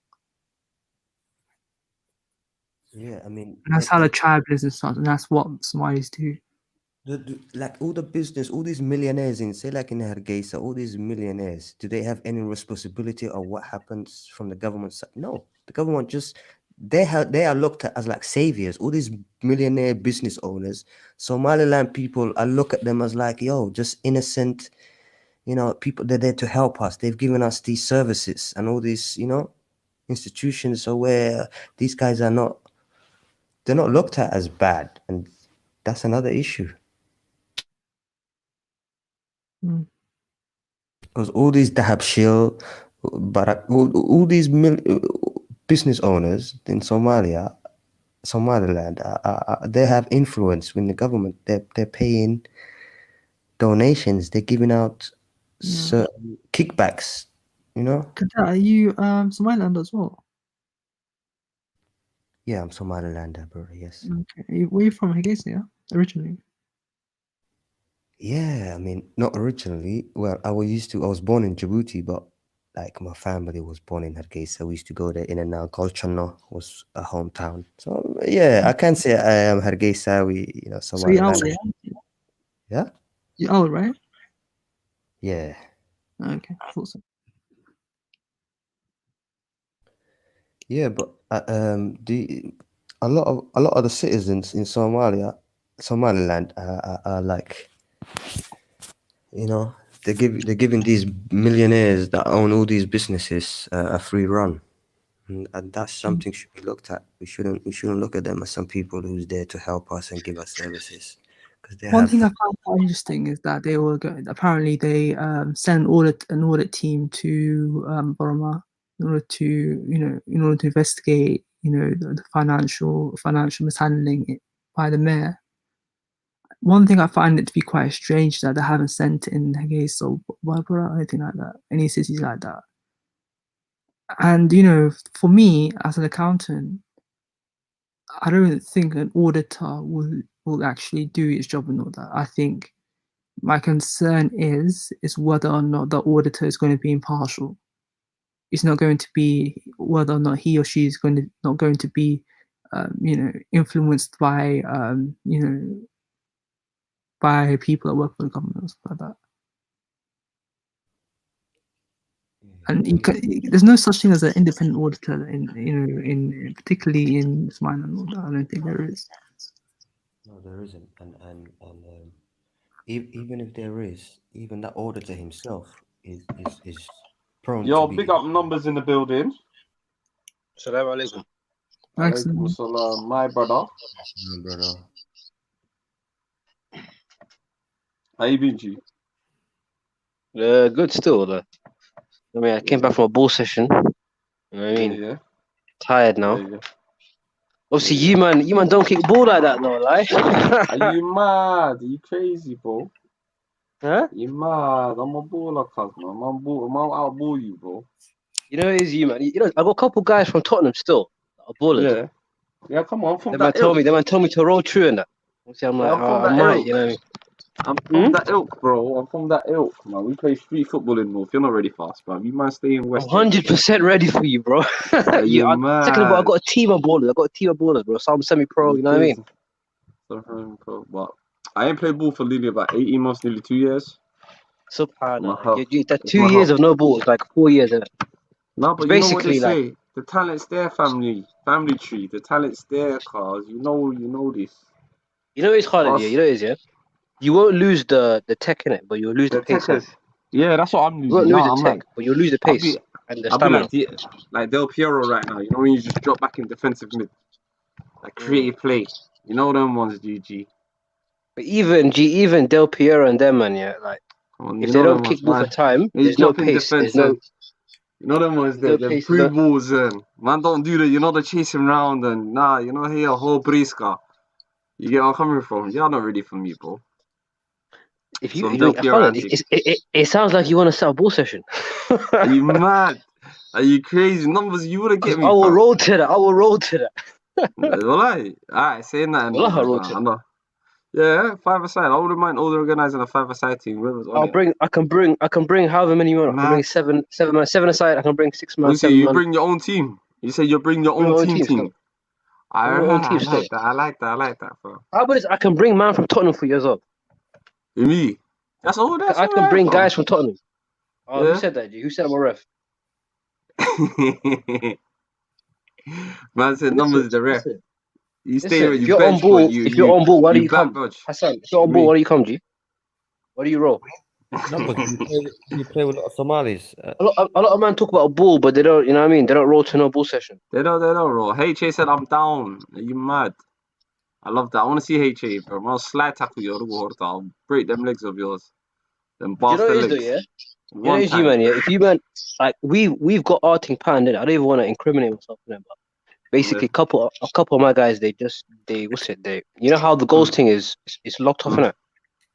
They just bought ball cars and they you know what I mean, they opened up the door, they opened up the pitches. Do you know what I mean? So I've got my area planned, and obviously Tottenham. I don't know about Tottenham, innit? If anyone's done that to the local goals in you man's area. Wallahi, are you allowed to play football during lockdown anyway? That's a good question. No, you're not. No, you're not still. Come on, it's man. illegal. Wallahi, you know what? Yeah, I was watching one thing, I was watching one movie. You know who subscribed that movie to, man? I think it was Distinct Fame, yeah. That pandemic film. They got man on some mad shit, bro. Osman don't really listen to it though. Yeah. But you know, I feel like Tottenham is more like, because you know you're more in London than me, innit? I'm Hillingdon, so I feel like your area is gonna be more police, innit? They're gonna be more on job than my area. In my area, the place our goals thing is basically Heathrow, innit? Yeah. And I feel like Heathrow is a bit queer from like police. Not queer from police, but it's not inner London. It's not inner London. Like, Yeah. so I feel like you man probably more sticky in it. I said For that us, if I we lived around your basically have area, our goals yeah. confirmed. I said this earlier. I said it to someone from around there. Hillingdon. What's the other? Drayton Park. Was it Drayton Manor? No, what's the other? West Drayton. Drayton. Yeah, I would just fly out of the country if I lived there, man. And everyone that I know from that area all worked in Heathrow Airport. Everyone worked in Heathrow Airport. I like it there. Tottenham's I had a job in Heathrow Airport last time. 15 minutes. Tottenham, yeah, you're in central London anyway. Like literally 15 minutes. Yeah. Mm-hmm. Or even less. It's my another brother from North London. Hey, did you not watch last night, a couple of nights ago's debate? No, still. What do you think? Yeah, it was Cadet for some American guy, innit? Yeah, you see that American kid, yeah. What do you guys think? Yeah, the night before, not like yesterday. I took a break. The night on Sunday night, innit? Yeah. Yeah. Cadet v some American you, innit? Yeah. My brother Cadet's from my ends, innit? Yeah. Would you ever join the U.S. Army? He was bragging about the U.S. Army. If I'm a citizen, I'll be real. I'll join still. Would you be about that life? G, I'll be real, G. Like, I feel like the US government, G. Yeah. I rate them morally more than the Somali government. I'll be real, G. Because I feel like what would the Somali government have done differently if they had power? A lot of these countries they complain here, but if they had power, they'd be way worse than USA. They'd have no morals. Do you know what I mean? If you think if Somalia had a nuke, if Siyaasada had a nuke, G, he'd be nuking every country. Any country that said one word, he would nuke them. He wouldn't even. He'd have no thing in it. Like, at least America, they wouldn't do that now. They wouldn't. They wouldn't just go to Mogadishu and just dash one. He joined the army. I was asking him, did he join the army for financial reason? Because I'll come back to you guys. Give me 2 minutes here. The US Army has, very, very good benefits, to be fair. Like, they pay off your tuition fees. They, they give you money to buy a house. Exactly. And stuff like that. What would Somalia do? What would Somalia do for you? Let's be real. All you have to do they wouldn't do shit. Tour and all that, like from 1822, and that's it. It wouldn't help 1%. Obviously, America do a lot of dead, disgusting stuff in it. But I just don't see what other countries would have done it in their position. Do you know what I mean? If you were the most powerful country in the world, you had the strongest military, you had everything. I can 1,000,000% they would expand. You think Somalia would be like, yo, we're not gonna hurt our neighbors, we're not gonna do this, we're not gonna take over land. If as soon as Somalia had power, they would take back Ogaden instantly, no discussion. Do you know what I mean? If they felt like they were stronger than Ethiopia. So, like, really truly, everyone's the same. That's true. You think Somalis, let's say the Somali government, they should invest more of their budget towards military than healthcare or education? Because that's the only way we're gonna get stronger. Yeah, no, I say military as well, because education is good, yeah, but education is more long term. Like with education, yeah, this is what I say you do. I say you just pick a select group of people who get the best grades and then fund their university abroad. That's the best way, innit? Because all of this school stuff, yeah, like, is good, but really and truly, like most people will probably in Somalia will end their education at high school level, just like a lot of people do in this country, innit? But the Cold War is finished, bro. I don't think countries need to be antagonizing each other. And yeah, no, you're right. You're 100%. You're right. 100% you're right. But bro, I feel like the tides are changing, innit? Like China, America already. Like, did you not see China, India? Yeah. 20 Indians got killed. You have to be aggressive, I understand, but we don't need like military aggressiveness. That we need to be political and, in other ways, economic aggressiveness. Yeah, you got to understand, political leverage all depends on your military strength as well. Like how other countries treat you depends on how strong they view you. Do you know what I mean? Like if Somalia was a nuclear power, you think they wouldn't have a say in big like all the political stuff that's happening in the world right now? Somalia is not in the GA summit. Nobody gives a shit about what someone has to say about world politics. Nobody cares. Nobody asks for Maja, yo. You know what I mean? Angela Merkel is not asking for Maja for his opinion. Do you know what I mean? Trump wasn't asking for Maja for his opinion. But Trump is asking China for their opinion, like in global matters. Like, I mean, China's involved in it. So your strength is very important, G. And if you look at it, like Libya has more attention around the world than we ever gain. That's how you know we're just on the sidelines. We've been put on the shelf, dusty. You know, dust is just coming all over Somalia. Nobody's looking at us. I hear what you're saying. So I hear what you're saying. But that's what I'd say, innit? Obviously, I'd just say that the best case for Somalia, I would say, is if it was just a regional power. Innit? Do you know what I mean? The only L for Somalia, G, that Somalia is next to one of the dominant Africa countries of all time, innit? Ethiopia. Ethiopia is just too dominant, and they're just getting stronger and stronger. It's very difficult for a country like Somalia to overshadow a country that has maybe 5, maybe 7 times its population. Even Eritrea is stronger than us. Eritrea has more political influence than us. Eritrea, really? I don't know about that. I believe so, bro. Even though they're a smaller nation than us, they are putting their name out there. They have a lot of influence. Okay. I mean, I wouldn't say. I personally disagree. I wouldn't say Eritrea has a bigger influence than Somalia. Eritrea is a very tiny country. I saw the population is basically London. The whole country is less than London. The brain drain, yeah?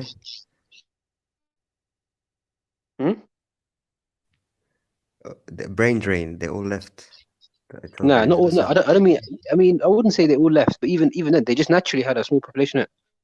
Like, even if all the Eritreans came back, it wouldn't be more than 6 million, 7 million. Do you know what I mean? They're just a naturally small country. On the whole of East Africa, Somalia is the weakest. Eritrea is more stronger than Somalia. That's I disagree. Still, I disagree. Wait, are you saying are you not counting Somaliland? Athletics, bro. Eritreans waxay ciyaaraan athletics ka ciyaaraan, bro. So that alone shows you that they are in a different position to Somalia. 100% agree, but 100% agree. But Somalia is like Syria. You understand? Somalia is like Syria, Libya. You can't even like Somalia, Syria, Libya. They're just in the same category. Like they're all failed states because of terrorism. Shit like that. You can't really count them. For them, G, it's more to do with the fact that there's just too many people dying in it. Somalia is So you guys, sorry, one second. I Tahir A. Assalamu alaikum. Hello, we got a guy called Tahir A in the building. Hello.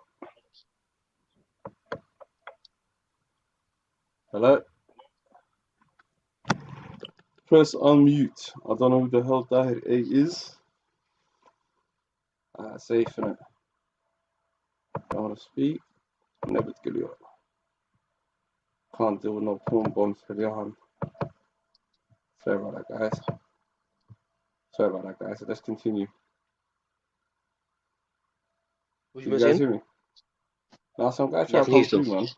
Yeah, some guy try to come through called A Tahir. The person wasn't speaking, innit? Was on street view, so I had to kick him out. Listen, Howard Diria, why do you jump on, G?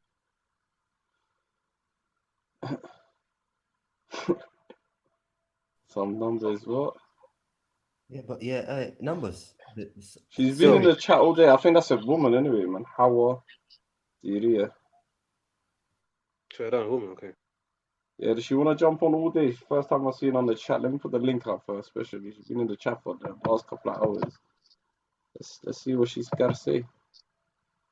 He's back again, guys. This guy's back. 1 second. Hello. Assalamu alaikum. Hello. هذا ما مغشان أعوانكم أخونا. هاي ما ولا هلا يا How are you? Sado, is your first time on Lola, yeah it's my welcome. first Where are you time from? Magaca, حقيقة تميت. حقيقة شوك حقيقة صالحة. waxaan joogaa Ethiopia Addis Ababa baan joogaa What is it? Boli Rwanda. No Kasans meel la dhaho Kasans, okay. it's like waa mid meesha magaalada dhexdeeda Okay.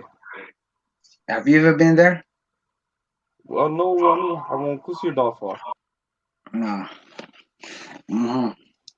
Boli Rwanda waa magaalada Soomaalida geeska ka degan yihiin weeyaan إيه حالته أروح حاجة صومالي حاجة دقيقة.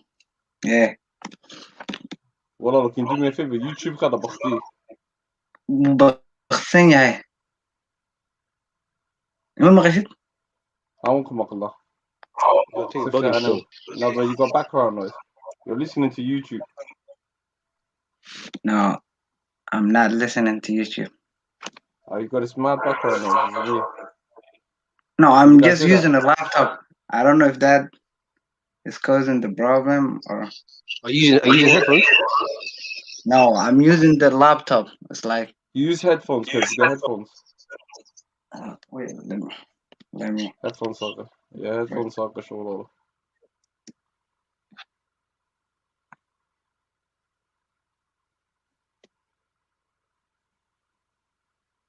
What's this guy Ali Khan? What's this guy? I think he's lost, man. This brother from Pakistan. I don't know what he's talking about. He's been in the chat all day. Does you wanna come on? The link's in the chat, people. Come through, come through. Don't be shy.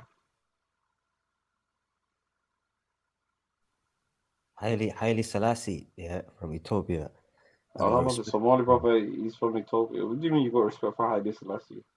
Haile Selassie, wallahi, he came from the bottom. He made his way into getting Olympic golds, and then he literally changed his. Oh, you're talking about the runner. I thought you were talking about the president. The runner, Hargeisa. You know who you? One time I went to Hargeisa as a holiday, and everybody was wearing T-shirts, Haile Selassie T-shirts, like long neck, cold neck T-shirts with Haile Selassie on it. And My bro went holiday to Hargeisa yesterday still. Your brother? Yeah. Yeah? Mm. What's he doing? Give him a couple months. You see, you got connections in Hargeisa. It's like that. Numbers, what you saying? You're affiliated now. Yeah? Say that again? Yeah, what numbers? You're affiliated. You got connections in Hargeisa. I already had connections in Hargeisa still. There was a couple man that I know from Hargeisa. Well, their family's from Hargeisa. But you be burning bridges on the channel with Hargeisa, though, still. Nah, G, I have no. What's G? I'm what's it? I'm Somali nationalist or something. I'm not nationalist, but you know what I mean. I'm like pro Somaliland, Somaliland. It's just that these man, what's his name, Bur'a and Jamil are just saying fuck us 24/7, innit? And they're just saying clans every 3 seconds. It's like what the fuck, bro? Yeah. And then they bring up my clan, whatever my clan is. I don't even give a shit about my clan. G. I barely know anything about it. I do look too stuff in it, but I don't really care. And obviously these man, they just bring up my clan. It's like what the fuck? Yeah. Clearly, they just have some. They're the ones who are trying to burn the bridges in it, not me. But my bro went Hargeisa with a couple man, and apparently so far they're saying it's very lit there still. Yeah, so what you saying, Lee? It's Lee. Very, very still, from what I've heard. Okay. You could enjoy yourself in Hargeisa, my brother. Mm. Yeah, You say he was in Mogadishu like a year ago, innit?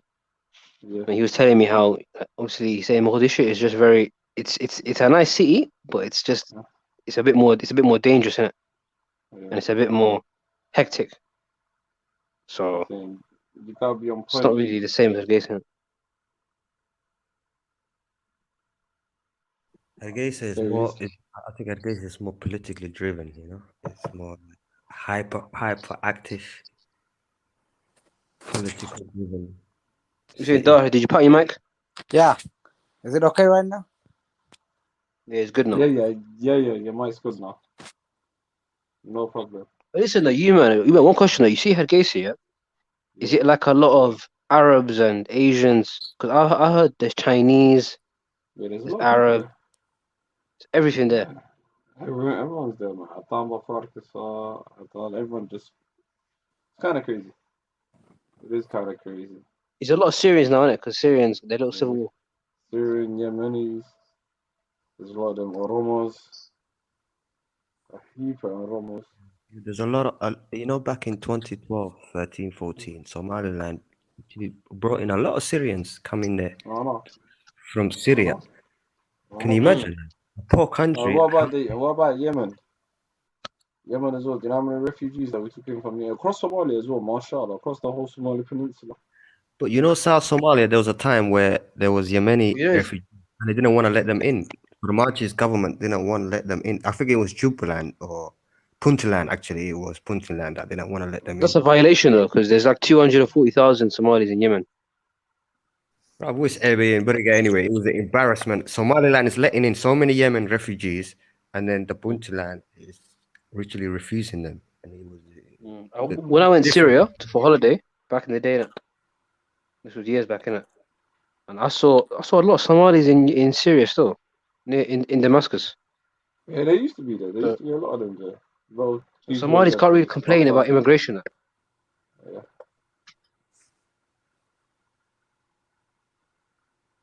Not really. Most of the Yemenis that came to Somaliland, most of them are skilled people. You know, they're building houses, they're plasterers, they're decorators. They've got skills. Most of them, you know, they're not just there to scavenge or rape the economy. Yeah, that's what I'm saying. They bring something different, but sometimes you think it's, I don't know, man. What do you guys think? Sometimes, and do you think like control will move on to immigration? Do you think? Welcome to the Skadaya.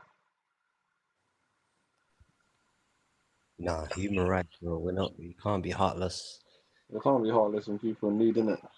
20, 30 years time when Yemen finally fixes up, they might able to help us when we are in need, you know. Yeah, that's true. That's true. That's true. And Yemen can fix up quicker than Somalia did in the last 25 years, bro. Yemen can fix up in 15 years than we did in the last 30, 40 years, because they are already established as a nation, as a country, infrastructure, streets, roads, everything's there.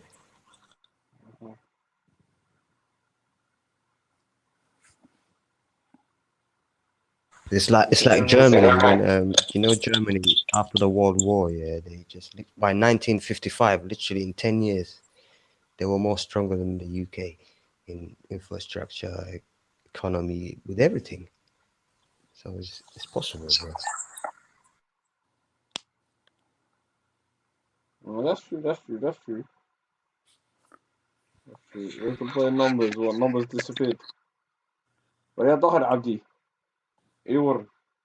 نوذا ستة ساعة. نفط والله نفط خبر. في عنا محاسة. والله خير خير بشرب شيء برواقه. عون كويدي. كانت كسلوها شيء والله قنال كان.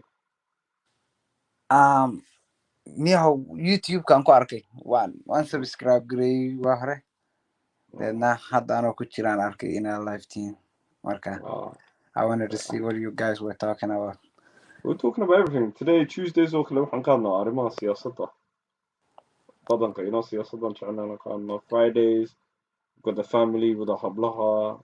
Saturdays, no open mic, everything. So, what kind of siyasa that you guys talking about? Like, mata wadanka mise? Ka wadanka ka sheekan kii wadanka. Arrimaha gudaha mala socoto adigu. Siyaasadda wadanka mala socoto maya? Nin waa ka neejo waan iska daa aad uma dhegeysto. Okay, Ethiopiana ka waran intee leeg baa Ethiopia degnaa adigu? Weligeyba xaggan aan joogay. Anoo yan baan imaaday. Saasaan ku joogay. Okay. Waxaa u dhexeeyay Jijiga iyo Addis Ababa inta nolosheeda ugu badan joogay. Okay. Isee Jijiga Xaafid Ciise? Jijiga? ما تقطع حافظ عيسى ما تقطع Jijiga Xaafid Ciise waxa la dhaho ma jirtee. أنا دردبة ما دردبة. Dirdhawa Xaafid Ciise lahaa. يا حافظ عيسى دردبة أنا ما أصلا خلصنا. ما aragtay Dirdhawa. أنا watch how long تجي that's about it. When I say it's like دور شر transit. لا بس شر أديش transit ما كنت تجي. معلم بنشوفه أنا that's about it. So watch how late Addis Ababa dhulkaad martay. أنت بس transit ما كنت تجي هذا. بدل ما كنت تجي they simple. استباحة. So marka wadanka ma taqaantid meelahan. ما كسر والله. هي حالة الصومال حاجة نلوش إثيوبيا يكون ولا كبر. نيهو دي والله waa iska undi Soomaali niyahow wadanka shisheeye isaga jira weeye waxoodana inta heli karaan way dhacsadaan I can't hear you, bro. Your mic. xuquuqdoodana waa iska helaan inta ka maqan ardu niyaw soomaalidu way kala duwan tahay marka laakiin dalkan bay kala mid yihiin waa dad badan oo kala duwan laho differences kugu jira laakiin waxaan u malayn inay qolada ugu liidatay yihiin afar iyo wax lamid ah kasii liito oo iyagana aan waxba haynin laakiin hadda adigu I think it's getting better markii hore loo fiiriyo sidii waagi hore ay ahaan jirtay laakiin waa weli wax badan baa dhiman hadda unbuu inuu kowaco bilowda la rajeynaya Guys, I'm gonna go now, yeah? It's a pleasure to talk to you guys. You want to take care, man. Okay.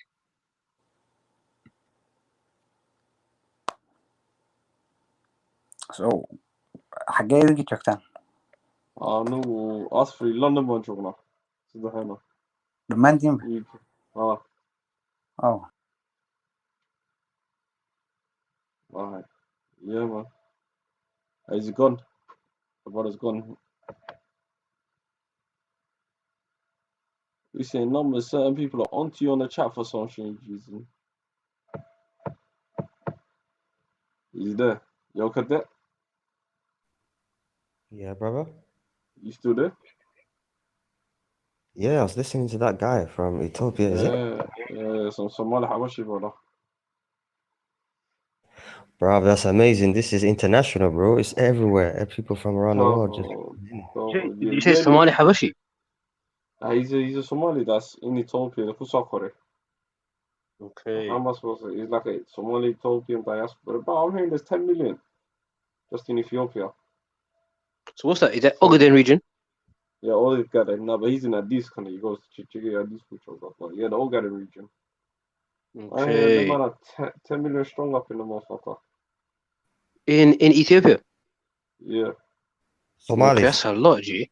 That's a lot. Bro, we go all the way to Uganda. I mean, you can at least say there's like 500,000 Somalis living in Uganda. Not forget about South Africa, you know. No, Somalis are they're in Egypt. There's a lot of them in Egypt. There's a lot of them in Saudi Arabia. And there's there's a lot in Yemen. They're basically everywhere in the surrounding regions. I wasn't expecting Addis Ababa. One brother I know was in Addis Ababa. Obviously, he said there's a bit of tension between the Somalis and the Ethiopians. Like sometimes they won't notice if you're Somali, innit? Like, they won't be able to tell. You can blend in, but if they can tell, then there's issues in it. They can tell you're Somali. No, they can't. They can't. They can. No, if you were to go to Somalia, I don't think they notice. Huh? I don't think they notice.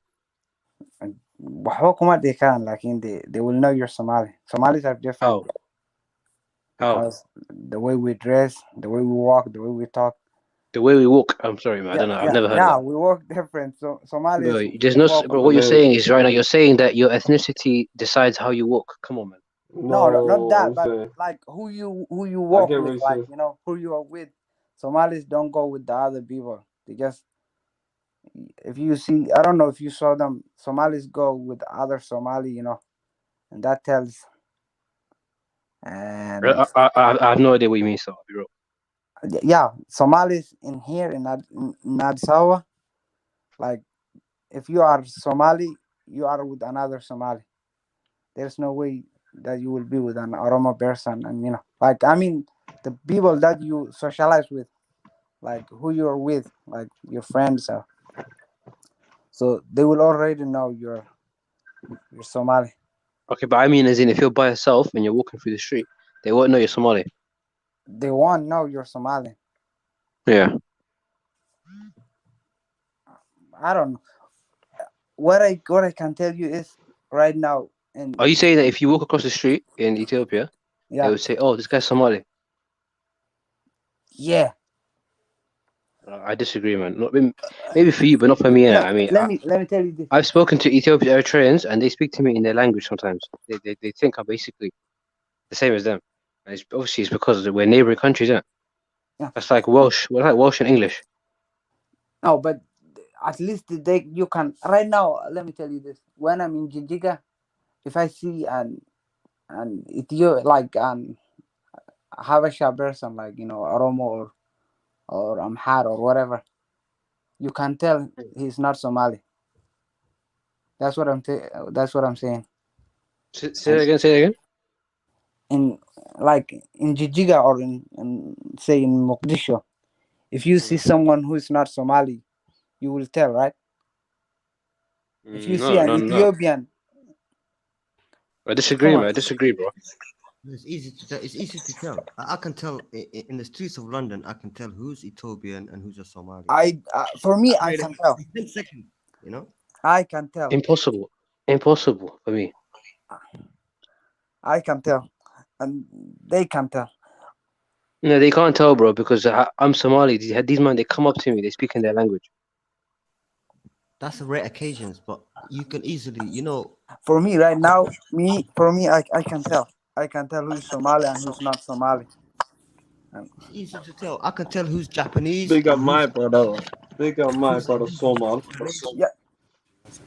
And right now in Addis Ababa, I've been in here like I think 14 years, and even I speak Amharic, like how they do, and they can't tell I'm Somali if I am with them and speaking, but Yo, my bros.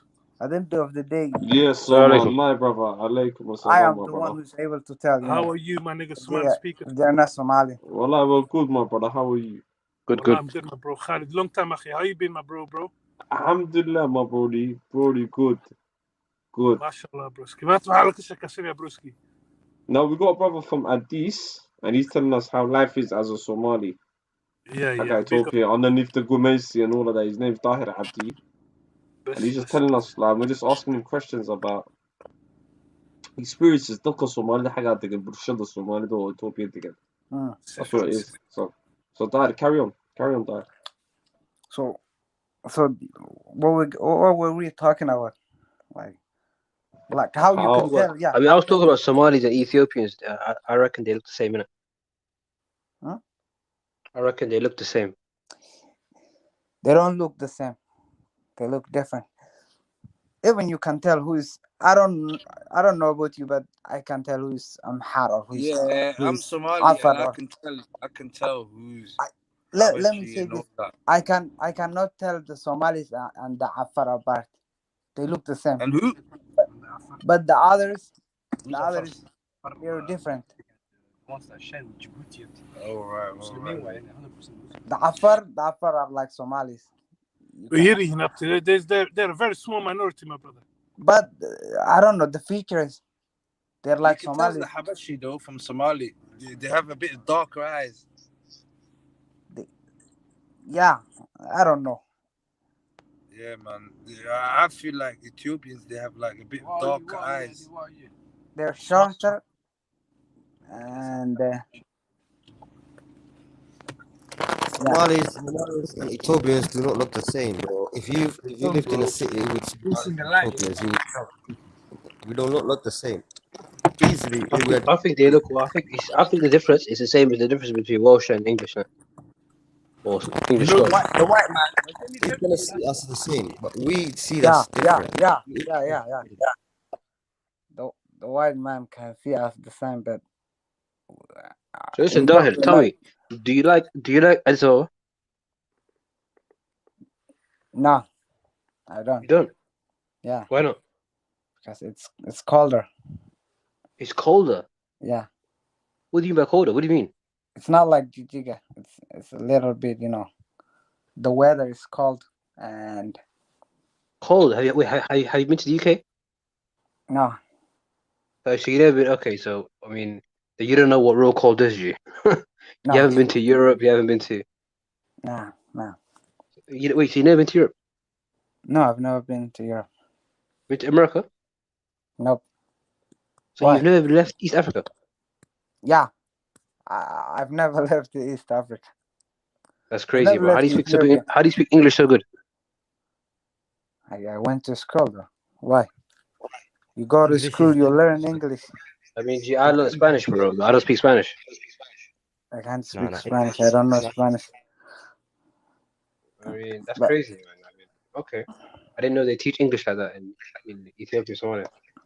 Why wouldn't they teach English in Ethiopian numbers? Seriously, are you No, really thinking like they teach English, but you know, they would, but gee, it's like I wouldn't expect people to be fluent. They don't have any influence.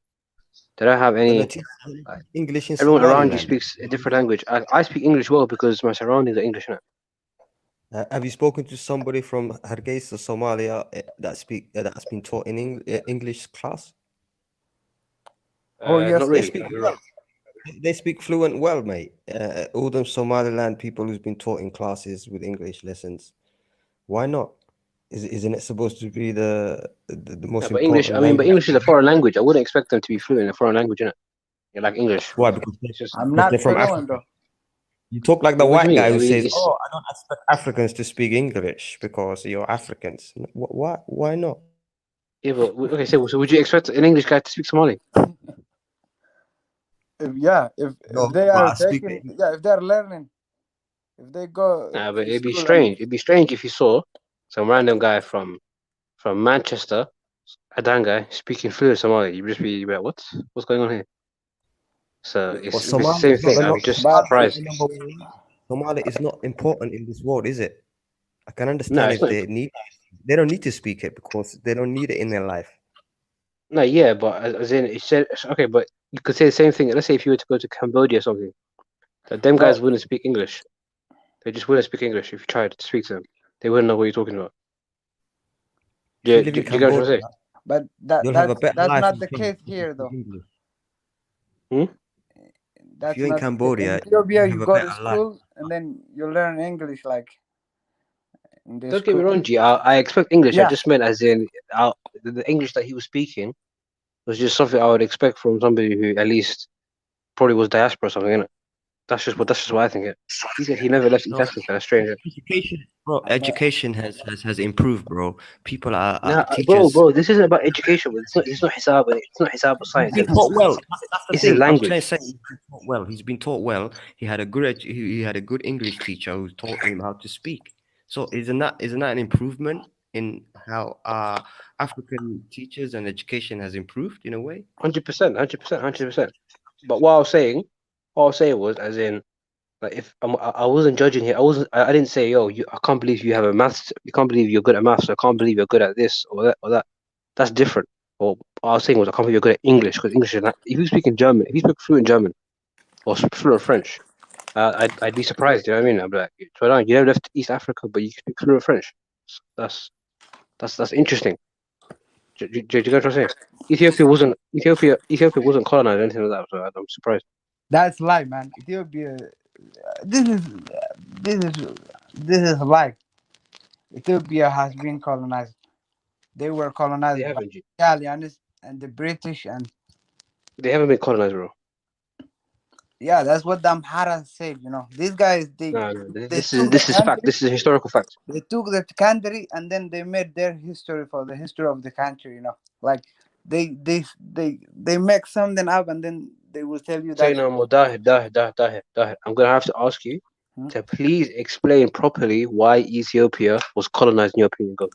Because Ethiopia is not only in in the highlands. Like right now in Ethiopia, our region was colonized by the Italians and the British before they were given. And also there's another region called Gambela that was Mhm. also colonized. There is By another who? region by By the who? English. By the English. So Yeah, why? So why have the English admitted that they've never colonized Ethiopia, but Dahir A because says they did? I have no right now. Do you know the Somali region in Ethiopia? First, Yeah. I don't know even when I was going to school, it didn't make sense because they will tell you in the school Ethiopia has never been colonized, and then when you come back home and then you talk to your I mean, the whole grand, world agrees that Ethiopia has been colonized. and then when you come back home and then you talk to your grandparents or some, you know, someone who has, you know, a knowledge of the past, then they will tell you, oh, that's bullshit. The Italians were here, and then the Italians left, and then the English came, and then The after Italians, that, bro, 1 second. I'll tell you what happened. The Italians, they occupied Ethiopia. They occupied Ethiopia. they occupied the other Occupation. Ethiopia. That's not in our. Occupation is not colonization, bro. They occupied, and that's colonization. In other words, Right. in Now sporadic. let me tell you why. Now let me tell you why that's false. Let me tell you why that's false. Okay, what about the British? Like 1 second. Before that, I'm just gonna tell you. I'm just gonna address Cadet real quick. Let me tell you why you're wrong. Germany occupied France in World War II. So did Germany colonize France? Kind of. Kind of. Okay, bro. Okay. All right. So Germany occupied Greece. Did they colonize Greece? So what is the colonization then? Colonization is when you move your people into the country, and you make the people of that country, the indigenous country, you make them work for you. You make them do your work. That's what they were doing. They were the Really? guys out there. No, they Germany weren't. They colonized weren't. The Ethiopians were not cooperating. The Ethiopians were not cooperating at all. Huh? Are we talking about the Somali region? The Somali region was not recognized as Ethiopia back then. So right now, what can we say about this right now? Right now, it's back to Ethiopia, right? Huh? Right now, Somali. Yeah. It's like internationally. So why aren't they telling like that region's history was like this and this and this happened? But what's that got to do with colonization, bro? Like, so I don't know what you're saying. Are you saying Somali region was colonized or not? The Somali region did not belong to Ethiopia, but we're talking about foreign powers, like European powers, taking over Ethiopia. I'm saying to you that didn't happen. You're saying it did happen. No. So I'm proving to you that you're false. Like, this is wrong. It did happen. It happened for sporadic times. You know, like just Germany colonized France for 5 years. Bro. But that's the thing, bro. Like, you can't. But cadet, you can't say stuff that no one in the world agrees with. Only you think Germany colonized France.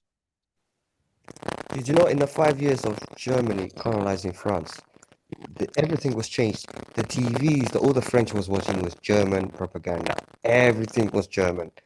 Are you saying that's not colonization for 5 years? Well, nobody in Germany believes they colonized France, and nobody in France believed they got colonized by Germany. Nobody. It was occupation. That's what you've been told, but Germany. By the way, another thing, yeah. They took over the country. Everything. Bro. You seem to forget that. Like Germany in 5. You know how long 5 years is? 1 second, bro. Someone's mic is bugging. Who's that? So, continue, bro. Yeah, come through today. Yeah, 5 years is a long time to actually change people's minds, the way of life, and everything, bro. We can't put that on the side. You know what I mean? In life, 5 years is a long time to change the society, and they almost did that. But bro, I'm saying to you, what I'm saying is very simple. Now. I'm saying to you, yeah, if Ethiopia got colonized, yeah, because the thing is, G, yeah, I think that you got to separate your hatred for Ethiopia and separate that from the facts. If Ethiopia got colonized, yeah, Ethiopia was occupied in its history. That was the question, right? And the brother was saying, yeah, that's a fact, though. It was, and it maybe you can't class it as colonization. That's what we're arguing about. We can't class it as colonization. But there's certain nations that took over Ethiopia for 4 years, 3 years, 6 years, 8 years. That's what I'm trying to make the point. Like who, bro? Like who? Like the brother said. Who? He's already told you there were certain nations that took over it, like I mean, Portuguese. He's waffling. He's waffling. There's no side. There's no basis behind what he said. But Portuguese took over Abyssinia in a certain time, mate. There's a lot of Nah, nations that false. came. They never took over once. They never took over Ethiopia once. is a They strategic country. assisted Did you Portugal. They assisted Ethiopia in a war against Somalia in like 400 years, 500 years ago. But before the white man has even discovered America, they were already in East Africa, mate. So we Yeah, can't but gee, distinguish. Ethiopia was a respected power. Ethiopia was a respected power. Ethiopia has been colonized or the power has been taken over for a certain amount of time. That's a It fact, wasn't. G. okay? It was never. Maybe It we was can't never. call The it only time. colonization, but they have been overruled for a certain number of years, for many years.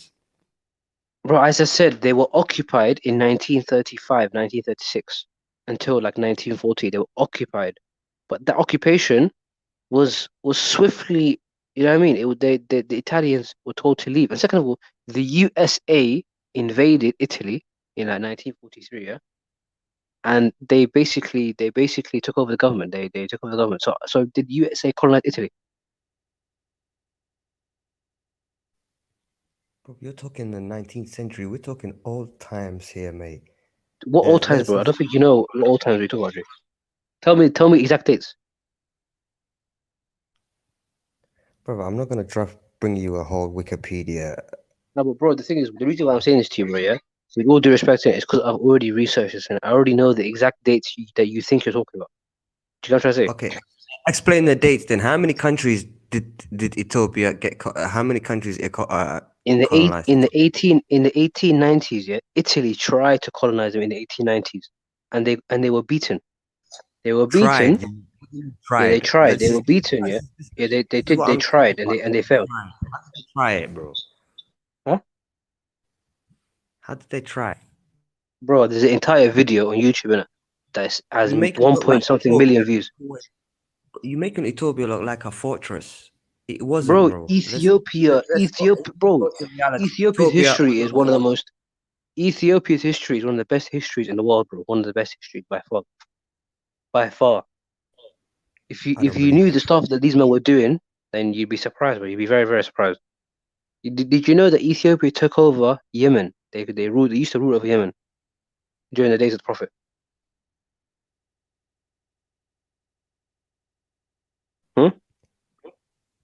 Ethiopia is not as powerful as you make it out to be. Bro, they used to rule over Yemen.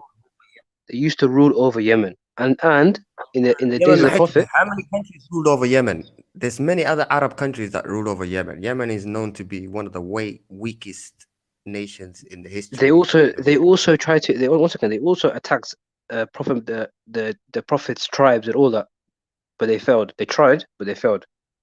Like they were definitely a superpower where I was trying. And if you know the Arabs, the Saudi Arabians were smoking the world. That's why Islam is spread so far. That's why Islam was in Spain, because the Arabs were just too strong. They were just smoking everyone in front of them. These men went to France. They went to near Poland. They went everywhere. And so the Arabs were strong. So the fact that Ethiopians were basically equal to these men. Second of all, G, how do you know your ancestry, bro? Let's be real here, G.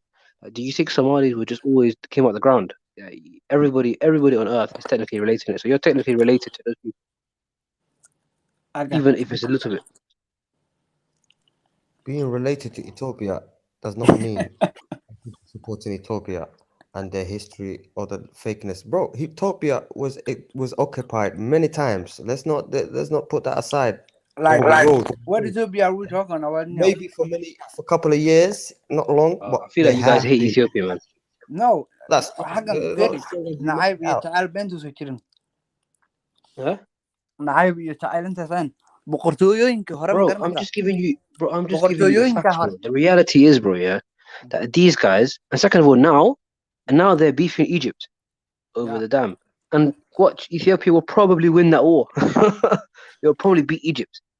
You'll be surprised, man. You'll see this country they've smoked a lot of man. They've smoked a lot of country in their history.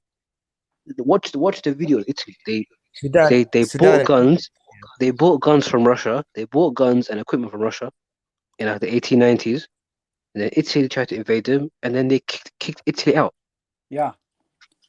This is fact.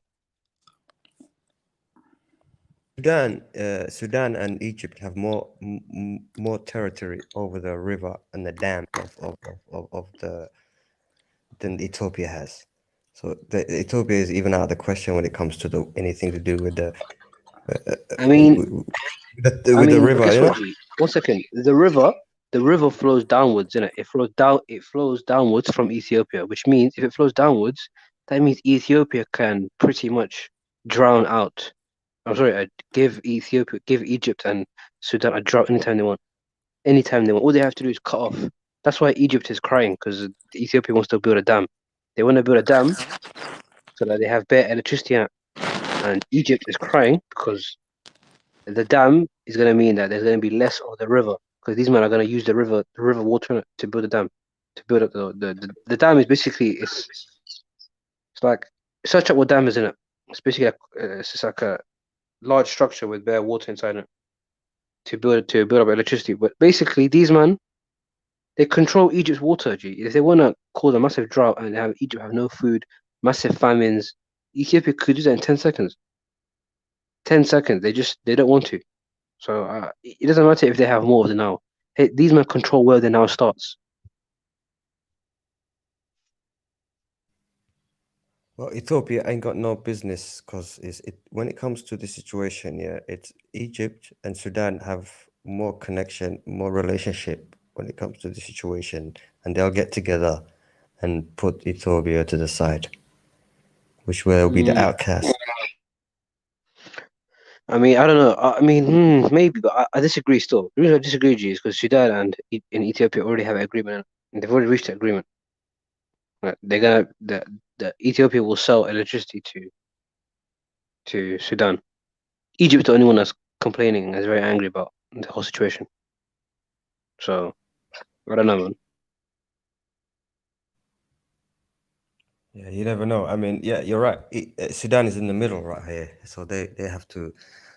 But because Ethiopia has a lot of waterfalls and a lot of dams and a lot of water rivers, that's the only way that's how they're winning this, because they've got a lot of natural,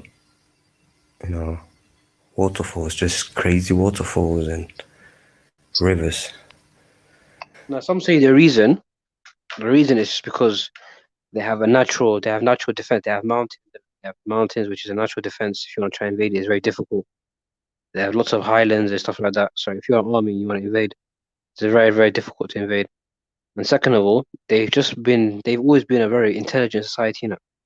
Like, even from the days of the Romans, these men, they've been to war with a lot of countries, a lot of empires. Like Ethiopia, you'll see, Ethiopia will probably smoke Egypt in a war.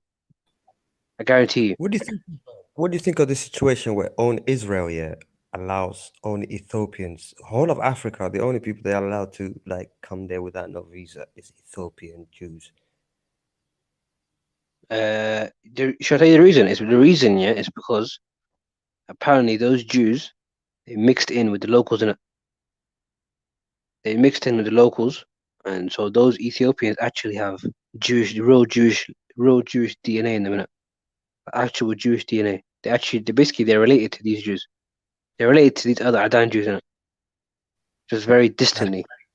You know that? Have So you they're seen basically the same. You know how the hatred the Ethiopians have for Muslims in Israel? Have you seen the Ethiopian Jews that live in Israel? They're black people. You see, all right, this guy's black, he's like me. But all of a sudden, the white man's fucking mentality. He doesn't see the Palestinians as humans. He doesn't see Muslims as humans. No way. I mean, tell me about this. I'm not educated into it. Bro, it's a big deal over there, bro. And forget that. Yegi themselves, all Ethiopians themselves who are citizens of Israel, are getting discriminated by the society themselves. So it's like a it's like a coin with the same sides, bro. I mean, they're hating on the Palestinians. They're hating on anything to do with freedom and apartheid, everything. But then they are getting racism from Jews themselves. The Jews hate on the biggest population over there is Ethiopians, and the Ethiopians are hated on, just like wherever in every society where there's a big ethnic population. They are the, like say in Dubai or Kale, all the Indians, Hindi, Pakistanis, they're all building, they're the what do they call it? The labor, innit? They're the labor, they're the cleaners and everything. And in London, it's the same with the Africans, all the Africans, the Nigerians and the Ghanaians, always cleaning the London Underground at night. So that's how they're looked at over there, bro. The Ethiopians. But then the Ethiopians seem to look down on the Muslims. I understand that if they're being racist to the Ethiopians are being racist to Palestinians, then obviously they deserve whatever happens to them. They deserve for the Israelis to discriminate against them because they're the same. But I was just talking about Ethiopia as a country and like what they achieved and the people that the people that they defeated. Because it's definitely a big feat. Ethiopians support Israel. That's what I'm trying to say. Maybe, okay, they say the population of Ethiopia is mainly Muslim. Majority of population of Ethiopia is Muslim, but the society, the nationalism, the country supports Israel. Is that a fact? Yeah, that's a fact. It is, the country is a Christian-run country. The government is Christian, the constitution is Christian. Well, you know, the population 90%, 80% is Muslim. That's the difference. It's a crazy place, Ethiopia. One interesting fact about Ethiopia, Gia, is the fact that a large portion of it is Somali. That's very interesting to me, you know, because that means Somalis must have a big say in the country. They must, because the whole of the eastern side is just straight Somali, you know? But Somalis have integrated in Kenya more than they did in Ethiopia. There's more Somali police officers, police chiefs, police commissioners, courts, actually inside the court system. Like Somalis have integrated in Kenya more than they did in Ethiopia, and this is what I'm trying to tell you. It's a Christian country, Ethiopia. They will never let. It's in the bloodline. They won't let Somalis get high in any society, in any institution. Maybe, okay. Because I think my bro, before he went to Hargeisa, I'm not sure. I'm gonna have to chat to him, but I'm not sure. He might be in Addis Ababa first. Oh, yo, Khalid, you see the route to Hargeisa, yeah? Yeah. Where does it stop? Where does it stop? I go from usually my last 2 trips straight from Heathrow to Addis 45 minutes here in Hargeisa. So he's probably went. So my bro probably went at this as well. Was it transit or did you chill like a few days? Transit. No, I chilled for about a day. My last trip, but usually a couple of hours. So basically, G, I'm gonna chat to my brother now. I'm gonna ask him what Addis Ababa's like, innit? Because he should be there now, innit? Are they staying for a Should day be or there. so? I mean, I'm gonna have to chat to him, innit? I'm gonna have to see. 'Cause he said he's gonna be in Hargeisa for 2 months, innit? So I don't know. Maybe he's gonna do a weekend at Addis or something like that. I'm gonna see, G. I'm gonna see what the tensions are like because I can't lie. His friend was in Addis, innit? And he said there was 2-2 beef, 2-2. Like, some people are nice and some people are cool, but occasionally, like they can tell. Like apparently near the border of Ethiopia and Somalia is where there's a lot of issues in it, and that's where people are killing each other and shit like that. Innit?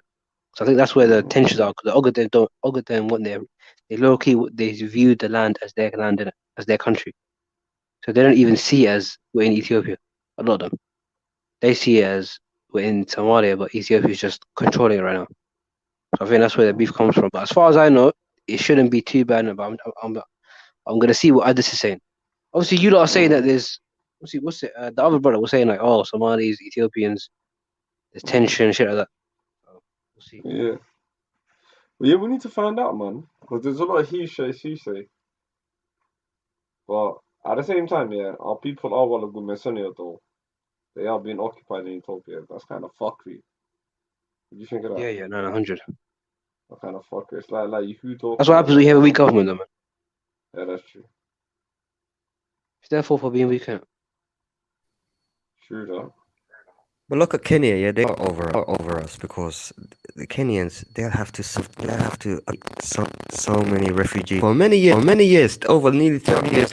Kenya has been accommodating so many Somali refugees, and it's a bit like Turkey. they accommodate in Syrians, and it's like, you know what Turkey is doing? They're saying, you know, we're holding all these Syrians, and every couple of years, Turkey literally threatens the European Union. They say to them, listen, if you don't give us this billions and billions of dollars, we're gonna let them out into the sea, into Italy, into Greece, and just flood you guys. And then the unions seem to, you know, start get triggered, and they start paying billions to Turkey. Turkey's been leveraging themselves over many years now. You know, it's funny. It's funny you say this, isn't it? Because one guy that I know, one brother that I know, he's Greek, innit? He's Greek. And obviously, he was chatting to me about. We was both chatting about our countries, and this guy was just telling me how in Greece there's a lot of like people that are coming into the country, and he said he's seen it with his own eyes. Yeah, like people are not even using toilets; they're just shitting outside, cash. Because a lot of them, yeah, like the places that they come from are quite rural, innit? Yeah. They don't come from like the cities in Africa, innit? Because in the cities in Africa, people are more civilized, innit? Like they know toilets. It's to do with the government. The Turkish government do not have any resources to help these guys and build toilets, suli, or bathrooms, or hygiene. You know. So I know. I'm talking about as in like I'm talking as in when these people with refugees, bro. Yeah, 100. I'm saying I'm talking about Turkey. I'm talking about as in the refugees themselves. Like a lot of them, they come from because you see how if you see in the UK, if you go to like the rural parts, it's very like, some people there, some of the stuff they do, some of the stuff that their services are very like, they're very shit in it. The buses are shit. Like if you go to Blackpool, sign, like, you're gonna be like, wow, like where am I? Do you know what I mean? A lot of men have said that when they went to these kind of places, innit? So I'm sure if you go to some African country, Cameroon or something, Cameroon, the capital city might be good, might be functioning. But if you go to like a village in Cameroon, then them man are probably no toilets and shit like that, innit? So I believe him when he said that these guys they're just chilling outside and they'll just take a shit. I know it. And there'll just be a pile of shit on the floor. That's when the UN comes in. That's when you need funding. That's why Turkey is manipulating and literally. What do you mean by funding, bro? What do you mean funding? So who's meant to fund it? So who's meant to? How can Turkey look after all these Syrians? It's just like Kenya. Somali, bro. Listen, like they have to look after their own people, yeah. And then you have thousands and hundreds of thousands of these people coming over your border, looking to get fed, looking to get cleaned up. How are you going to do that? The only way you can do it is with funding. That's why Turkey is playing the game, and Turkey is playing the game, and Kenya is playing the same game. You know, it's telling Somalia, look, we're looking after all your people out here. You can't tell us nothing. We have to overrule you. You have to listen to us, and you have to follow our orders because we're here looking after your people. You see, it's all about the leverage there, bro. No, 100%. Kenya's violating Somalia still with this whole leverage thing. They're violating for 30 years now. Kenya, how many people, Somalis, are they looking after, bro? It's a massive deal for the Kenyan government. It has always been a big deal for the Kenyan government, how to look after the Somali refugees. It's a burden on them. But it's the biggest refugee camp, though. They get money, do you think? Yeah, massive money. But it's always been the number one issue for the Kenyan government. And this is where Somalia needs to get involved. Say how we can bring our people back, how we can take all these people from there. Let me ask you a question. Yeah? Rehabilitate them, huh? Bro? Somali government rehabilitate all those people in Kenya back to Somalia. You know? It's like, bro, it's camps like exactly the same in Palestine. There's camps there in Lebanon where Palestinians are living in. There's camps in Beirut. Like all outside Palestine, there's camps there with all Palestinians. It's the same with Somalis. They're all living in Kenya, bro. In hundreds of thousands of camps, bro. Like it's a mini city. It's like Iraq, it's like Syria, where camps are over there near the borders of Turkey. Just mini cities have 30 years, but mini cities, bro. You see that girl? There's a girl she's become a model, a Somali model now in America. She emigrated. Yes, that's the girl. And who went to that camp one time? It was you know that what's the actor? Angelina Jolie. She was married to Brad Pitt. Yeah, Angelina Jolie. Angelina Jolie. Jolie. She went there one time. She went to that camp in Africa. That's how that girl's name got prominence, and she started getting name. And they all do it. George Clooney, man, they go to the camps. All this has so many. It's exactly the same in South Sudan. Many camps there, yeah, just like Kenya. It was like a mini city. You know what I mean? Basically. No, 100. I get what you mean. Still, no, 100%. Kenya and that they're right. But see the Somalis. I think it's not all just thingy though in Kenya, because I did a bit of research in it. If you go to Nairobi, there's an area called Eastleigh in it, and in Eastleigh, the real estate business in Eastleigh is responsible for 25% of the economy of Nairobi, innit? And that's all just real estate. So 25%, a very small minority of Somali real estate investors have 25% of the capital city's income. And the capital city is one that makes the most money in the whole country now. So these guys have a lot of influence in Kenya. But you're right, man. Ultimately, this whole refugee crisis is probably where all the leverage and all the talking points is coming from. But listen, the question I had asked to you, man, yeah, was basically, do you guys respect Farmajo as a president? As in, do you think he's doing a good job?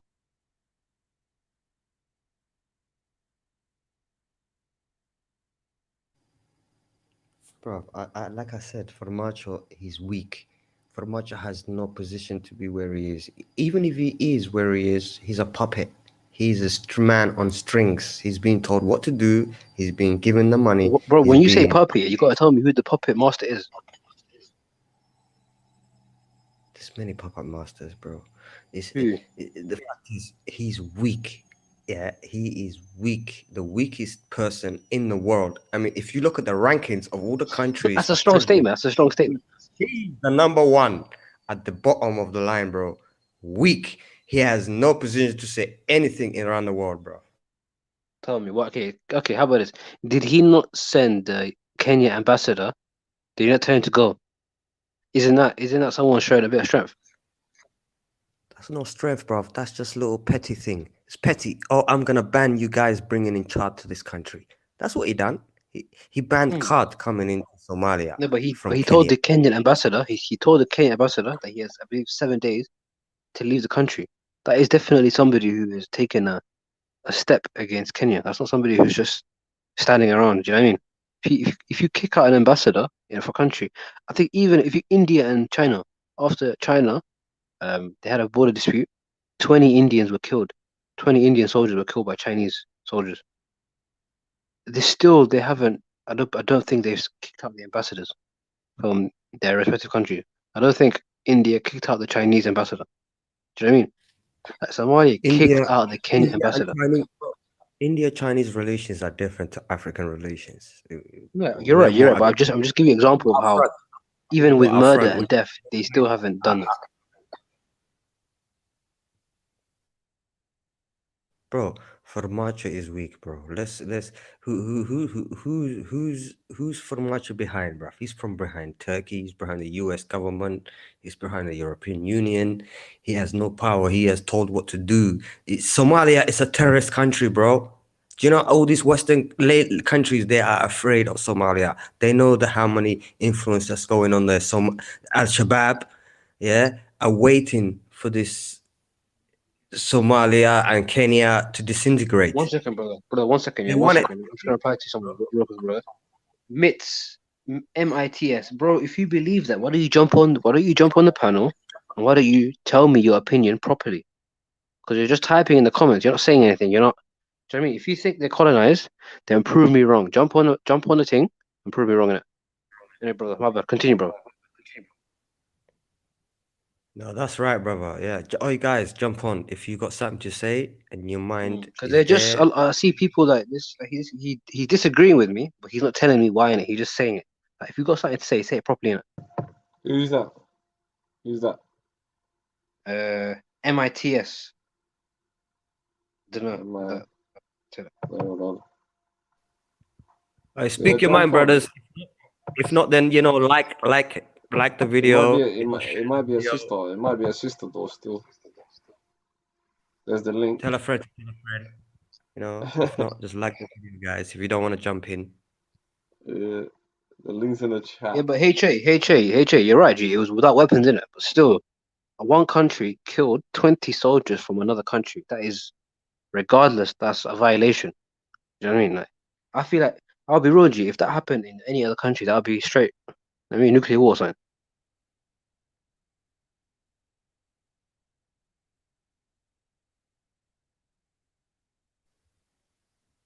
No, but Listen, brother, Cadet, man, tell me more about Farmajo. Tell me, here's the thing, Cadet, yeah? You say Farmajo is this, he's that, but you're not telling me exactly who the puppet masters are. You can't just say broad, yo, this is the puppet master. You got to say, yo, this is exactly who the puppet master is. This is exactly what he did to prove that he's a puppet. Because right now, I don't see him as a puppet. I just see him as somebody. Because, gee, once you got to understand about terrorism, yeah, terrorism affects every single country. Like, even a country that is as strong, as organized as the UK couldn't prevent terrorism. Did you see what happened in Manchester? Yeah, how many people died? A lot of innocent people died in that attack. Like, terrorism is something that's very, very difficult to prevent, and a country as weak and as destabilized as Somalia is not going to do well against terrorism. Do you know what I mean? They don't even have the military equipment to defend themselves against terrorism. So you can't really blame Farmajo. Before Farmajo can do that, he needs money in it. And if you don't have that much money to invest in your military, then you're just going to need Turkey. Turkey's doing a thing. Turkey's helping out a lot, but do you know what I mean? I don't think you can 100% blame it on. Ali Khan. I'm not saying that it was a real war. I'm just saying, regardless, 20 people were killed. If 20 people are killed, that's a violation regardless. Do you know what I mean? Like, they've tested their sovereignty, because India is saying that this region, I believe it's called, I forgot the name. India is saying we control this region. China is saying no, we control this region. A fight broke out and 20 soldiers were killed. Like, regardless, bro, like, no matter what you say, that is something serious. And China are still occupying that region. So, do you know what I mean? But listen, the Cadet, man, as I said, man, Farmajo, you can't say Farmajo is this, is that, in my opinion. All right, okay. So, let me know, what do you think makes Farmajo strong then? Because I said he's weak. So what do you think makes him strong? I'll be real, G, that obviously, from my understanding of Somali politics in here, I see that, okay, AMISOM, remember there was a Ugandan, basically there was this head of AMISOM, and I think he was some Ugandan guy in it. And these guys did not want Farmajo as president, because Farmajo was a guy who was different to these. You see, what's the name of the guy who rules over Jubaland? The one who's working with the Kenyans, the one who wants to sell his own land. Did you know one of Farmajo's ministers has been seen wearing a hat that says "Make Somalia Great Again"? He was literally having an interview with an American ambassador to Somalia, and the guy put on a hat that said "Make Somalia Great Again."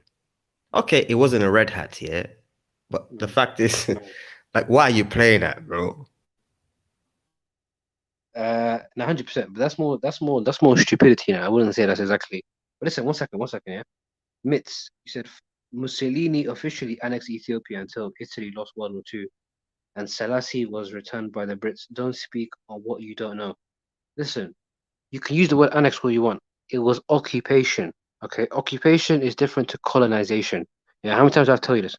Germany beat France in World War II. That's not colonization. They took over. They ruled over. They ruled over France, Paris, everything. You name it. Yeah, that is occupation.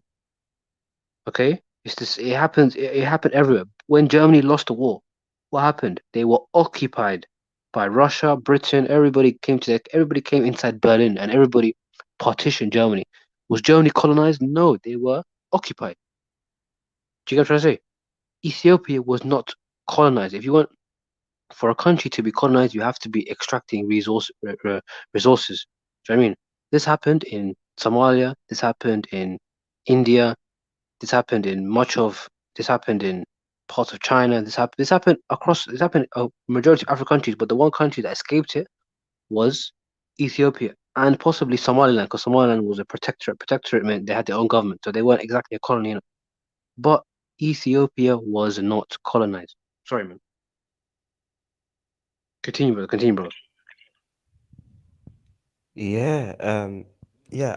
What point was I at? You talk about Farmajo. Yeah, Farmacho. Yeah. I asked you the question. What made him? What do you think makes him strong? Because from what I can see, the guy is weak in every way possible. Well, gee, I mean, I don't think he himself is weak. I don't think it's a him issue. I think it's more of a country. He just doesn't have any resources, doesn't have any money.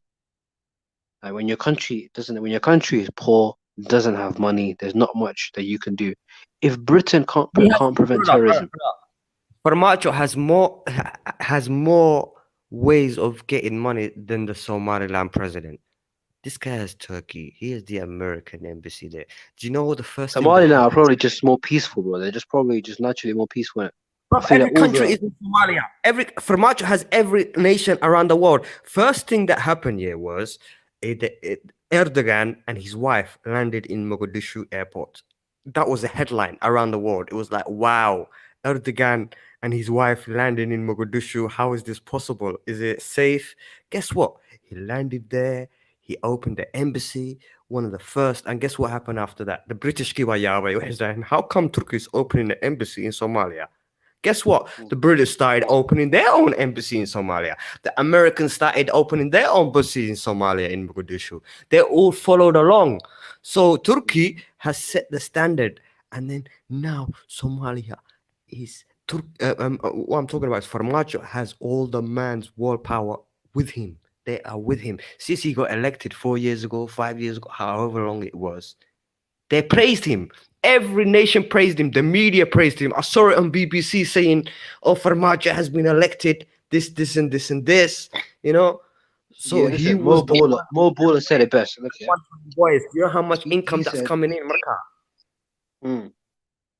Basically, Mo Baller just said, yeah, Farmajo isn't, but he's brought out all the garbage for all the Somali to see. So basically, it was already like that, innit? It's just that it's all out now for everybody to see. Like, it's not something that he did specifically, bro. The country was already like that. Like, the country has. It's sad, bro, because terrorism, bro, is just too powerful. You can never defeat it, really and truly, bro. Anybody can be a terrorist. There's nothing you can do, ultimately, to beat it. You just have to hopefully educate your country and people out of it. Really and truly, there's nothing you can do, bro. America has terrorist attacks. You know what I mean? They have a lot of these school shooters. They have a lot of these, mainly school shooters. France had an attack recently. Brother, numbers. We're not talking about terrorist attacks. We're talking about the government. That's the number one issue in Somalia. That's the number one issue that they have. How weak he is, bro. And the weakness is because this guy could have made something out of himself if after Trump back up today. Soon as Trump took over, Somalia disintegrated, bro. When it comes to politics, American relationships, everything just went down because of Trump. You know, and that's just, you know, luck, you know. I mean, Trump is not really Trump is he's an interesting character. This guy didn't even give funds to Texas when they had a major firestorm because they didn't vote for him. Like, Texas voted Democrat in the last election, 2016. So he didn't like them. So his own American citizens, he was willing to let many of them die and not give them relief just because they voted blue, voted Democrat. So, of course, relations with a country called Somalia in Eastern Africa, why would he care about that? Do you know what I mean? This is Donald Trump. Trump didn't care about Somalia, yeah, because Obama did. And you know what Obama did? He spent so many drones. How many drone strikes did he sign off for Somalia? Hundreds of Somali Shabab leaders have been killed in Obama's reign. Let me ask you a question. He kept, because he knew Al-Shabaab is the ruthless that needs to be put down, and he kept on doing it. But 4 years wasted. 4 years of Trump has been wasted in Somalia, and that's gonna affect us, bro. in many years. Somalia, G, is just the issue that they have here is just the issues that other countries can't deal with. Even the UK can't deal with the level of terrorism Al-Shabaab is. They can't.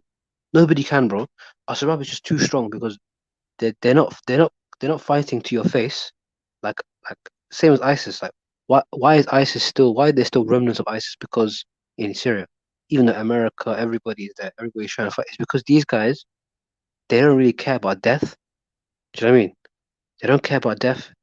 They just care about destroying that one school. You know what I mean? Blowing up that one mosque. They don't care how many of their own people die, just as long as they take a couple people with them. It's very difficult to beat those kind of people. And second of all, the issue is these people, they think what they're doing is right in it. They think what they're doing is the right thing. Right? They think they're gonna go general for this. So they're extra fanatical on it. They're extra determined. Like this issue, I feel like it's not for the margin. What would Farmajo do with that one? That's the main issue. And you're saying he's weak in other areas. Okay, and in those other areas, it's probably just he doesn't have any money. Like he just doesn't have any money to impose his will. Farmajo and the government, has been living in Nairobi for 10 years right now. Before that, the TFG, Transitional Federal Government, they've all been lived in Nairobi. They've never had any influence in Mogadishu. They were too scared. Security-wise, they could never run the country in Mogadishu. They had to live in Nairobi, bro. And this has affected everything in the country. It's going to take many years, like for all these side effects, to come around. Brother, give me 1 second. Give me 1 second, brother. Yeah? Mitts, bro, why don't you jump on? You're saying stop feeding people Habashi propaganda. It's not Habashi. You're just salty. That sentence just told me, bro, that you have personal issues with Habashi people. Innit? Just because you have issues doesn't change the history, bro. Like, they were not colonized. I know this hurts. This hurts deep down, bro. Ethiopia was not colonized, innit? Like, one day you'll get over this, innit? One day you'll get over this. Bro, continue, mother. Continue, bro. Yeah, no, bro. Ethiopia getting colonized is a whole nother debate. I don't know if that brother wants. I just momentarily wanted to free the rawness because clearly this guy don't want to jump on and tell me, you know what I mean, face to face exactly the reasons. He just wants to type, but it's calm, bro. Please continue, bro. You say shook one. Man, don't want to come on the pitch. They don't want to come on the pitch. They're not on it, man. They don't want to come on the pitch, bro. You stay in the comment section. The pitch is inviting you, bro. Yeah, but no, brother. Farmajo, that guy has a lot of history in the last. How many years has he been in power now? You tell me, bro. You tell me. Brother, I'm guessing 8 years right now because 8 years, really? 8 years. That's a lot, bro. No. He's only been there 4 or 5. Yeah, I was gonna say it's 2012. So what is it? What's happening right now? The election has been supposed to be in 8th of February. That's done and dusted. Is he now an illegal man in position? But some people are screaming it out. The international world, like basically, I'm not gonna lie to you, they kind of mocked it, the other day. They're telling man, fix up, you man. Like, what on? They can't tell us to fix up, though, G. How are they saying to us? But America, their people invaded the capital. It's on Twitter. It's like, yo, fix up. You might hold your elections, choose a leader, slay up, innit? Come on. It's almost true, bro. That's a joke thing, fam. If you really look at it, how come I say no? I don't want no election. That's some spoiled brat thing. You get where I'm coming from? There's no organization. There's no shut off, bro. I'll be the truth. It's a joke thing. Truth be told, it is a joke thing, cause. Bro, it's embarrassing. Bro, you know what it is, bro, yeah? At least America took the embarrassment away from us as well, innit? Because the leader of the free world, which is supposed to be America, their own president is saying the same thing. I don't think he's saying exactly this for Farmajo, but this guy basically said, no, I didn't lose the election. And he incited his people to go and invade the capital, which was that's supposed to be like the center of their whole democracy thing, innit? So that's way worse. Like, I don't think anybody has invaded the villa that Farmajo stays at, where the president stays at. Nobody has tried to invade that or the parliament Like America is still worse in my opinion. They can't invade that because Farmajo, he lives in the green zone, just like Iraq. He lives in literally the airport, the ministries. It's basically a It's called halal. he lives in a ministry, bro. Lama taabsan karayo isaga. How many thousands of African Union soldiers are supporting him and protecting him? Airport ka la bagta karaynaya. Turkey is there protecting with their own trained soldiers, Somali Turkey, bro, needs soldiers. to do more, in my opinion, man. This Erdogan guy, he's not impressing me at all, bro. I don't know what are they doing there. Obviously, they're building roads and schools, and that's all mashallah. But the biggest issue is this Al Shabaab, man. They have to completely decimate them. Like, you know, the only way to beat Al Shabaab, in my opinion, man, yeah, is you're just gonna have to kill anybody who's even affiliated. Like, I if don't think. somebody even spoke to Al Shabaab, man, What about the I little don't think kids? Al-Shabaab would I ever had a leave. debate, little yeah? kids, I bro, had a they're little debate. kids. You know what you need to do with the little kids? Is it, You can to you recruit you to them? round them all up, yeah, round them all up, and put them in a prison-style military thing, innit, where you just brainwash them out of this because, like, you need what you need to do is a Ideology. We proper need to kill the ideology, brainwash. innit? Ideology, just brainwash them with Yeah. like Somali Nimot shit like that, innit? So that they're obsessed with something new. Somalia is a Muslim country. I don't think we're ever gonna get rid of these people, you know, because Dinte Bro, my bro, it's my bro, yeah, he got sent to Somalia, innit, for Dakan Ellis, innit, Dakan Ellis. This was back in like 016, 017, 016. He was there for 1 year, innit? And this guy came back and he said, bro, like this guy, he doesn't even talk about politics ever, innit? Like back then he was too young as well, innit? He was like, what, he was like 17. This guy must have told me, yo, Somalia is just too obsessed with Islam, innit? Which Islam, I mean, I respect it, innit? But it's like, that's where the whole Al-Shabaab thing comes from, innit? Because these men follow it. If they think that they're the ultimate deen guys, innit? They think they're the super on job with deen, innit? That's why they're killing that. No, I Like, don't we're the think it's like real that. Muslim. Yeah, the thing is, they've got that ideology. Like, how can you call next Muslims kuffars and these men are off the side? Like, it's just mad. It's just mad. Their thing don't make Khalid, sense. they Yeah, view you, me, anybody that is not them on their team. as gal. Yeah, straight. They think That's how come on, good fuck. that is. You know, this And could be exactly. From the time I'm seeing it- foreigners coming through, and them men are getting shown love, Nagalasina, y'all. And these men are here to murk your own people, you know. They've come to literally come to your country, you know, to kind of lay on, yeah. Did you hear, bro? But Yeah, then on Twitter, innit? yeah, I was on Twitter. Imagine I saw Al Qaeda and Al Shabaab beefing.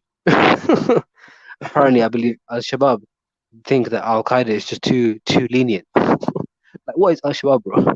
What are they? They're the extremists amongst the extremists.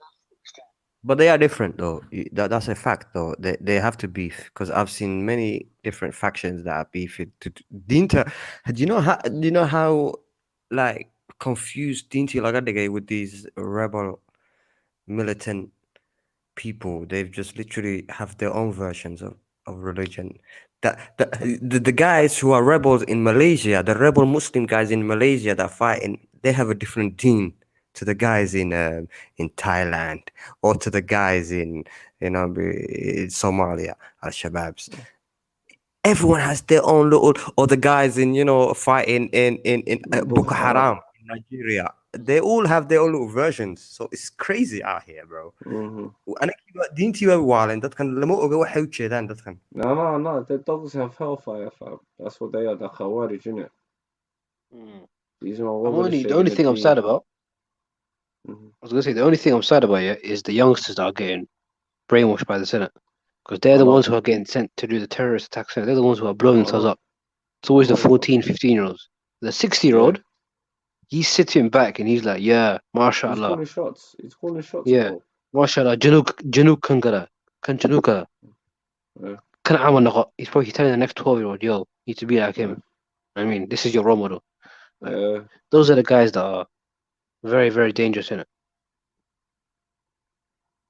Yeah, that's what I'm saying. That's what I'm saying. It's that for me, it's a joke thing. As I said, you man, yeah, terrorism, yeah, it's just too difficult. Like, it's all like UK can't do nothing, France can't do nothing.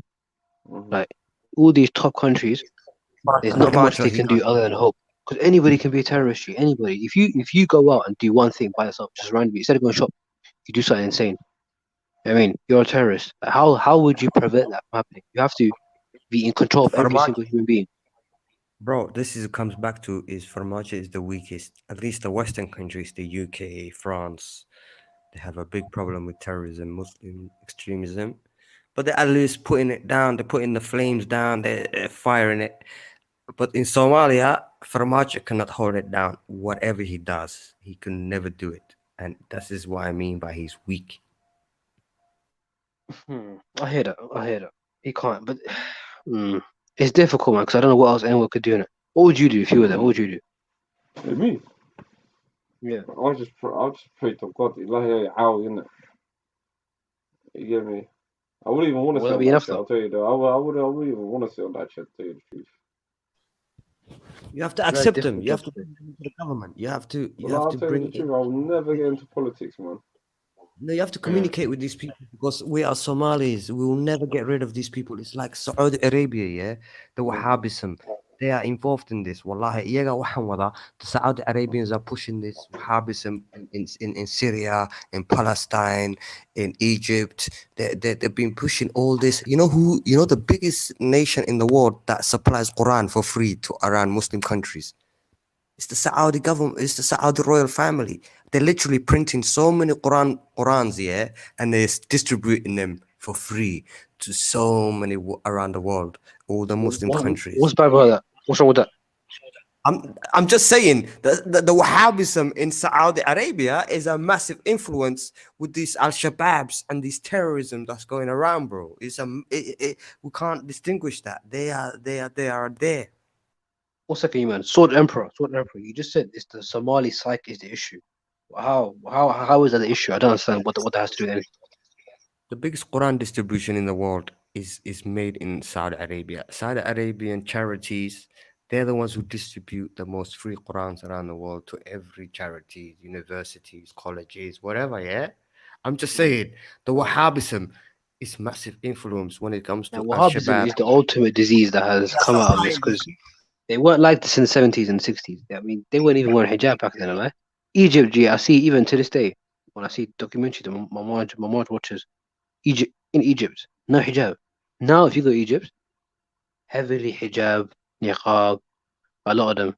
I mean, unless you go to the proper city center, people aren't doing that. But it's crazy because like Islam has been around for over 1,400 years. By the time it was 1950, do you know what I mean? Like, what changed?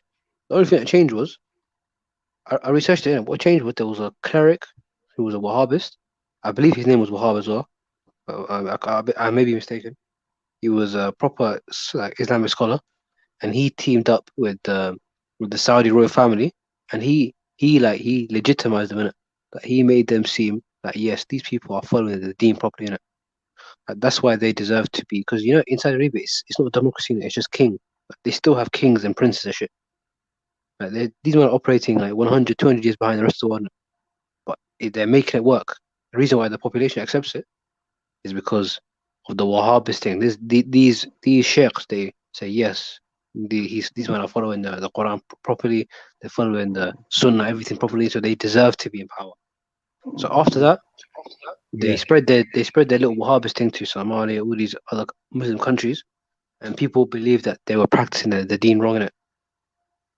So the fact that they were able to change that the fact that they made people change, I'll start probably thinking, yeah, the same way you don't realize that you are you're practicing Islam incorrectly, is the same way you're probably wrong right now. So ultimately, it's the Wahhabis that are the real issue, and they're the ones who instigated the flames. Well, you're right. This is the thing. We don't seem to look at.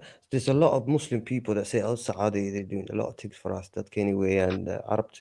But you're right, numbers. You just spelled it out right there, bro. I can't say no more about that.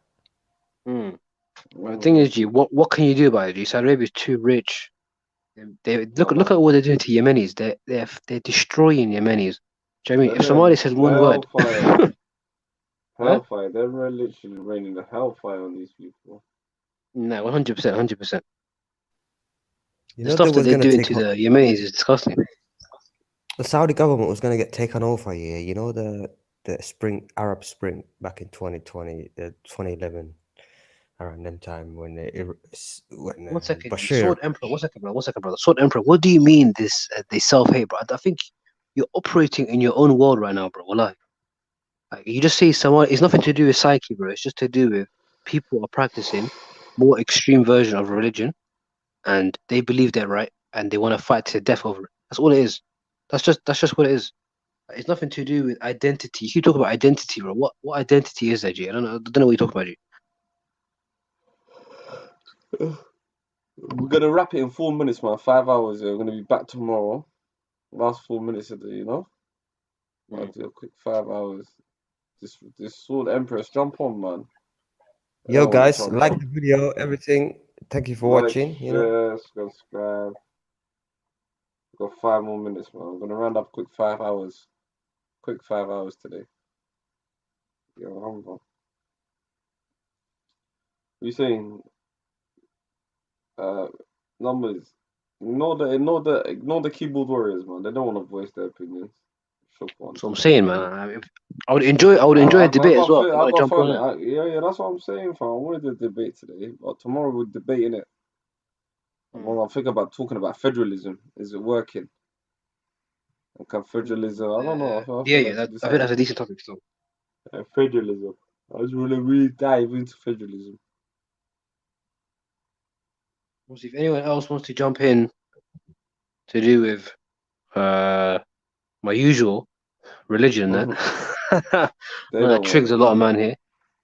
I keep that for open mic. Come on, numbers. Keep that for open mic, man. They're not on it. They're not on it.